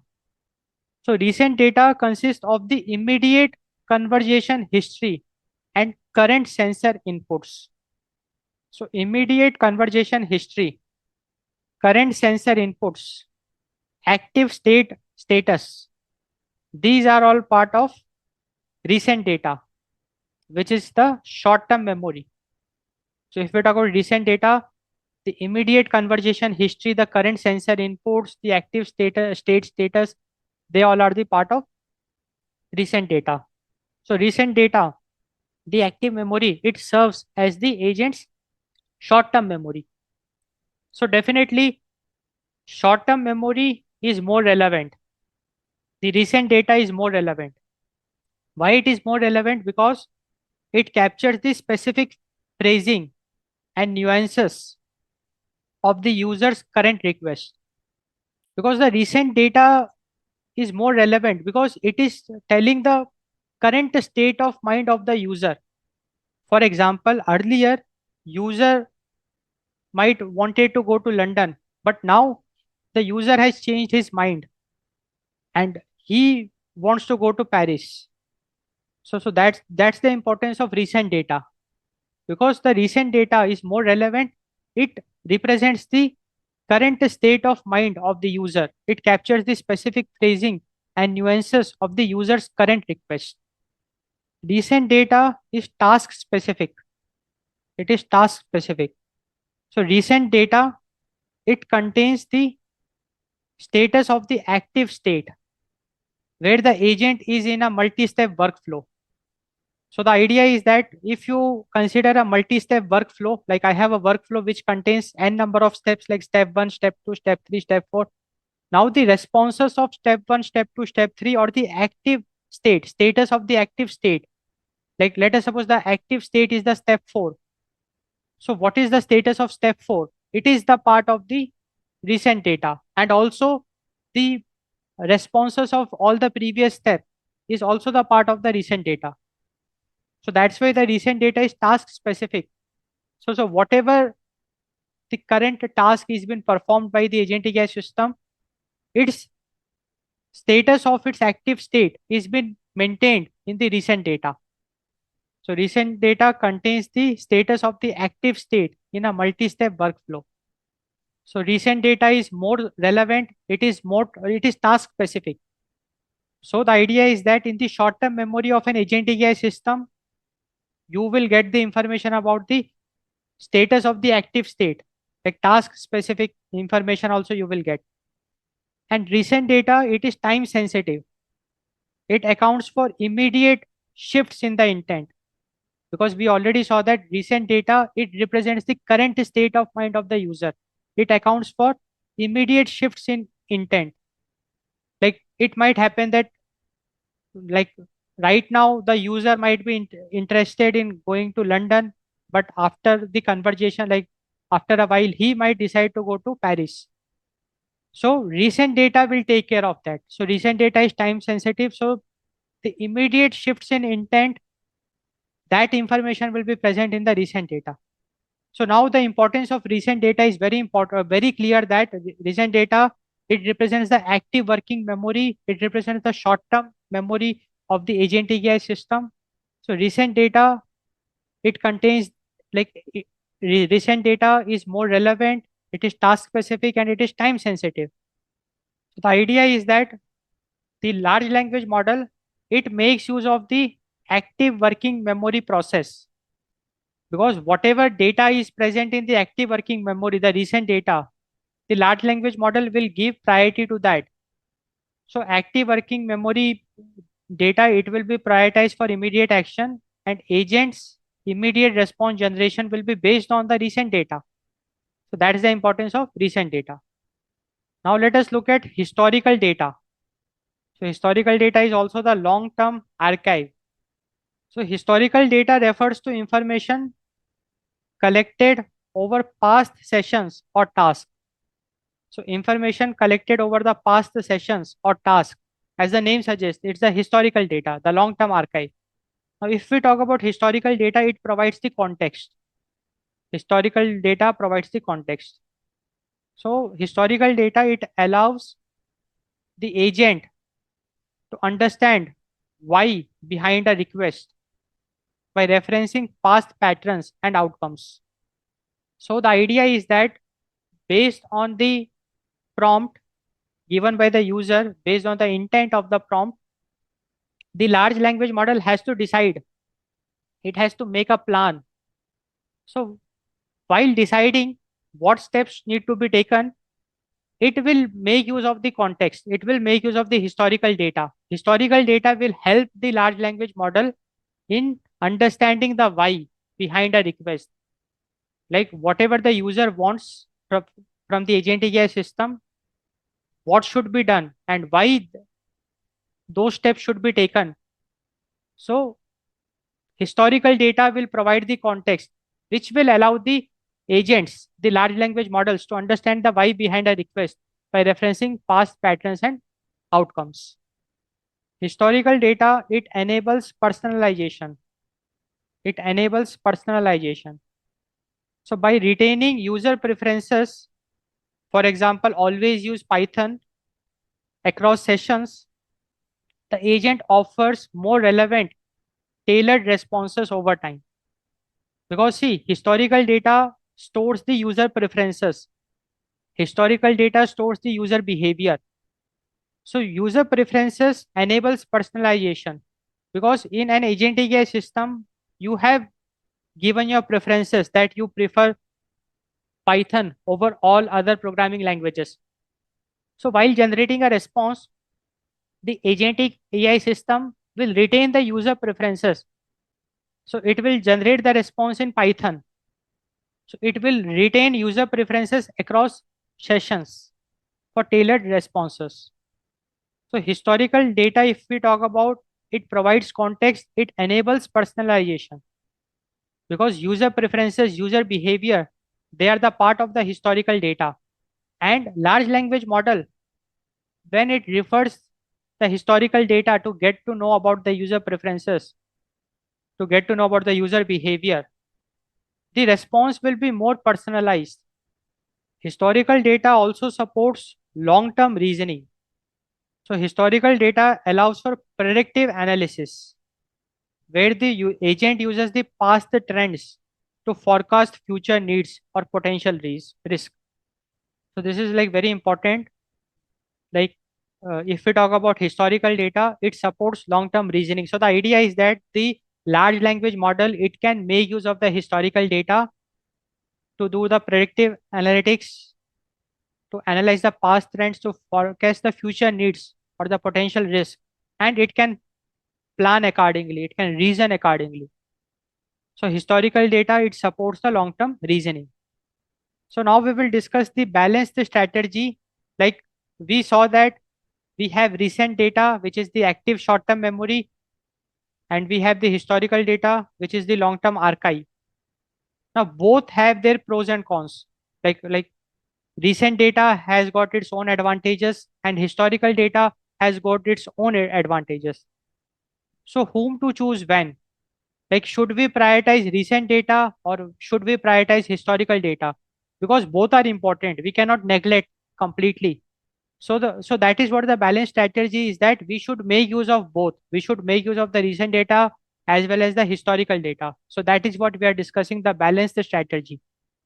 So a sophisticated agent, it manages these two layers using a tiered retrieval strategy. So we will be using a tier tiered retrieval strategy. So sophisticated agent, it will make use of the both recent data also, historical data also, because both are very important.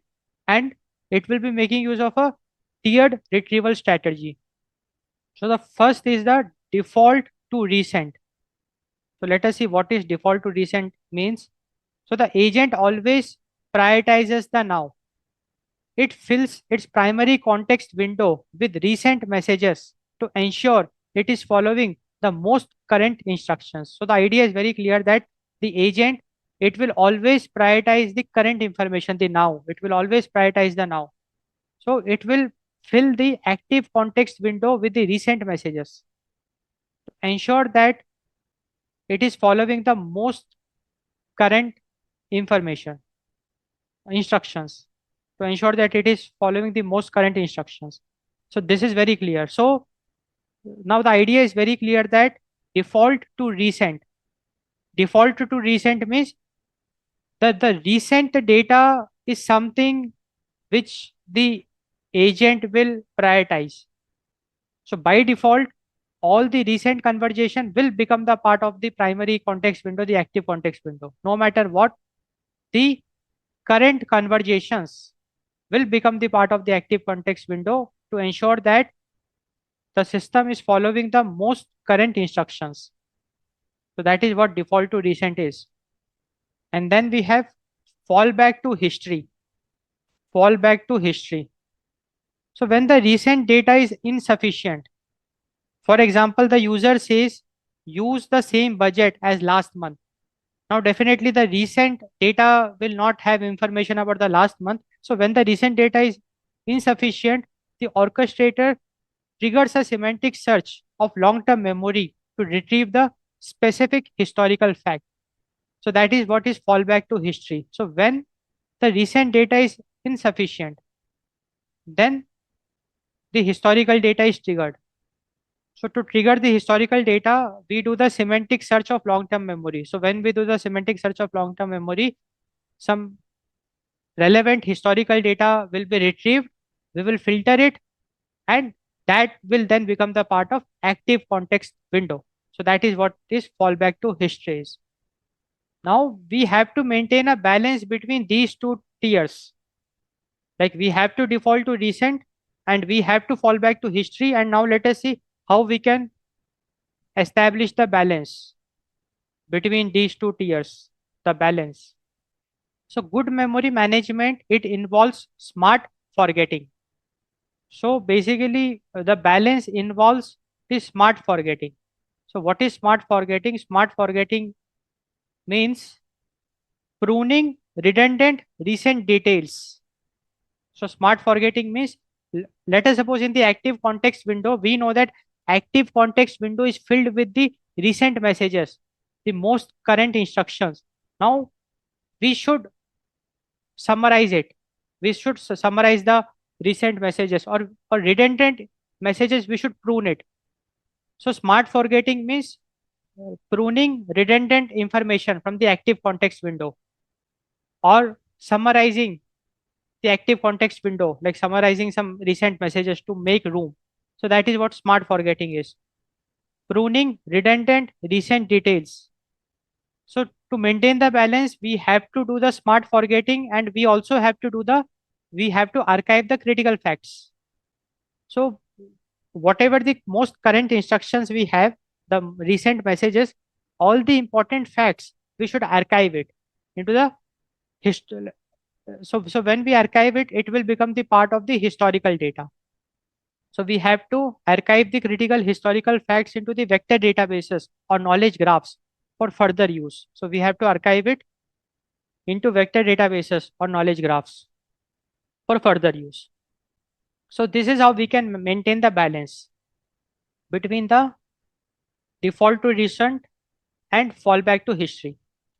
So if we talk about recent data, so the primary role of recent data is the execution and flow. So while the agentic AI system is executing, it will make use of the recent data. And the storage method is the active context window, the local context. And if we talk about the historical data, the primary role of historical data is the personalization and strategy. Like historical data, we know that it will contain the user preferences, user profile, user behavior information, some historical facts. So for personalization and strategy, we should make use of the historical data. And the storage method for historical data is the vector database and knowledge graphs. So the balance between the default to risk and fallback to history, like the balance between the recent data and the historical data, it ensures the agent is responsive to change while remaining consistently personalized. So if we maintain a good balance, then our agentic AI system will be responsive to change because any shift in the user intent, that is the most recent data that we are taking care of. And hence our agentic AI system will be responsive to the change, to the shift in the user intent while remaining consistently personalized because we are also making use of the historical data. So the balance is very important. We have to maintain the balance between the recent data and the historical data. So that's the main idea, the balanced strategy. Now we will discuss designing efficient retrieval pipelines. So if we talk about designing efficient retrieval pipelines, so let us look at the core components of efficient retrieval pipelines. So the first core component is the query processing. Query processing. So the system does not just take the user's text, it cleans it and it may rewrite. For example, if the query is he is late, the system can rewrite it that the delivery driver for order number 123 is late to make it more relevant, to make the search more effective. So query processing. So now the idea of query processing is that because see what we are discussing efficient retrieval pipeline. So retrieval means information retrieval from the long term storage, from the vector database or from any SQL database. So in order to retrieve information, the starting step will be the query because user will give a query. Based on the query only we will retrieve from the secondary storage, from the long term storages. So the first core component of the efficient retrieval pipeline is the query processing. So the idea of query processing is that whatever the query we got from the user, we will clean the query and we will even rewrite it to add more context. For example, if the query is he is late. Now he is late can be very ambiguous. If you just give large language model he is late, large language model will definitely hallucinate because large language model we know that it is stateless. He does not know what he referred to. So we have to give it a proper context. So query processing, what we will do, such queries, ambiguous queries, we add context to it. So we replace he is late by the delivery driver. So he refers to the delivery driver for order 123. Order number 123 is late. And this is something which the large language model can understand. So we clean and rewrite the query. So query processing is about cleaning and rewriting the query for better search, for effective search. Then the second core component of effective retrieval pipeline is the retrieval system. So retrieval system is the search engine. The retrieval system is the search engine. So the retrieval system looks through your millions of stored documents to find the top candidates. So retrieval system, what it will do is, it is the search engine. Retrieval system will just scan through millions of documents in the vector database or in any SQL database, like in any long-term storage. Retrieval system will scan through millions of document to find the top candidates. So retrieval system finds top candidates from stored data. Now, the third very important component of efficient retrieval pipeline is the ranking mechanism. The ranking mechanism. So the idea is that the ranking mechanism is like the editor. So see, whatever we retrieve, all that information is not important. Everything which is retrieved is not important. So we rank it, and only the top priority, like the top ranking results, we will consider it. So that is what the ranking mechanism is. So ranking mechanism, it takes the candidates, it takes all the retrieved information and sort them by who is more or who is most likely to answer the question correctly. So we sort candidates by likelihood to answer correctly. So that is the ranking mechanism. And the final component, final core component of effective or efficient retrieval pipeline is the context injection. So context injection is the final assembly. So the top results, the top candidates after the ranking mechanism, the top results, we will take it, we'll take the top ranked facts and we will paste it into the prompt and then send it to the large language model. So the idea is that the active context window, we will put the top ranked facts into the active context window, or you can say that we are appending the top ranked facts with the prompt, with the input prompt. We are appending it with the input prompt and sending it to the prompt, sending it to the large language model. Large language model will process it and generate a response. So this is how a efficient retrieval pipeline looks like. So if we just look at the detailed pipeline flow, the detailed pipeline flow, the detailed retrieval, data retrieval, information retrieval pipeline flow for agentic AI systems we are discussing. So we will start with the user query. For example, why was my last payment declined? Let us suppose this is the user query. Now we will do the vector embedding of it. So whatever the query is, we will convert it into a vector. Then we will do the semantic search, like from the long-term storage. Like in the vector database, we will do the semantic search. So we will compare this query vector with all the vectors which are present in the vector database. So we will search the library vector database for closed vectors. And then we will fetch the top K results. And all the results we got, we do the re-ranking. Re-ranking means we will just shortlist the most appropriate results. So re-ranking is a smarter model which reorders based on importance. So whatever top K results we got, we will rearrange it, we will reorder it, and only the top 2 or 3 results we will take and we will do the context injection. We will inject it to the prompt. So, and then we will feed it to the large language model and we will get the large language model response. Like your payment was declined because your card expired yesterday. So this is how a retrieval pipeline of an agentic AI system looks like. And if we try to look at it with the librarian analogy and example, so we have a librarian which is trying to help a student. So we have a user query. Why was my last payment declined? Librarian translates the query into a unique catalog code that is a vector. Librarian quickly scans the entire library for books with similar code.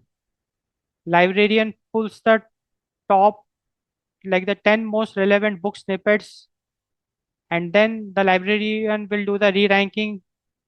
She will arrange it in a order. Then the important facts she will provide. Librarian provides the crucial facts to the expert to formulate the final answer. And here the expert is the large language model. So the user query along with the important facts from the book, it gave it to the expert, the large language model, and the expert provides the clear, informed answer to the student. And this is how the information retrieval in memory systems, in agentic AI system, in agentic AI design looks like. Optimization goals. So to make retrieval pipeline work in a real product, we have to balance three competing needs, and that is what the optimization goals is. Optimization goal is to balance competing needs. And what are the competing needs? Fast retrieval. Fast retrieval. We want fast retrieval. So users, they won't wait 10 seconds. So fast retrieval. And for fast retrieval, what we do is we make use of indexing. And with indexing, the vector search, it becomes near instant. It becomes very fast. So for fast retrieval, we make use of indexing, which makes the vector search near instant. Then second very important competing need is high relevance. If the system retrieves the wrong data, the AI will confidently give the wrong answer. So wrong data means wrong answer. So when we are retrieving the information, we have to ensure that we are retrieving the right information. And for high relevance, we are making use of re-ranking as the strategy. Because whatever information we retrieve, we will re-rank it using some small models, smarter models. And the third important competing need is the low cost, because processing huge amounts of text is expensive. So how we can ensure low cost is we optimize the cost by sending only the most relevant chunks of text and not entire documents. We will send only relevant chunks and not entire documents. That's the idea. Send only the most relevant chunks and not entire documents. So in this way, we are able to optimize the or balance the three competing needs. So the first is the fast retrieval. For fast retrieval, we make use of indexing, which provides near instant vector search. For high relevance, we make use of re-ranking, and for low cost, we send only relevant chunks and not entire documents. So if we summarize, so see, the idea is that the search, it finds the data. Search means finding the all the relevant data.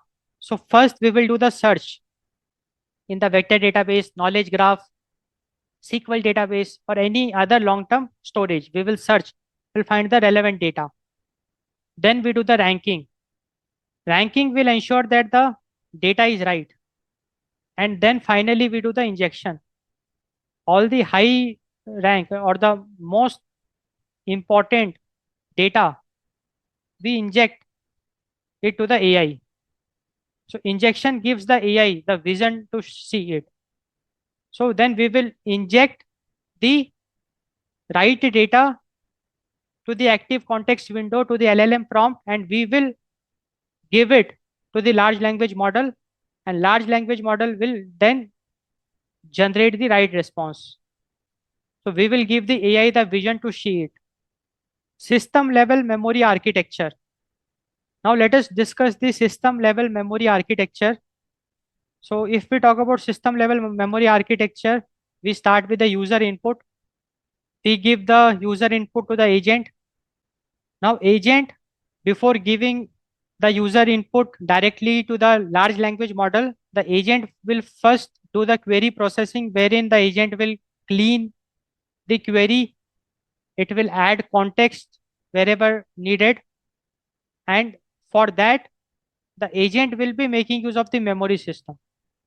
Because before adding the user input into the active context window, the agent will make use of the memory system. It will be making use of the short-term memory, long-term memory, and retrieval layer. So short-term memory is the active context window. So the idea is very clear that the user input the agent, it will do the cleaning of it. It will retrieve relevant facts from the long-term memory using the retrieval strategies, like it will search, then it will do the ranking or re-ranking, and then the top facts, it will append it or it will add it to the context window. So the user input along with the context, the top facts, it will add to the active context window, and then it will send it to the large language model. So this is how it works. So now the idea is very clear that memory system in agentic AI system plays a very important role. We have short-term memory, we have long-term memory, and we also have a retrieval layer. So retrieval layer is used to retrieve relevant chunks of information from the memory, especially from the long-term memory. And long-term memory, it stores the historical data like the user personalization, user preferences, user profile, user behavior, and some historical facts. And short-term memory, it's the recent data, the most current instructions, the recent conversations that is been taken care by the short-term memory. So memory is not a feature, it is an architecture layer. So if we talk about memory, it is not just a feature, rather it is the architecture layer, which is very much evident from this discussion. Common mistakes. Now let us look at some common mistakes which we should avoid when dealing with memory systems in agent design. So the first very important common mistake which we should avoid when dealing with memory systems in agent design is storing everything blindly, the hoarding problem. So see, without a filter, your system treats a user's accidental typo with the same importance as their primary goal. So that's why filter plays a very important role. We cannot store everything blindly, because if we store everything blindly, there will be a massive signal to noise issues. There will be massive noise, and the agent becomes distracted by irrelevant details. And it will also lead to increased computational and financial cost, because the model has to process thousands of useless tokens for every single response. So we should not store everything blindly. Before storing everything to the context window, we have to process the user query, and whatever we are retrieving, that also we have to rank or re-rank. So there should be a filter in place to avoid the hoarding problem. So the next common mistake which we should avoid while dealing with memory systems in agent design is no retrieval strategy, the needle in a haystack problem. So see, the idea is that memory is useless if you can't find the specific fact you need in under a second. So now this is very clear that we have to find the specific fact. So the agent either fails to find the data or performs a linear scan that is too slow for real-time use. So if there is no retrieval strategy in place, then the agent will fail to find the specific fact or the data, or it performs a linear scan that can be too slow for real-time use. And the impact of it can be very dangerous, like it can be high latency. Users will abandon an agent that takes 30 seconds to remember their name. So the next common mistake which we should avoid while dealing with memory systems in agent design is ignoring the context limit, the amnesia problem, ignoring the context limits. So see, large language models, we know that they have a finite context window. Any large language you take, they have a finite context window. Different large language models have different context windows, but every large language model will have a finite context window. If you stuff too much data, the model, the large language model begins to suffer from context degradation. So too much data in the context window will lead to context degradation. And the result of that will be the agent forgets the instructions at the beginning of the prompt because overflow. Because we know that finite context window, if we are just filling it with lots and lots of information, after a point of time, overflow will occur. So all the oldest data in the context window, that will be flushed out of the context window. So we see that the agent, it starts forgetting the instructions at the beginning of the prompt, which is also called as the middle loss phenomena, wherein the agent forgets instructions at the beginning. And the impact is the agent stops following rules or hallucinates facts because it can't see the relevant information anymore. So agent stops following rules or it starts hallucinating facts if we ignore the context limits. Now, next common mistake which we should avoid while dealing with memory systems in agent design is the no pruning mechanism, the stale data problem. So we should have a pruning mechanism.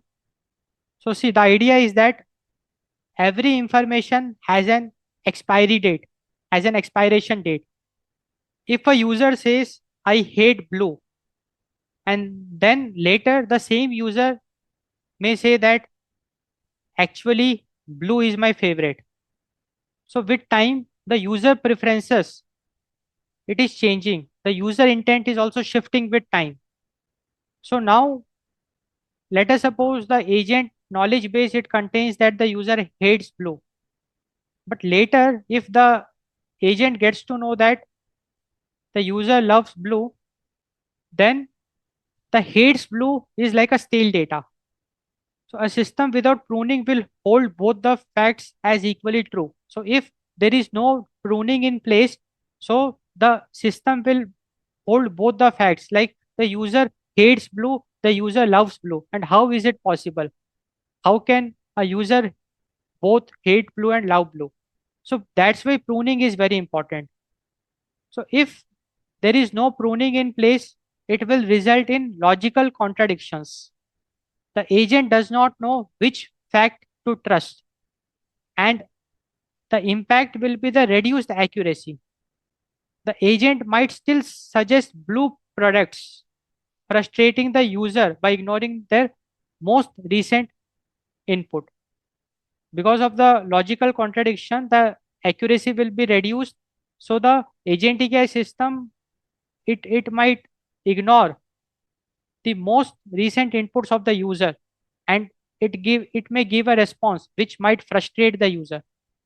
So the next common mistake which we should avoid while dealing with memory systems in agent design is the mixing structured and unstructured poorly. The incompatibility problem. The incompatibility problem. So trying to store a feeling in a SQL table or an exact transaction ID in a semantic vector store is a recipe for failure. Because see, we know that if we have some text information which we want to process it later, we should use vector databases for that. And for unique IDs, we should use SQL database for that. But if we store a feeling in SQL table and exact transaction ID in semantic vector, we are doing something wrong. So in a structured table, if you're trying to store the unstructured information, and in a vector store, we are trying to store an exact information like a transaction ID, it is a recipe for failure. So that is what mixing structured and unstructured poorly means. And the result, what will happen if we do this, is fragmentation.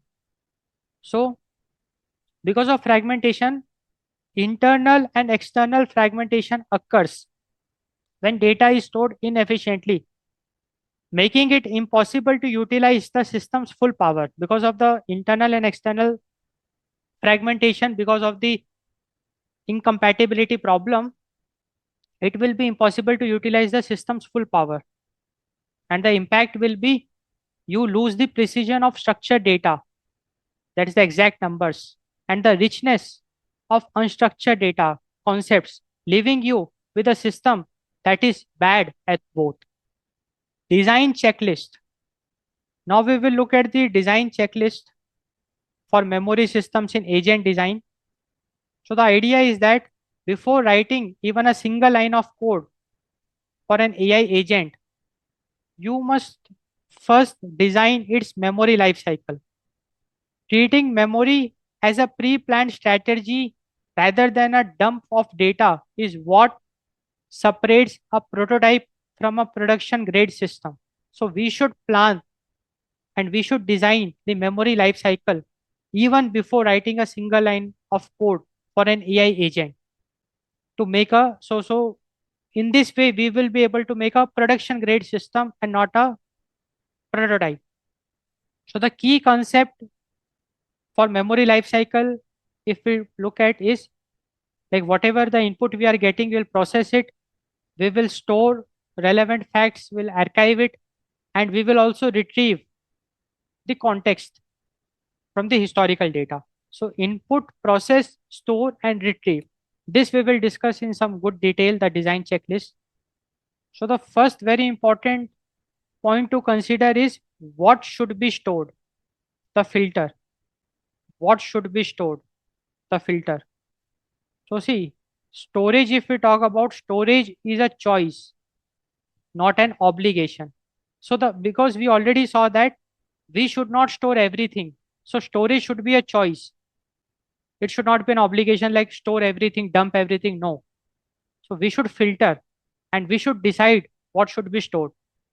So the strategy for that, let us discuss. So if we talk about constants, so constants are high value facts that don't change, like user's date of birth, account ID. So whatever incoming data we are getting, we have to categorize into three buckets. Whether the incoming data is a constant, like whether it's a high value fact that don't change, like the account ID, account number, user date of birth. Because user date of birth, username, it's something which will never change.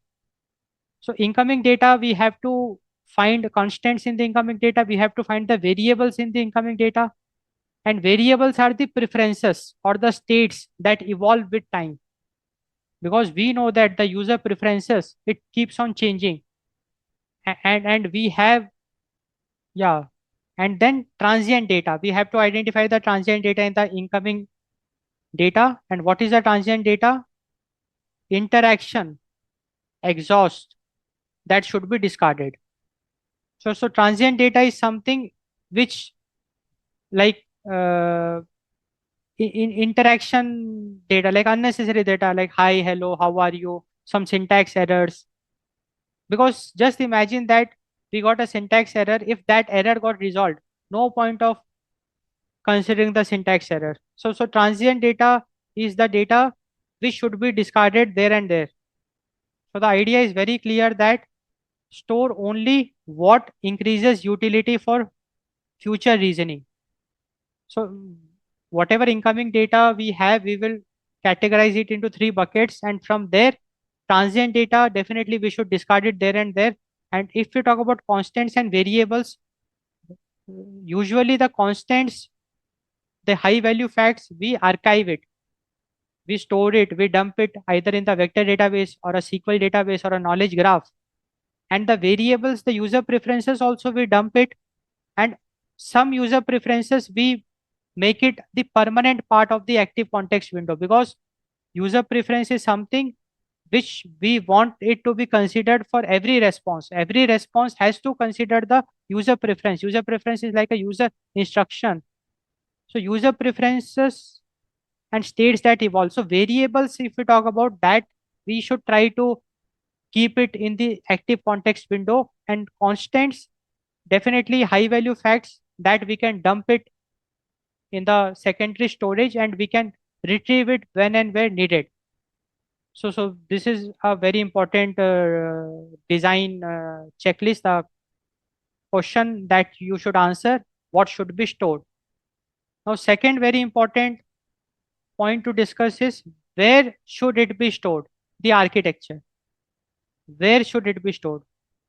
So see, choosing the right container, it determines how the agent will perceive the data later.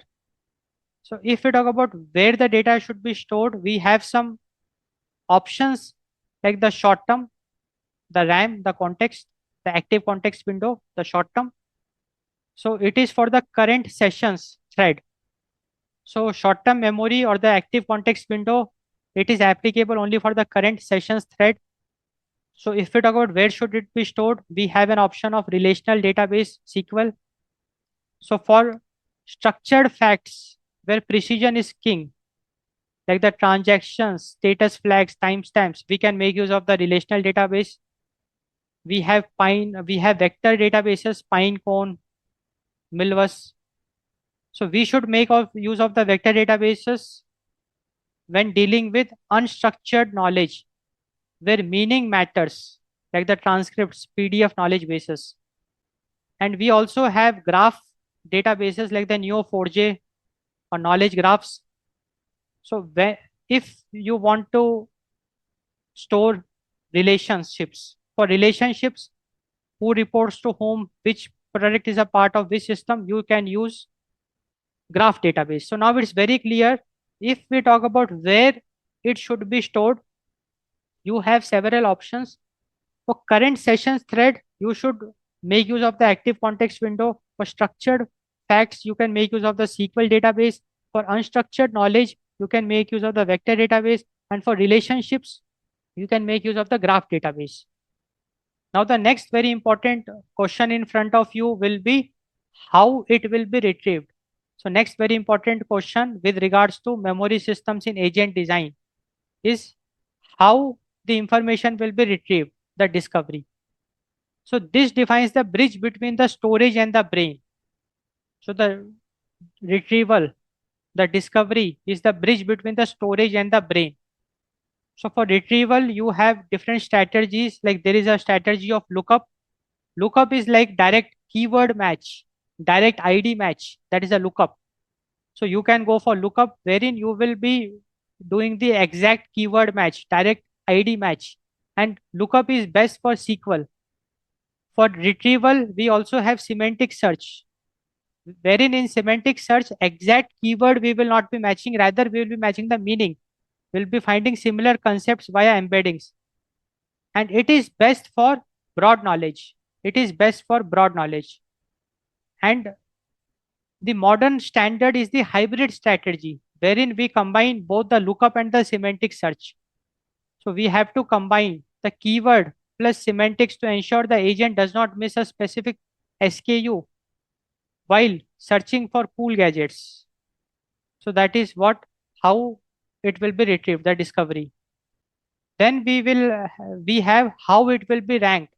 Now, like the next very important question while designing memory systems in agent design is how the information will be ranked, the triage, the ranking formula. So the agent cannot see everything at once. You must determine the heuristics of importance. So let us discuss the heuristics of importance. So recency. So recency. So the idea is that new information is given preference, more priority over old information. That is the recency. Then relevance. So relevance is like how well the memory matches the current query's intent. That is the relevance. And the salience. So we have some facts which are inherently very critical. Like safety protocols are always ranked higher than the font preferences. So that is the salience. So that is the heuristics of importance. So in order to rank information, we have to consider the heuristics of importance, wherein we will be looking for recency, we'll be giving more preference to new information, we will be looking for relevance, and we will be looking for salience. Like some facts are inherently more critical. And if we look at the ranking formula, so ranking formula looks like something like this, that these parameters, like these heuristics of importance, we weigh it. Like we will have a similarity score and we will give it an importance. Like 0.7 means 70% importance we are giving to the similarity score. We are giving 30% importance to the recency. So like that, all these scores along with the weightage of it, and we will calculate these scores multiplied with the weightages added and calculate the score, and that score will be the rank of a particular record or a document. So based on the similarity, recency, and we will also have the adjustable weights, and it is subject to domain. So that in this way we will have a ranking formula, and this ranking formula will rank the information. Now the next very important question is, when should it be forgotten? The cleanup, when it should be forgotten, like when the information should be forgotten. So see, in agentic AI systems, like forgetting is the garbage collection that keeps the agent from becoming slow and confused. So we have time to live. So the idea is that delete temporary session data after 24 hours. So temporary session data we should delete after 24 hours. So time to live. We have conflict resolution. So whenever the new information it starts contradicting the old information should be pruned or archived. And summarization. So whenever a conversation gets too long, we have to compress that last 50 messages into one paragraph and delete the raw logs from the active working memory. So this is the idea.